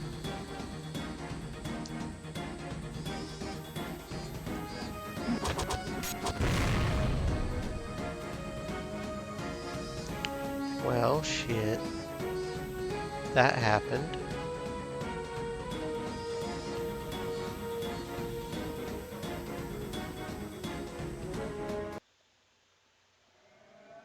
Are you sure? Did you really confirm that the Queen Carrier was at home yesterday? What do you mean by confirm? I just went by because I heard she caught a cold. So how could they have found her corpse? That is just impossible.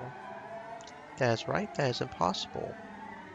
But unless it is confirmed, some people might misunderstand. Who would misunderstand what? I mean, the whole village would go into a panic if they found out Rika Furude is dead. Now I am certain that she is lying.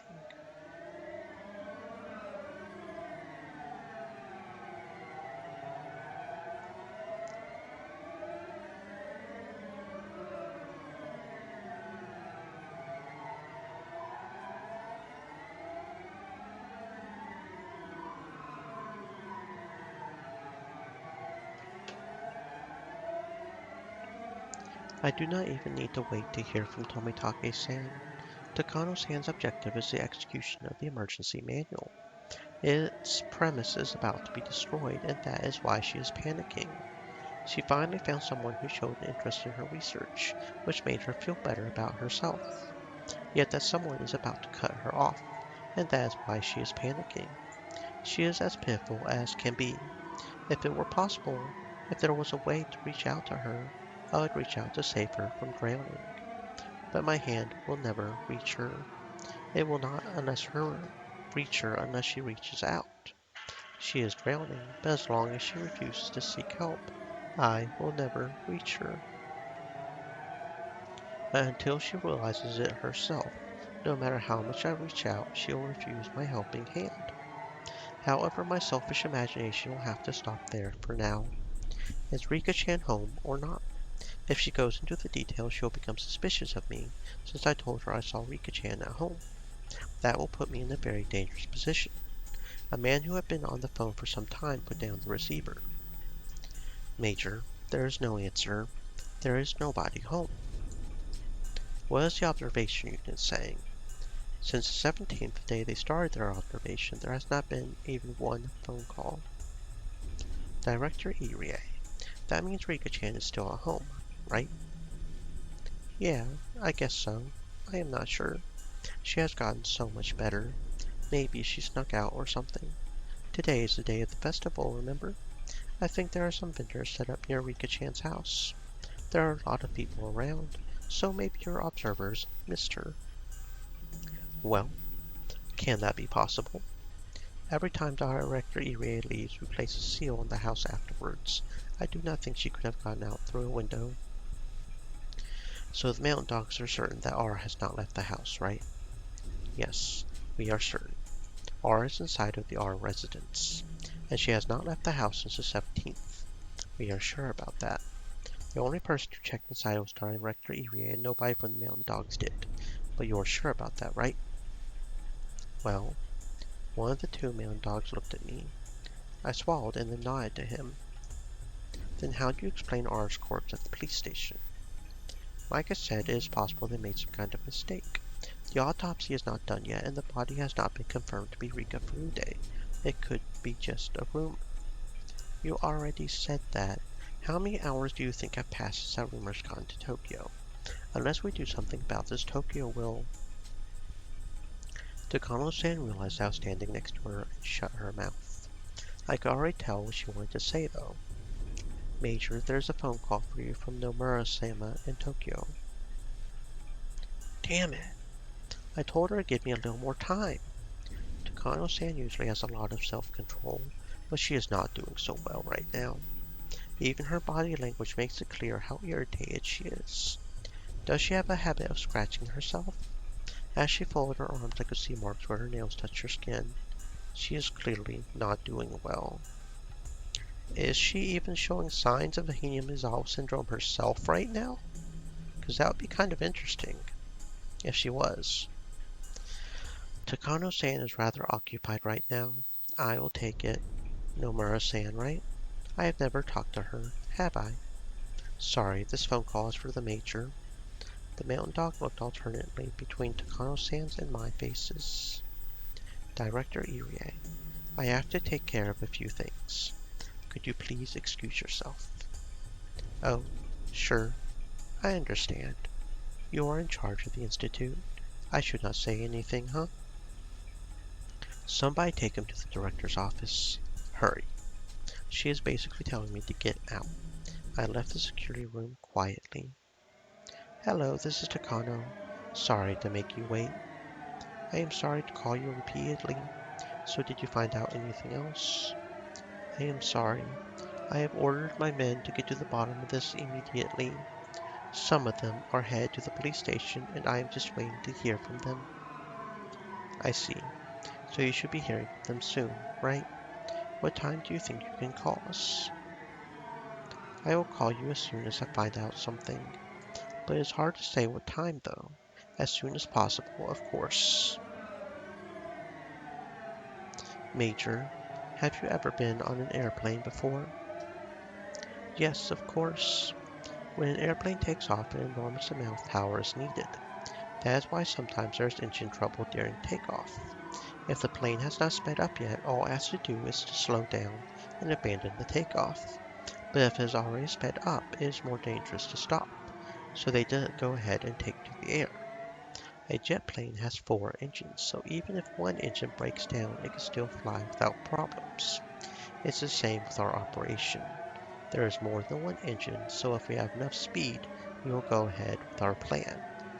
We will figure out what to do later, but we are still only preparing to take off. Do you understand what I mean? The first step of the operation was Tomitake's assassination. That has not even happened yet, so what Nomura was saying was correct. If you already know the plane you were on had a broken engine before it took off, what would you do? You would get off, right? It is the same thing for us. Our clients want to get off the plane because they found out there was an engine trouble before takeoff. If they were already at the point of no return, then a little mistake would not matter that much. But since they are still before that point, they are overly cautious about even a tiny mistake.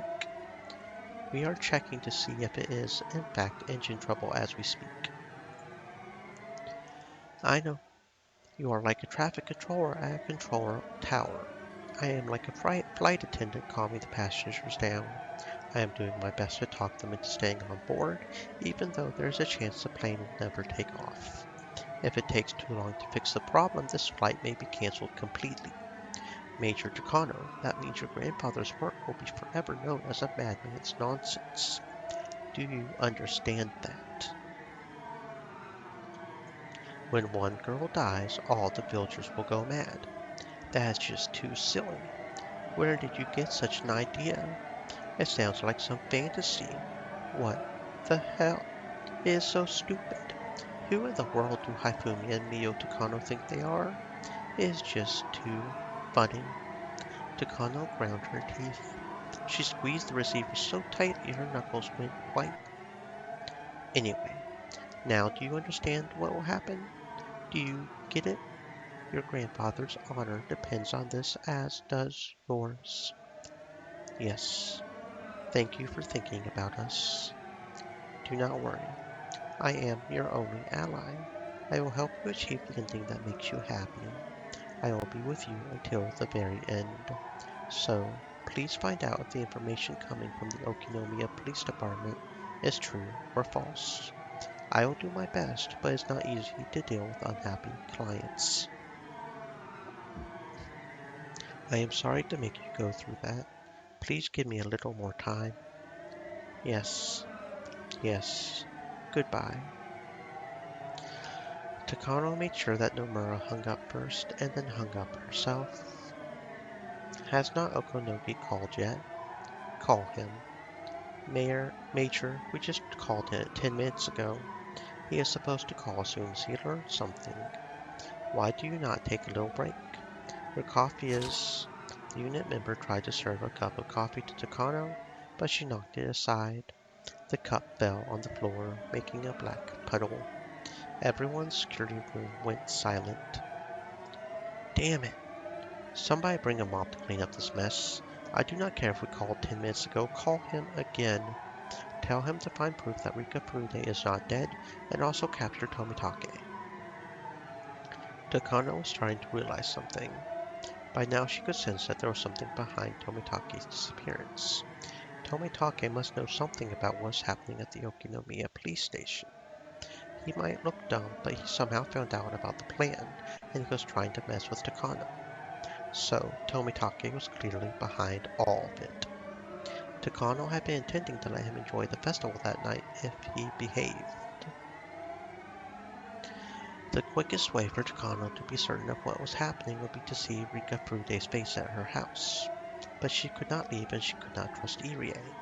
And because there were too many people around for the festival, the mountain dogs had their hands full. If she would answer the phone, that would do, but she would not answer. That meant the house was empty, and that Rika Furude's death was real. What went wrong? Who deceived Takano? There was only one person. The only person who claimed that he saw her at the house. Irie was the most suspicious person around. Tomitake had left the hotel and was nowhere to be found, so maybe Rika had left her house and was hiding somewhere else. In other words, Irie betrayed her and was in contact with Tomitake? Start observing Director Irie. What? Are you saying that he is lying? Why would he do that, though? Tomitake must have noticed our plan. He left the hotel and told Rika to go somewhere safe. He has deceived us, and we have been observing an empty house. That house cannot be empty. There is definitely somebody in there. Do you have proof that it is R?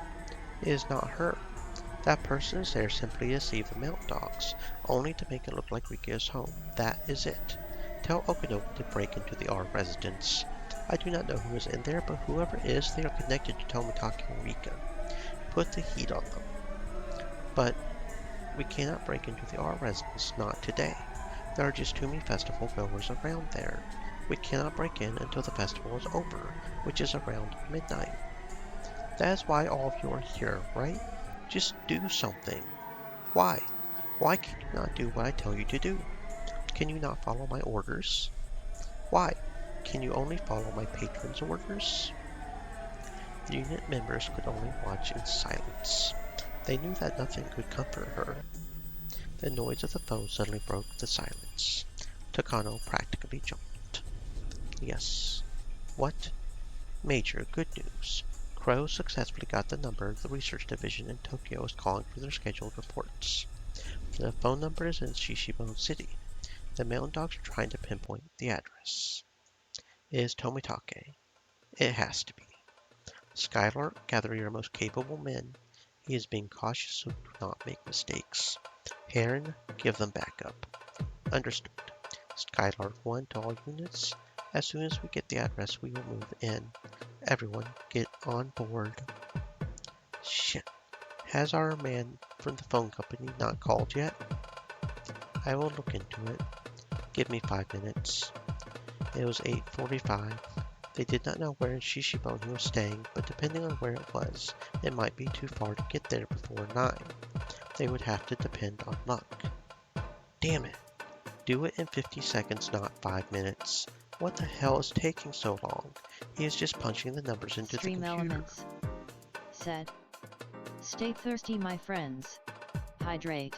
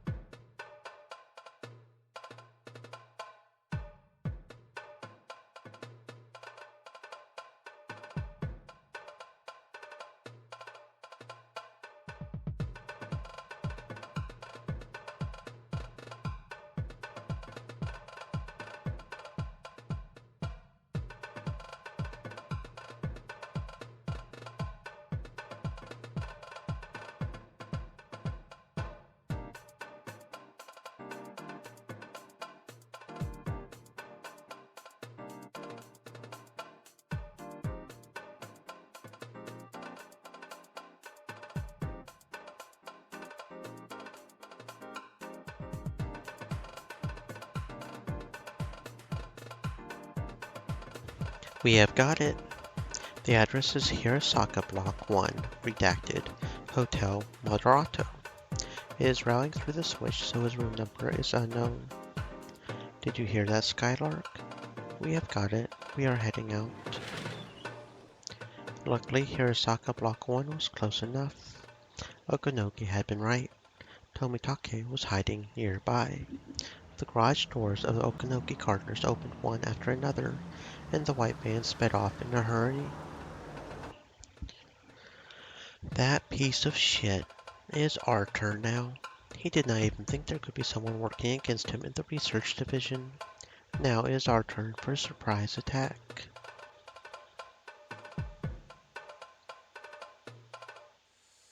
Hotel Moderato. Despite its name, it had a cheap, stained sign out front. A dilapidated business hotel on the outskirts of town. The perfect place for someone to lay low in. They might draw in some guests if they renovated the building into a more modern love hotel, but it was clear they did not have the capital for renovations and could go under any minute. That is the kind of hotel it was. Tomitake was staying in one of the rooms on the second floor. The interior of the room was worse than his previous hotel. It only had a bed and a phone, but that phone was what he needed the most at the moment. If he did not have to receive regular reports, he would keep changing hotels, which was safer. But he needed to update the information from the research division. His course of action would change according to that information. Moving about unnecessarily might cause miscommunication in case of an emergency. Tomitake never suspected there was a spy in the research division. The ticking sound from the clock echoed throughout the room. It was almost 9, but the phone might not ring at 9 on the dot. Tomitake waited in front of the phone patiently.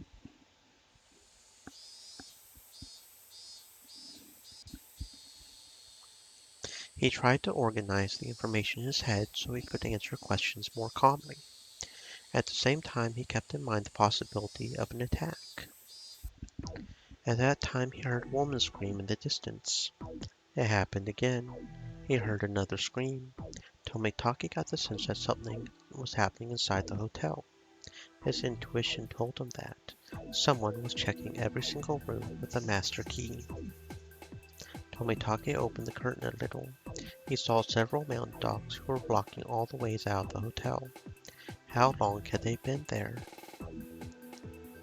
Finally, they had finally found where he was. Tomitake could hear the loud footsteps. He heard voices too. This one is empty. Next. This cheap hotel would not have chains on the door. They had no means to fend off the master key. Tomitake could tell there were around 20 of them. No, maybe there were more. It would be no use trying to fight with them. All he could do was hide, under the bed or in the bathroom. At the very least, the ceiling would not open up like in the movies. Should he jump out the window? It was the second floor after all. It was perfectly possible to survive a jump. They would be expecting that, however. Yet this was right on city grounds. If he was confident in his legs, it would not be impossible to outrun them. Tomitake soon heard footsteps outside his door. This was it. He jumped from the window. Of course there were mountain dogs on the ground waiting for him. They pointed and about 6 of them started running after him. Tomitake shot off right from the position he landed in.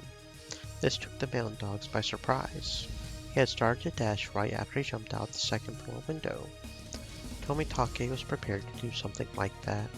He had been training in case of an emergency just like this one.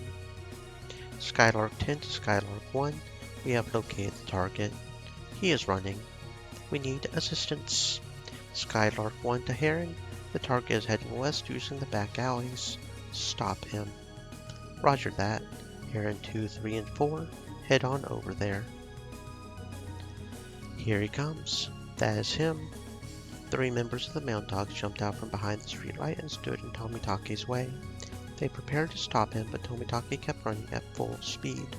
They quickly realized he was not running towards them to knock them down. He was trying to run past them. There was no point in them taking a fighting position.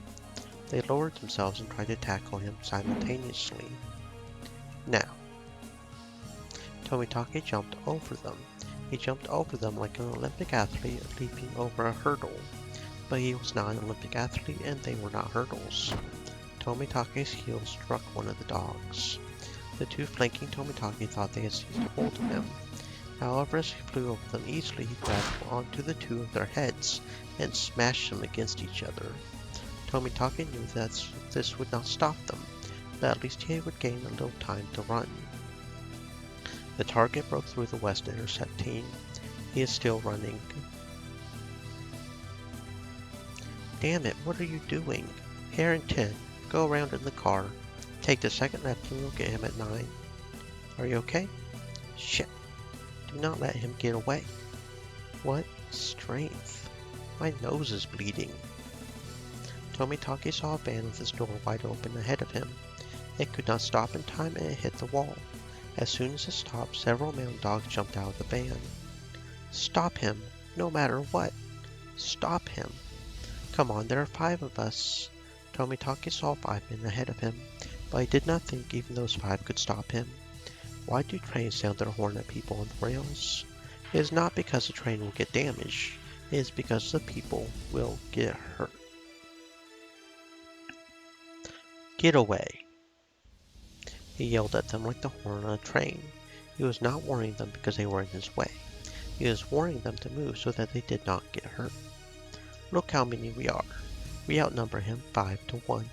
Do not tell me we cannot stop him. No way. There is no way he can get past us. Let us go. Tomitake did not grin. After all, trains do not grin.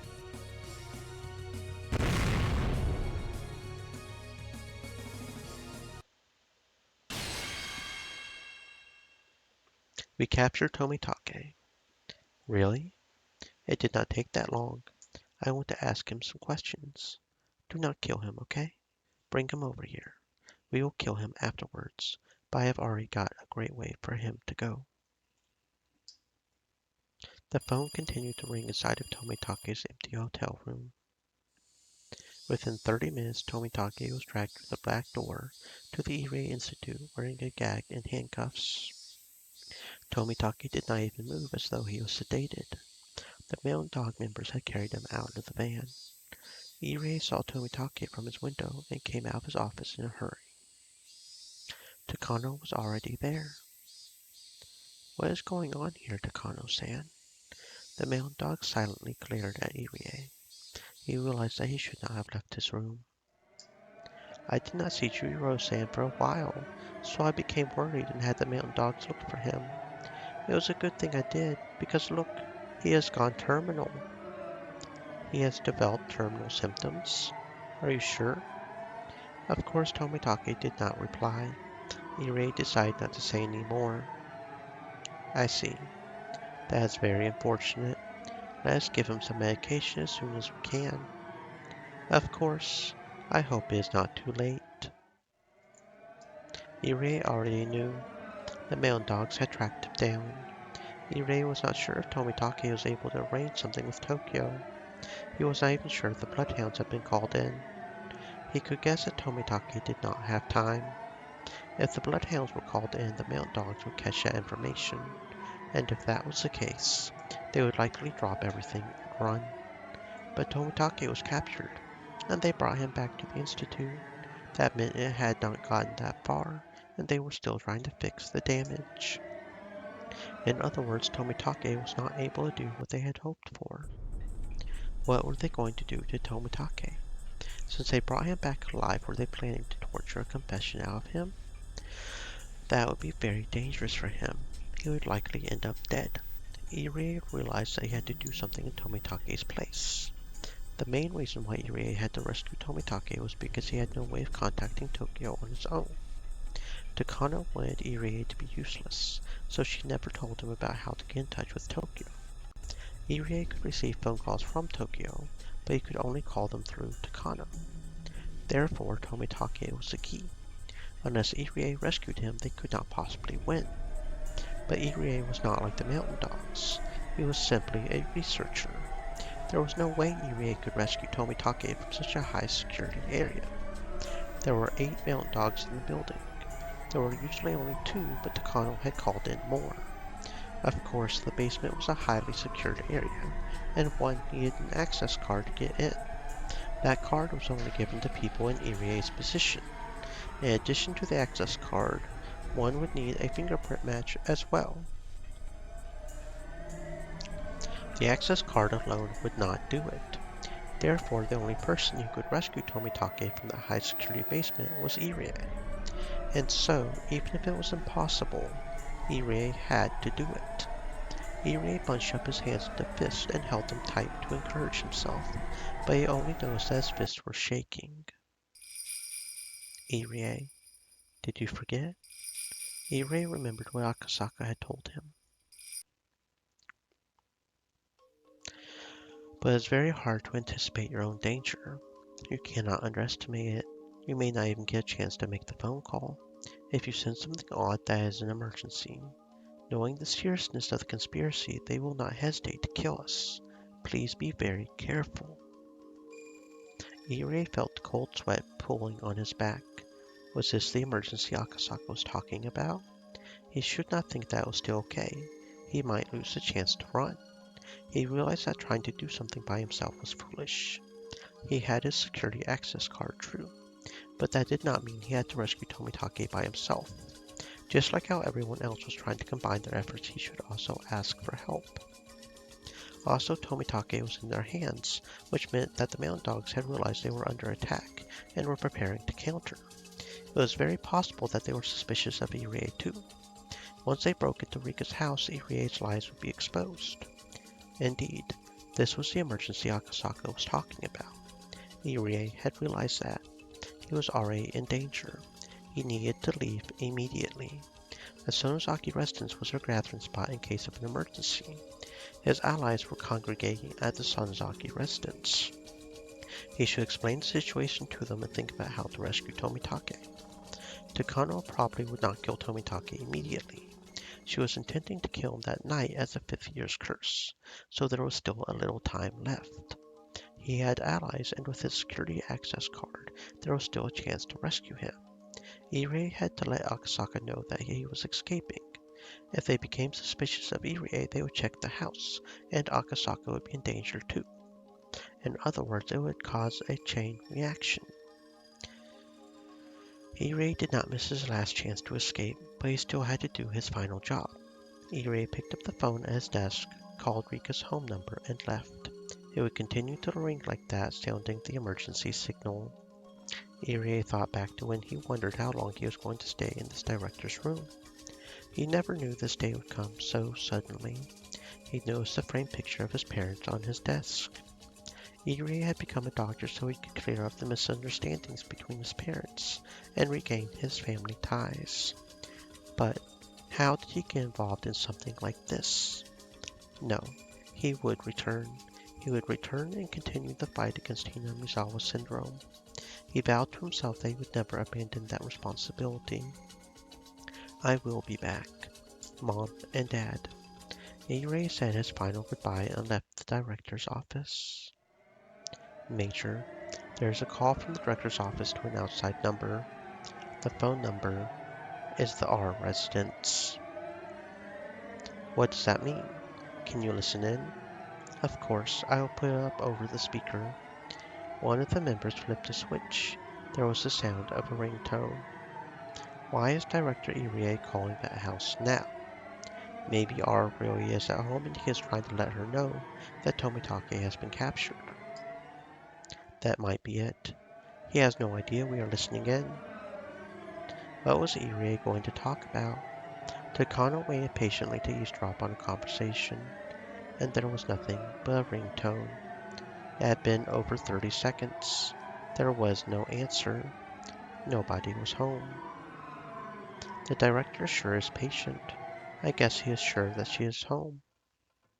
Major, we have the director on the security camera at the back door. The black and white quad display monitor showed Irie running out the back door. What is going on? Who is calling from the director's room? Takano became utterly confused, but the ringtone continued. It could not be. Takano finally realized what was going on. It is a trap. He knew we were listening in, so he made a fake call. Irie is a traitor. Catch him. Security room on the first floor. Stop Director Irie. The target is heading to the staff parking lot from the back door. The two mountain dogs who were playing cards in the security room on the first floor jumped into action. The security room was located next to the back door, so Irie was still within reach. Irie had made a serious mistake. He could have left the clinic during the 30 seconds Takano and her men were listening to the ringtone. But when he got to the parking lot, he realized he forgot his car key on his desk in the director's office, so he had to go back and get it. It was only at this point that he realized he should not have gone back. He should have escaped on foot. But Irei was not used to emergencies, unlike Akasaka. It was a typical mistake any normal person who had never gone through anything dangerous would make. Although he made mistakes, he did not forget to call Akasaka. People usually become extremely clumsy when they are in a rush. All he has to do was to turn the key, but he could not even do that smoothly. He kept turning the key, and finally the engine started. Irei still thought that he was alright. Even if one of them questioned him, all he would have to do would be to say that he was going out to get something. When he released the handbrake with his swaying left hand, he saw two of the mountain dogs dashing out the back door. As the two of them looked around, Irei's eyes met with one of theirs in the rearview mirror. He pointed at Irei's car, and the two of them started running towards it. The two of them looked extremely serious and certainly not like they were chasing after him to return a dropped pen. Irei's body was soaked with sweat. Before the two of them could jump on the car, Irei stomped on the gas pedal, and the car took off after spinning its wheels. Of course, the dogs did not give up. They got into their own car and started to chase after Irei. Security to base. The director is on the run in his car. Do you want us to force him to stop? Major. This is Takano. He is probably headed to the Furude Shrine. There are too many people there, so it will be impossible to catch him. Fine. Do not worry about injuries. Do not let him go. Stop him by any means necessary. Roger that. We will force him to stop. Send backup just in case. Over.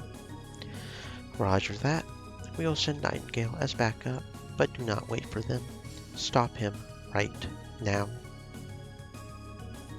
The mountain dogs had Irei's car in their view as it ran away at full speed.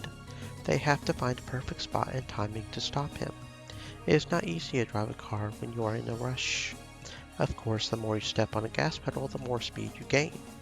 But when you are in a hurry, you cannot control the steering wheel well enough to escape quickly. Irei could see his pursuers in his rearview mirror, and was completely distracted by that. He was driving carelessly. His driving was so reckless that he could easily get into an accident on his own. As the fear was driving him into confusion, he made a wrong turn, and that mistake made him even more confused and panicked. Come on, Director. You are going to lose your license for driving like that.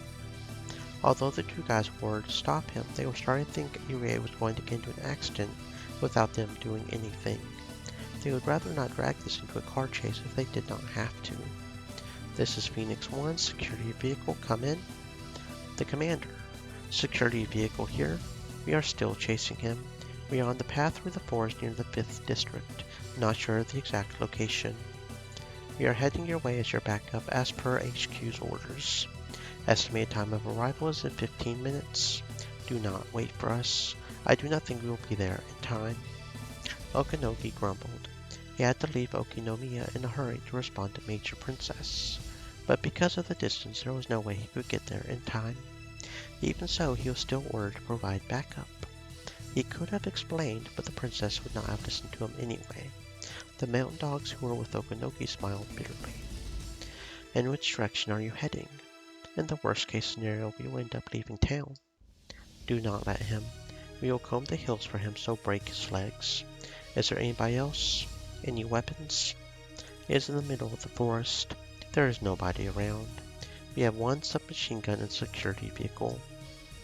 The guy in the passenger seat reclined it and climbed to the back. He lifted one of the seats and took out a black machine gun. The paint on one corner was coming off and the shiny silver metal was exposed. It was a machine gun, but it did not look as powerful as an ordinary one. However, once the dog extended a shoulder stock and set it in place, the weapon looked far more vicious. It is an MP5, correct? Is it A5 or SD3? The man in the back seat looked at the uniquely shaped gun barrel. It was thick and long. It's SD3. It has a silencer as well. You are allowed to fire. Shred his tires with a full burst. Roger that. We are attacking. The guy in the back seat opened up the driver's side back window and leaned out of the car. His sharp eyes aimed at one of the tires on Irie's vehicle. It was a straight road. Irie's car was weaving, but not enough to avoid a shot. The pursuers had his car in their sights. They were trying to get as close to Irie's car as possible, but they were afraid they might get caught up if it overturned. They soon decided that this was as close as they were going to get. I am going to fire on the count of 3. 3, 2, 1, fire. The sound the machine gun made was a lot quieter than what people would imagine, but its power was unimaginable. One of the tires on Irie's car was cut to shreds and collapsed in a puff of white smoke. Because one tire collapsed all of a sudden, Irie lost control of his car. He tried to steer away, but that made things even worse. As it spun, Irie's car drove off the shoulder of the road and slid down the slope into the forest. The sound of tires breaking, trees breaking, and the car being battered from every direction disappeared down the slope.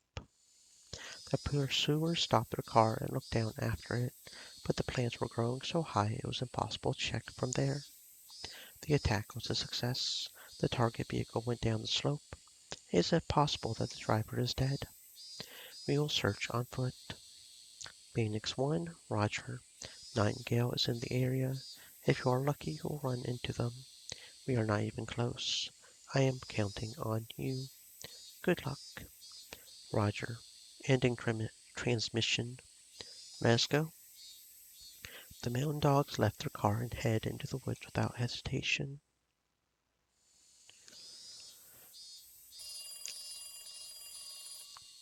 Akasaka had received a phone signal from Irie. The phone rang for over 3 minutes. The signal told Akasaka that Irie was in some kind of an emergency, and that Akasaka himself was in danger now. Takano made a mistake. She did not realize the ringtone itself was a signal. She assumed someone staying at the house would pick up the phone eventually. Her error allowed Akasaka to perceive that extremely important forward. Akasaka waited for exactly 3 minutes and ran downstairs quickly. He had already put his shoes on while listening to the phone ringing. Akasaka had memorized the layout of the town from the map he had kept near the phone. He knew the shortest route to the Sonozaki residence, as well as a number of alternative routes just in case the shortest was already blocked. People would be surprised to see a stranger coming out of the house, but Akasaka did not care about that at the moment. He had to get to the Sonozaki residence immediately. However, the observers would see him, and that was a problem. They would soon come after him. Upon finding the house empty, they would assume the man who ran from it knew something. Once Akasaka left Rika's house, he had to be prepared to fight. He relaxed his shoulders and reached for the doorknob. Major, there's a message from the unit observing the R residence. A suspicious man just exited the house. A man? Who is it? Actually, I do not care. Just catch him. Loud and clear, we will pursue and stop him. It was only 10 a.m. It was a lively morning. Many people were getting ready for the festival. Akasaka weaved through the people going in the opposite direction and ran down the stairs leading from the shrine. The mountain dogs were already chasing after him. There was a significant gulf between the happy faces on the villagers and the serious faces on Akasaka and his pursuers. He could hear them coming up behind him. He did not even need to turn around to check. Akasaka held his breath, focusing all of his senses to their limits as he sprinted even faster than he usually could with all his might. The success rate of an escape depends on the distance between the pursuer and the pursued. Even a little distance makes a difference. Akasaka ran down to the bottom of the stairs like the wind, then headed in the opposite direction, away from the Sonozaki residence. Of course, this was not a mistake of his. He just wanted to lose them. Shit. What speed? Does he have wings on his feet or what? The observers were not ready for this chase. They never expected a fast and fully grown man to run out of the house. They assumed it would be a little girl. That assumption was their mistake. Besides, Akasaka's locomotive-like power was nothing like that of normal people. There was no way they could catch him. The mountain dogs fell for Akasaka's trick. They called HQ, told them that he was headed in the opposite direction, and followed him that way.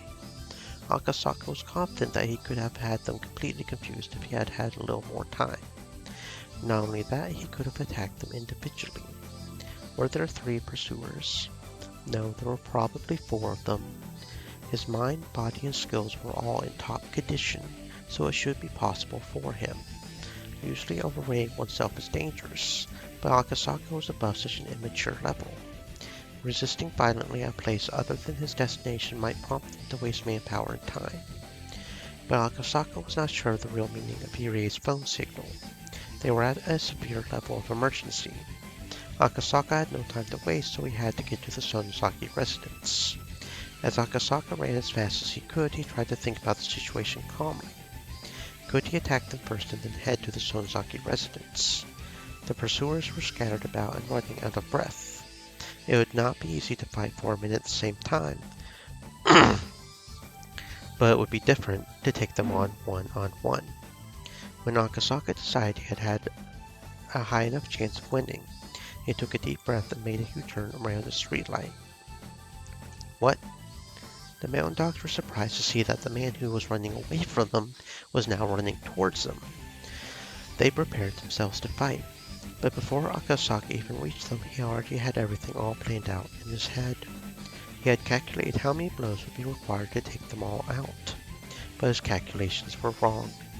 Without even needing a second blow, the first pursuer dropped after one of Akasaki's legendary armor-piercing punches connected with his face. And while the first was still in the air, his second armor-piercing punch took out the second pursuer.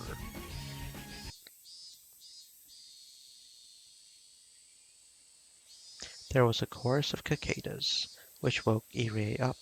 He needed a little time to realize what had just happened. His seatbelt had saved him from serious injury. However, it was sheer luck that the metal parts of the seatbelt did not get tangled, and that the door did not become warped. He was on the bottom of the slope near a different forest road. Irie endured the pain and removed his seatbelt. He got out of his car soon after. He heard someone walking towards him through the bushes. A pursuer. He could not get caught just yet. If he was captured, it would be impossible to rescue Tomitake. Not only that, nobody would ever know that Tomitake was captured in the basement of the clinic. Even though Irie knew he was helpless, he could not falter here. The only thing he could do was resist them and run for as long as he could. But as soon as he started to run, Irie realized it. He had no strength. His legs were shaking and he could not even see straight. He had only been stepping on the gas pedal, but his lungs were about to explode, and his brain was lacking in oxygen. It had to be that certain type of exhaustion that came immediately after hyperarousal. Irie understood that intellectually, but he still could not get his body moving. He tried to run, albeit in a wobbly way. He heard a noise coming down the slope behind him. This was it. But Irie still tried to run as far as he could. Security to HQ. We found him. He is injured. We will capture him. Irie heard the voice of his pursuer. Shit, he thought. What can I do? I have to run. I have to. Carve into your hearts the spirit of retreat. Shion-san, what is that song you have been singing? Do you not know? It is really popular nowadays. My apologies. I am rather ignorant when it comes to pop music. There was a wrecked car ahead. White smoke was still visible, so the accident must have just happened. Kasai slowed down. What is it? Oh, oh geez.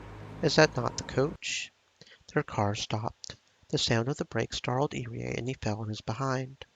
Irie was obviously the one who had been in the accident. Hey, coach. Is that your car? Shion-san. Are you alright, Dr. Irie? You should go see a doctor. We will take the coach to the clinic so he can treat himself. Can you stand up? I will take you there. No, not the clinic. I cannot go there. I have to go to the Sonozaki residence. Coach? Coach? What is going on? This is not good. Kasai looked at Urie's car, then looked around the area. They whispered to Shion. Shion-san, he must be in some kind of trouble. What kind? There are bullet holes in Dr. Urie's car, and they do not seem to be from an ordinary handgun. Really? You take that in. Let's get him to the main house. The two of them loaded Irie into the back seat, got in the car, and left in a hurry. We have to ask the coach what is going on. He cannot go back to the clinic. I wonder what he means. It sounded like he was running away from someone there, but I do not know. It is obvious that he was involved in something dangerous. Hey, where are you going? Shion was confused as to why Kasai suddenly made the wrong turn. Dr. Irie's pursuers aimed for the tire of his car. They wanted to capture him alive. His pursuers are likely close by. Are they after us? There is no car behind us and nothing in the air. In this area, we will be impossible to follow unless they are tailing us. I am going to make another left turn just to be safe, and then head to the main house. Could you watch what happens behind us? You got it. Security to HQ. The target was picked up by a civilian vehicle. I am sending a license plate number and the car model. Roger that. Nightingale, your target is a civilian vehicle now. Search for it immediately. Try to capture Director Irie alive. Neutralize civilians as well, dead or alive. Are you sure? Are you going to find him? Do not worry. There is a tracking device on the Director's coat. Nightingale's vehicle can catch a signal and they can pinpoint where he is. Irie was lying in the back seat wearing his white coat. There was a device on his collar. The security department put it there just in case. So no matter how hard Shion tried to look for anyone following them, the enemy already knew exactly where they were. It is Nightingale 3. We have found the vehicle. It just made a turn by the watermill.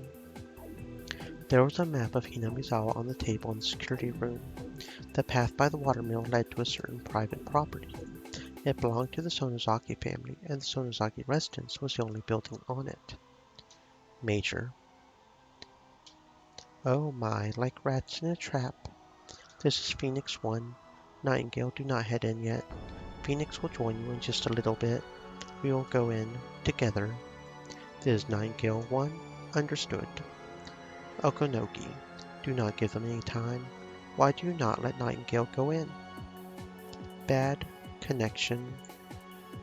Nobody listens to me. The Sonozaki family's basement has a security system which displayed images captured from the various security cameras on the property. Of course, it was not as high-tech as the one at the Irie Institute. It was in the room on the second floor of Gasho House, a Japanese-style room where you had to kneel to avoid hitting your head, with bundles of wires snaking away from the monitors. It felt like a hidden chamber. There was electricity and a phone nearby, and although it was in the basement, it had all the basic amenities of the Sonozaki residence. At first, all the club members had watched the monitor curiously, but after a while it got too hot in such a tiny room. Mion and Rena stayed in the room to observe the monitor. Mi-chan, look, there is a car. That is Kasai-san's car. It is probably Shion. I bet she came because the festival is today. Why did she have to come now? I do not have time for her. Oh, you've got time for her. In fact, it is a fantastic thing that she came now. Their granny had been at the shrine since the early morning, so there was nobody upstairs to answer the door. And if Mion did not answer it, Shion would think that nobody was home. Mion wondered if she should tell Shion what was going on. Shion could be helpful sometimes. Kasai's car stopped in front of the gate. Someone was getting out of it. Mi-chan, look, is that not the coach? What? They saw Shion and Kasai holding Irie on the monitor. Obviously something serious had happened. Let's move. Rena, Kei-chan, come with me. Satoko watched the monitor. Rika-chan, do not come up. Hanyu, make sure Rika-chan does not move.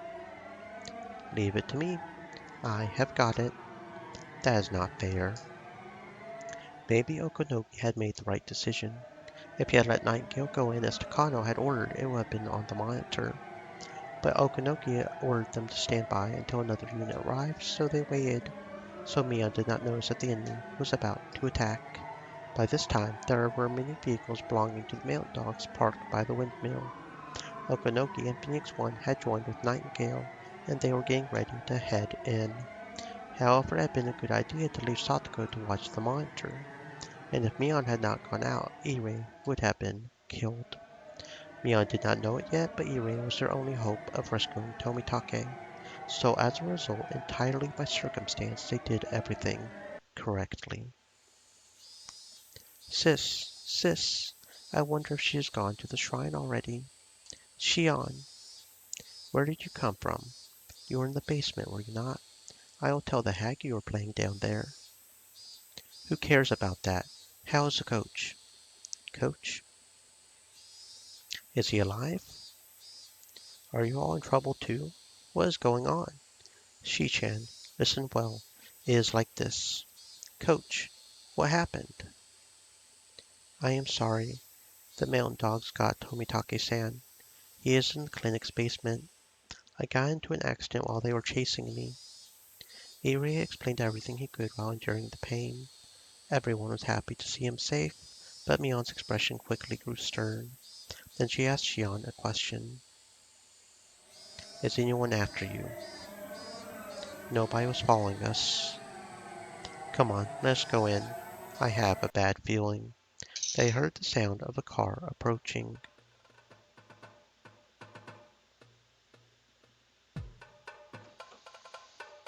And it was not alone. Who could it be at this time of the day? It was a waste of precious seconds to even think that. You idiot, they are after you, Shion. I am telling you, nobody was following us. Kasai picked up both sisters and ran through the gate. Let us go to the basement. It will be safe there. Mion-san, there are a lot of strange cars approaching. I know. Go back to the basement. I will shut the door. Where is Rika-chan? She went into the secret room with Hanyu-san. This is Nightingale 6. We have found the target. Some of our friends are there too. R is hiding there. I know. Right. Jiro-san? Tomitake was lying on the floor of the security room. His hands and legs were cuffed, and there was another pair of handcuffs to connect them, leaving him bent backwards on the floor. He could not get up or even turn around. Takano laughed and poked Tomitake's side with the toe of her shoe. The mountain dogs climbed over the fence easily. There was no need for anyone to explain at this point. It was obvious that they were the enemy, and that they were the mountain dogs that Rika had spoken about many times. They went through the grove of trees and headed for the entrance of the underground storehouse. The first 5 mountain dogs were supposed to capture them all, but they fell down one after another. Just as one of the mountain dogs started to wonder why they fell, he felt something on his leg. The next moment he was flying through the air. Shit! As he stood up, his leg got pulled again. He realized then that there was a rope wrapped around his leg. Because of the way he fell, the rope was wrapped tightly around it and would not come off easily. Be careful, there are traps in the bushes. Satoko had set up lots of traps in the bushes. After all, she would not just sit around all day on an empty property. The club members headed into the underground storehouse one after another. The male dogs could not do anything, although they did see them. I am closing the door. Come on, help me. Here we go. It was a heavy door, but when they put their strength together, it closed easily. Mion locked the door quickly, putting on the deadbolt for good measure. Do you think this will be enough? Do you not think they will break this door? Do you not think? I saw 5 or 6. No, perhaps even more cars on the monitor. They were all vans, and I saw strange men inside of them. I do not think this door will be broken that easily, but I would imagine they are used to doing things like this. We should not underestimate them. Before he could even finish speaking, someone pounded on the door. The second group of mountain dogs had arrived. Although the heavy door was separating them, it was not at all comforting to know that the enemy was just on the other side. I am sorry. It is all my fault. You have not done anything wrong. Let's go further in. Yeah, let's find out how many there are on the monitor. Okay, fine. Leave me out of this. I am just an outcast. Oh, shut up. I will explain when I have 5 minutes to spare. Nightingale 1 to Phoenix 1. The targets are in the basement. There is a steel door here and we cannot break through. Phoenix 1, roger that. Shit, this Sonozaki family must be so rich. The property is too huge for us to surround, so we will not even try. Let us join Nightingale. Nightingale knocks some trees down. We will use them to ram down the door. Phoenix 7 to Phoenix 1. We have some plastic explosives for indoor use. Do you want us to get them ready? Plastic explosives are explosive for military use. There are various different kinds, but he was talking about the type specially made to break down doors. Okanogi momentarily thought it was a good idea, but changed his mind right away. This was a small village. If there was an explosion, everybody would hear. It was daytime and they were on the surface. It was the worst time and place for the mound dogs to do their job. An explosion is not a good idea. Wait a minute. What time is it now? It is almost 10. I see. Phoenix 7, we will do it. Get the fuse ready. Huh? Commander, what does 10 have to do with an explosion? Okanogi's mind was working sharper than ever. He was sure that this would work. Everyone gathered in the secret room. Is everyone okay? We were watching the monitor. There are about 30 guys out there. That many? That is not good. Can I see? Look, they do not know what to do. When Mion touched the switch, the screen switched to the view of the entrance to the basement. Some of the mountain dogs were checking out the door. They did not appear to be trying to force it open. They were simply at a loss for what to do. What do you think they will do now? They think we are trapped rats in here, so I am sure they are going to try to break open the door. What the heck? What are they doing with that log? They must be thinking of using it as a battering ram. Satoko just said they are assuming we are trapped rats. We should get out of here while they are trying to open the door. I agree. Besides, we have to rescue Tomitake-san. You are right. No matter how strong the door is, we will be in big trouble if they find us. I think it is time for us to escape. Sis, do you not think we should call the police? Oh, yeah. We completely forgot about that. Even if a spy at the police station overhears us, there really is not much he can do at this point anyway. I am sure Oishi-san will come right over. Mion picked up the phone. Why had she not thought about this earlier? What? What is the matter? Mion panicked as she tried to listen for a dial tone. The phone. What is going on? I do not hear anything. They must have cut the line. What? Suddenly everything went dark. What? Is this a power failure? Kasai lit his cigarette lighter and Mion turned her emergency flashlight on. This is a drawback about a basement. But they will not be able to see either, right? I know, but they might have some kind of a device that lets them see in the dark. Do you not think? Mion-san, why do you think they cut the electricity? Are they just going on the offensive? If nothing else, it worked to turn the security system off. They were checking out the door. They did not give up. They have a way to destroy the door and they do not want us to notice it. That is why they cut the electricity. Are they going to blow up the door? The door could be destroyed in a second, so we cannot stay here, right? Mi-chan, let us get out of here. Show us the way to the hidden escape route. This way, everyone. Mion was getting confused amidst all the chaos. She had not underestimated the mountain dogs. She even considered that they would have some explosives. But she did not think they would use them in Hinamizawa in broad daylight. Somebody will hear the explosion. Is there even such a thing as a silent explosive? What a rough bunch. They are not even concerned with minor risks. This is a crazy situation, but the mountain dogs are always very, very careful. I do not know about Takano-san, but there is no way Okanoki-san would allow an explosion in the middle of the day.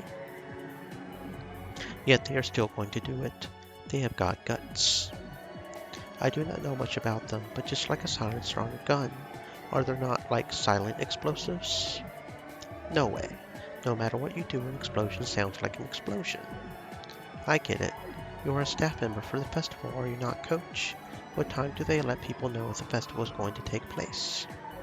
I am pretty sure it is at 10. Do you think, just like on a track and field day, if you want to hide a tree, hide it in the forest?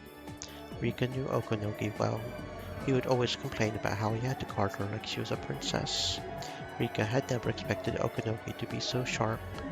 That was why she was more frustrated than anyone else. The mountain dogs had quickly set explosives on the basement door. Long wires were connected to the explosives, and the mountain dogs were waiting at the other end, lying flat on the ground.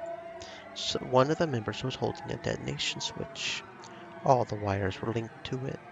It is almost 10. This morning I thought it was bad luck that this happened on the day of the Watanagashi festival, but now I am glad about it. Okanogi had realized that he could use the festival effectively. He was going to make sure his enemies got what they deserved. On the morning of a village event, they use fireworks to let everyone know that an event is going to take place that day. This method is often used for track and field days at schools.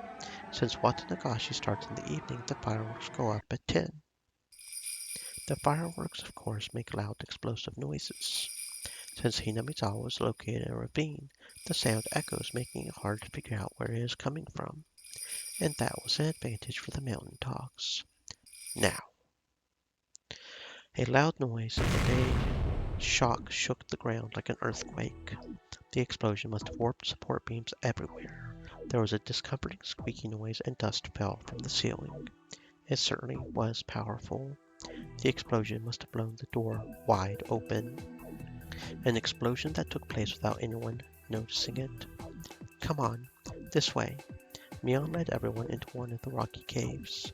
There was a well-hidden shaft in there. They called it a hidden well, but it was actually a very eerie vertical tunnel. They did not have enough flashlights for everyone, so there was no way for them to see the entirety of this ominous hidden well. Are you telling us to go down there? How far does this go? There's a horizontal tunnel crossing it after about 30 meters. We can get into the mountains through that tunnel. Okay, then why do you not go first, sis? You know the way around here better than anyone. Do I have to? Who else? Kasai and I will be the rear guard. Come on, hurry up. Okay. Mion was going to volunteer to take the rear, but Mion and Xian knew instinctively. Because there were so many of them, the rear might not make it in time. Unlike the iron door at the entrance, once the enemies were inside, all they would have to do was to go through the inner doors, which were easily breakable. The route was basically a straight line. They probably will not get lost on their way. That was why Xian took the rear guard position before Mion did. After all, she was actually the older sister. Xian wanted to protect her younger sister, who was playing the older sister in this real emergency. Mion intuitively knew what Xian was thinking. Mion understood well the relationship between her sister and herself. She was not the only one who felt guilty for taking the older sister's position. Xian felt guilty for making Mion take on the responsibility of the head family. And finally, here was a chance for Xian to atone. Mion-san, do you have the key to the armory? Now is the time to open it. Mion silently threw over the key. Kasai and Xian took it and ran deep into the rock tunnel. Listen, everyone. It is about 30 meters to the horizontal tunnel. If you fall, that is it for you. It is dark, so be very careful as you go down. If you end up waiting, make sure to light the way for the others, okay? I think only one or two can go down at the same time. I will go first. Come on, give me some light. Mion-san, be careful. The ones with the flashlights, you be careful too. If the lights were on, they could have gone down quickly. There were actually a few light bulbs inside of the well. Of course, Mion had already checked them. It was now certain that the enemy had cut the power to the basement. It was extremely dangerous to go down this well with just a little light from the flashlights. As one went down, there had to be people lighting up the way. Mion was right. She realized as she went down herself that it was almost impossible to go down the ladder without the weak light from the flashlights. The lights did not reach all the way down. In the darkness, her feet suddenly became unsteady.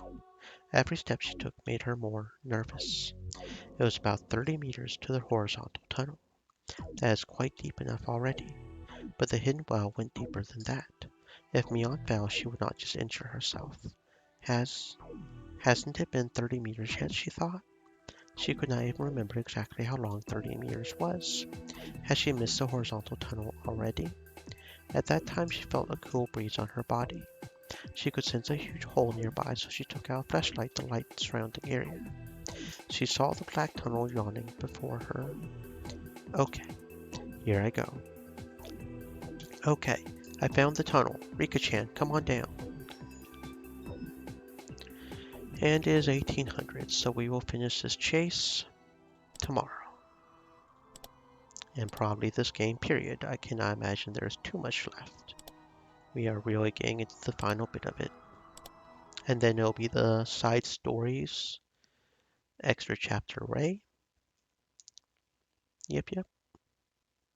Stay safe, guys. Maybe I'll see you tomorrow.